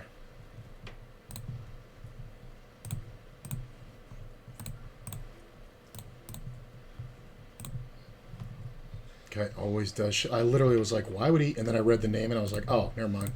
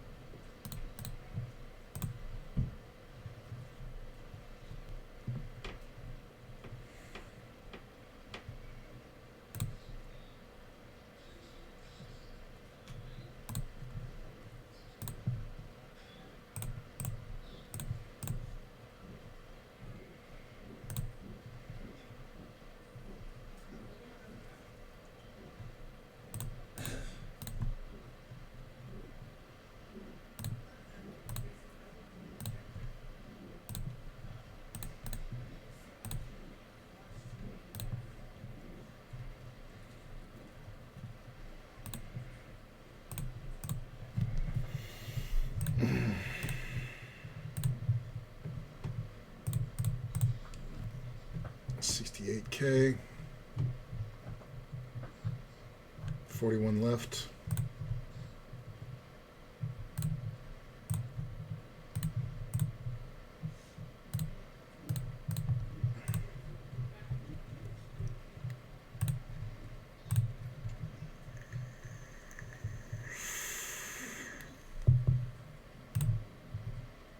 Deuce in the door.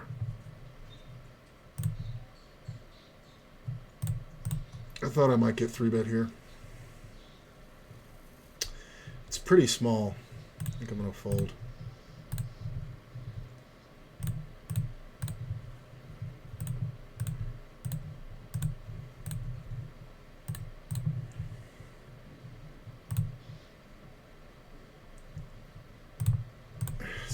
What the fuck? You just never know where you're at.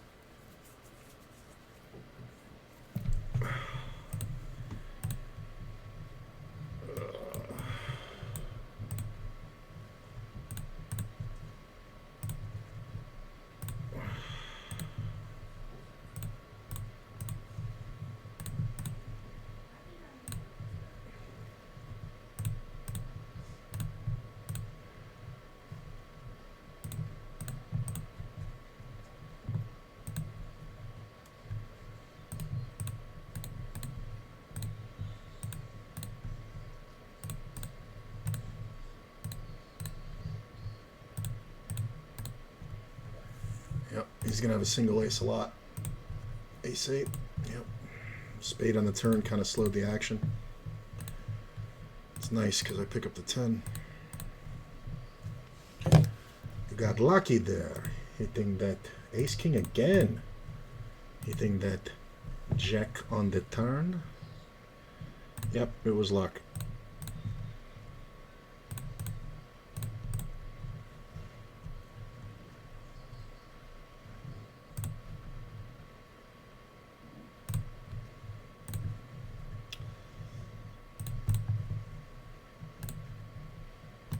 I mean, he can have anything, so we'll just, yeah. He hits the 6. It's amazing. This guy.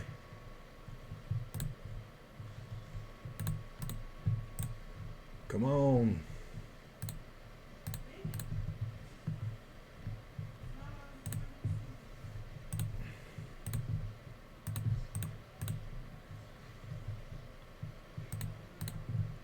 Oh, that was easy. Hold.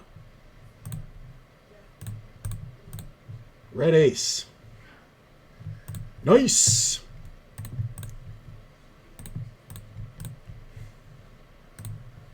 Just 110K. Did he actually have some showdown? He did. We shared the king. That's funny. 110K. I'm currently in 6th out of 36. This fucking nonsense again with this fucking idiot. Alright, fuck that shit. Just because this guy's behind, I don't know what the fuck is going on. You seriously gonna bet the whole way here? Look at this, I just 3-bet this guy with kings a minute ago. Tip of my finger is fucking doing a weird thing.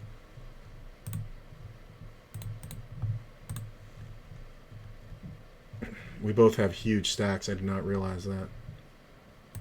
Yeah, I need to get off that table.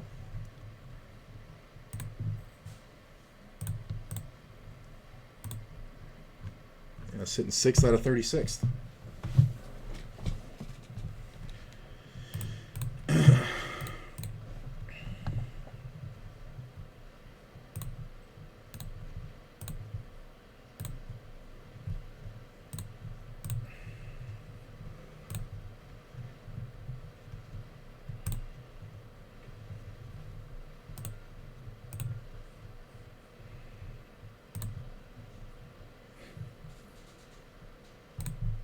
Take it. I know it's not a fucking jack, but it's whatever.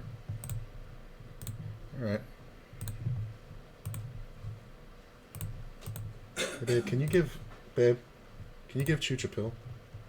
Okay, how do I do it? Just in the container, you know where the pills are? Just a half of one of them, and put it in one of the pill pockets. And then after that, they usually get a bone. I think we block her bet here. This will keep the river free. This player's super short. We're just going to put him in.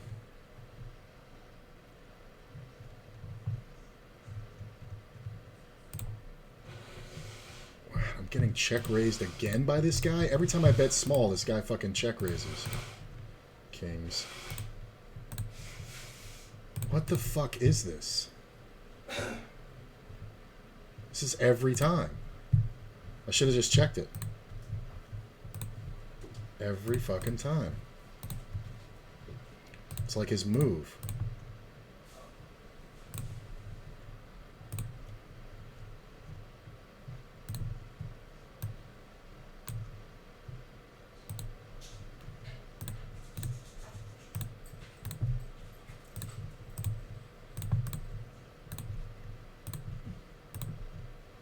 Get off this one.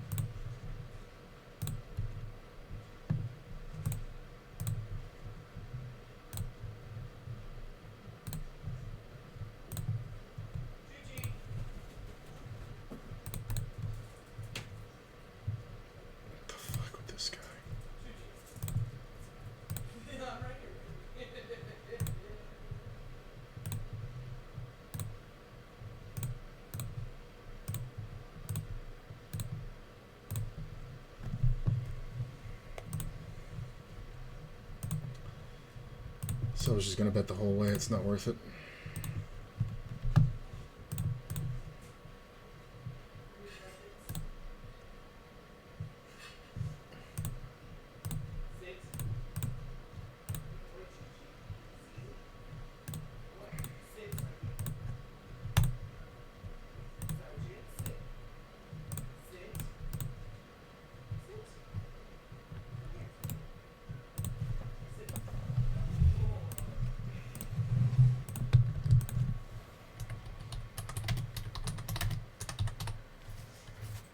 Learn how to sit, baby.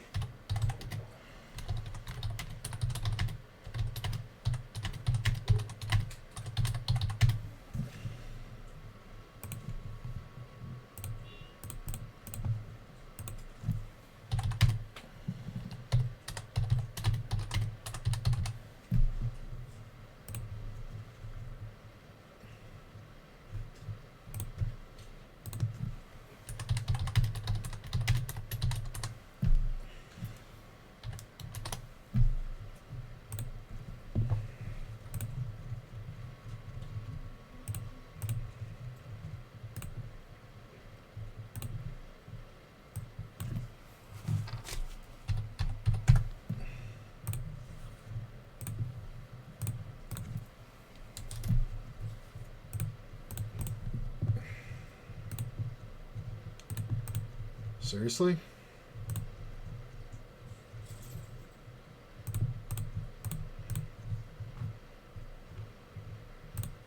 On the bubble.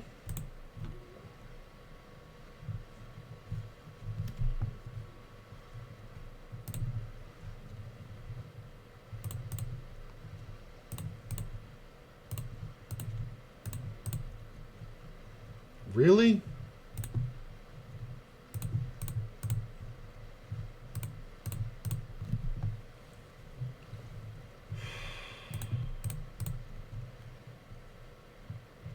Alright, well, I'm not folding. This is going to be hard to figure out.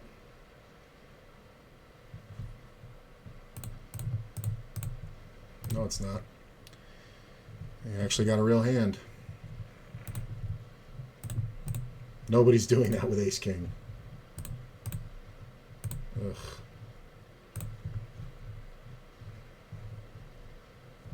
That's 60.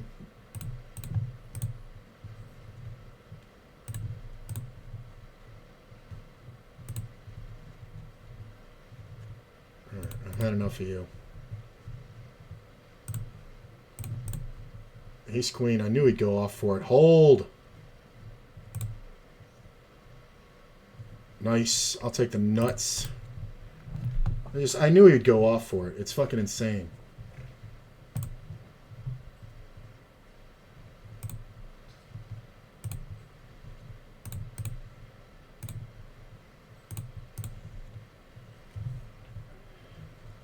That's amazing.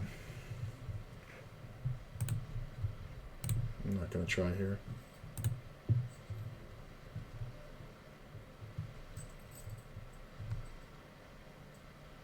Sixes win. Look at this shit. 4 deuce, Jack 7, 5, 4, 6, 6. Jesus. This one's done.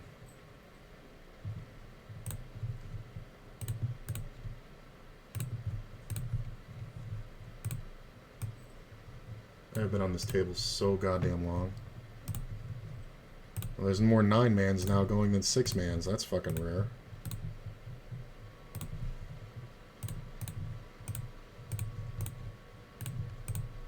I think I'm going to ditch this table after the next round.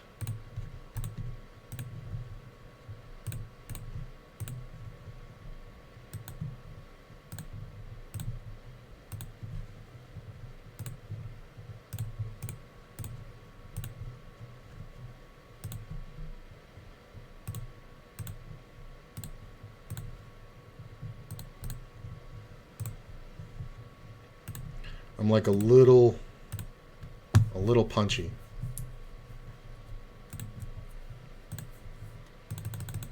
It was definitely a wee. Those aces. Still sitting at 60K. I'm 15th out of 33, so we're near the bubble.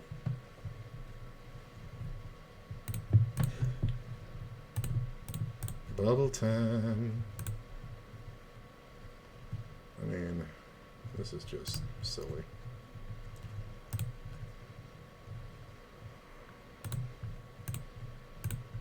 Ugh.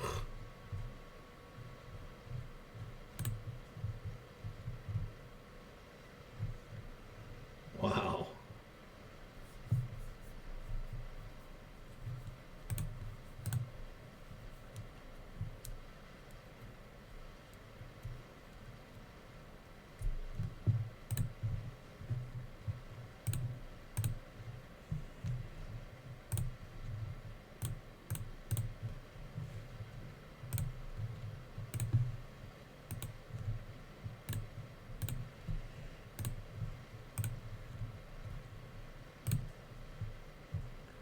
Not gonna bother. Guy's got more chips than sense.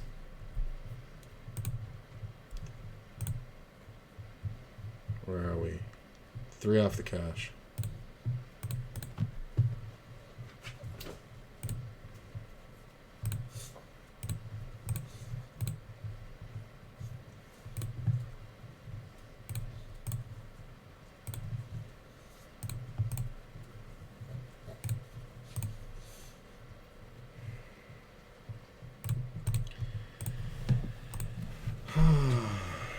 King Queen or King Jack or something like that.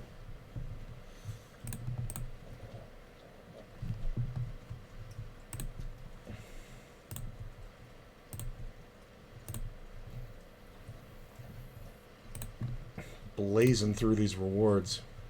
Playing 6 max. I think I've cleared 5 fucking bonuses today. 4 or 5.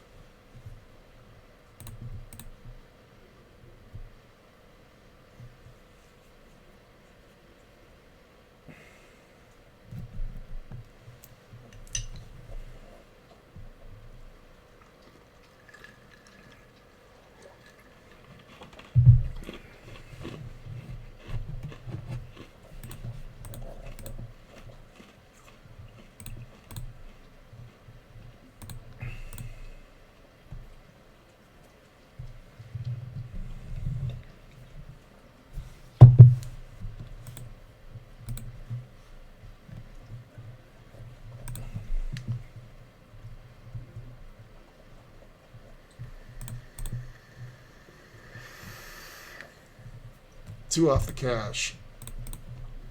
Hand for hand.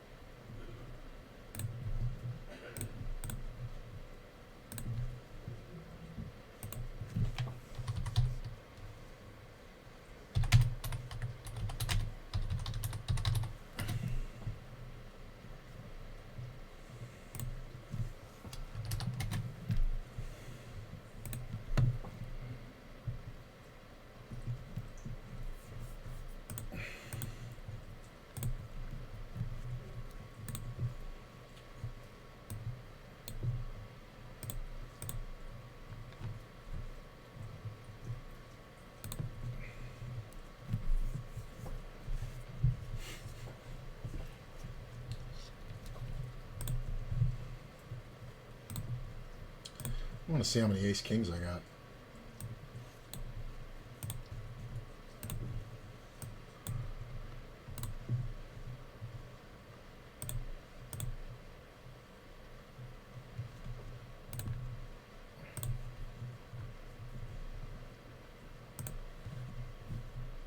guess I can't do that. Players raising out of first, man.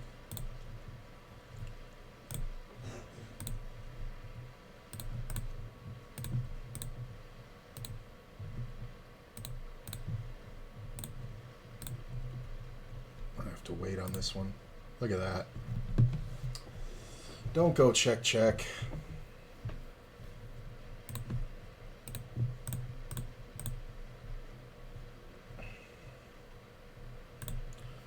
I had to bet the flop.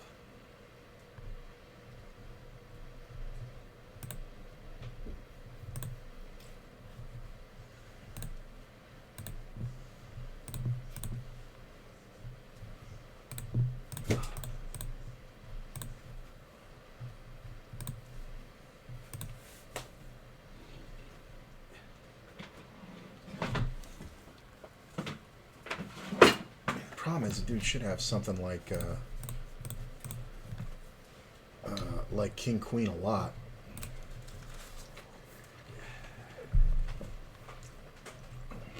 We can do this with Ace King of Hearts.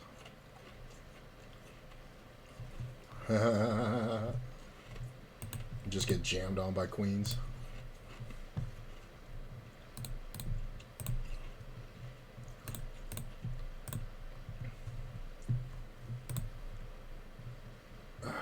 Yeah, I'm just gonna get off this table. I've been there for 270 hands. Fuck that.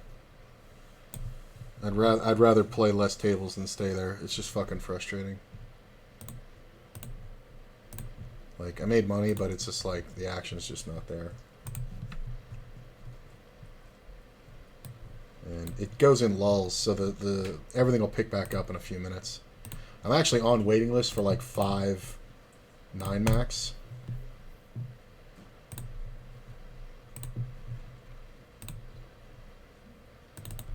Is this the one I just got off of? Nope.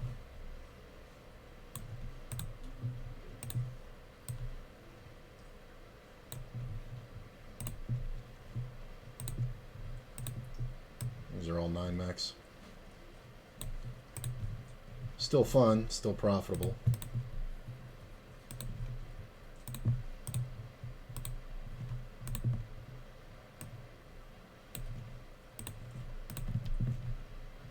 Let's make these a little smaller so we can see it.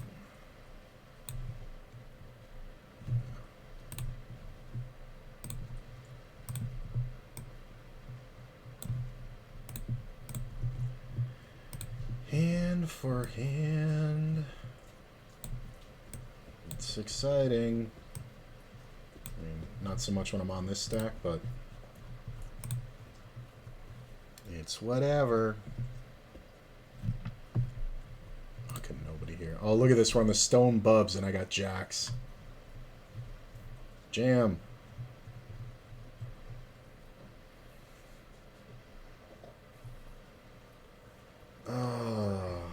I think if this player raises, I'm jamming.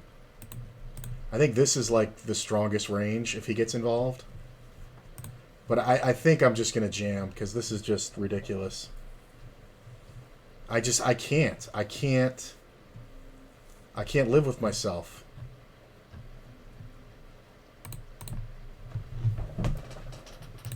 Hold.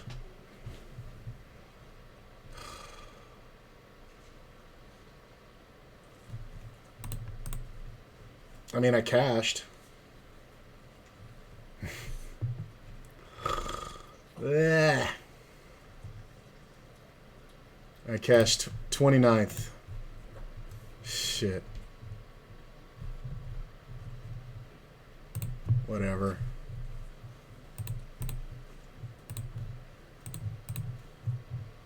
All right, let's see where I ended up. I'm not going to continue. I think I'm punchy, man. I put in 8 hours plus. No, I put in like 9 hours today. So we got 27 back for that. So we lost 50. What is that? 53. Because wait a minute, hold on. Let me think here. It was 71, 51 minus 7, 50 minus 6, $44 in tournaments negative. Okay. I started the day. All right, let me figure this out. In actual money, I started the day here, 1762. We'll make that negative. Add to it what my bankroll is now, 42 plus 280 on the day. So I won 320 in cash. If you count, or 322 if you count the tournaments against me. So yeah, so 6 buy-ins in about 8 hours, playing a lot of 6 max, an overall profit of $280, man. I'll take it every day of the month. Every day of the month. Pretty good. I'm going to go ahead and call it. I definitely need to get some food in me. If the 6 max comes back live, like in a little while, I may get back on. But I think I'm just going to I think I'm just going to kill it and play again tomorrow. Yeah, I'm like out of it. I think I played something like I don't even know. Like I played like 9 hours playing at least 4 tables of 6 max the whole time. So I probably played something like 280, 500 an hour. So I probably played like 4 to 4,500 hands of 6 max, and then like probably like another 500 or 600 of 9. So 5,000 plus hands, and then plus the tournaments. So it's kind of a lot. I usually don't grind that hard, but honestly, this month with WSOP in town, it's what needs to happen because I'm trying to finish this challenge this month, and I definitely think it's doable. It's from here, it's $6,500, and in all honesty, I'm gonna play like 25 days or so. It's definitely doable. You know what I'm saying? Picking up 5-6 buy-ins a day, it's definitely doable. We'll see. We'll get close. All right. I'm going to call it. I will see you guys later. I'm not going to host anybody. Just have a good night. And check out the YouTube and all that shit. And I'll see you guys later. But good day, man. Plus 280.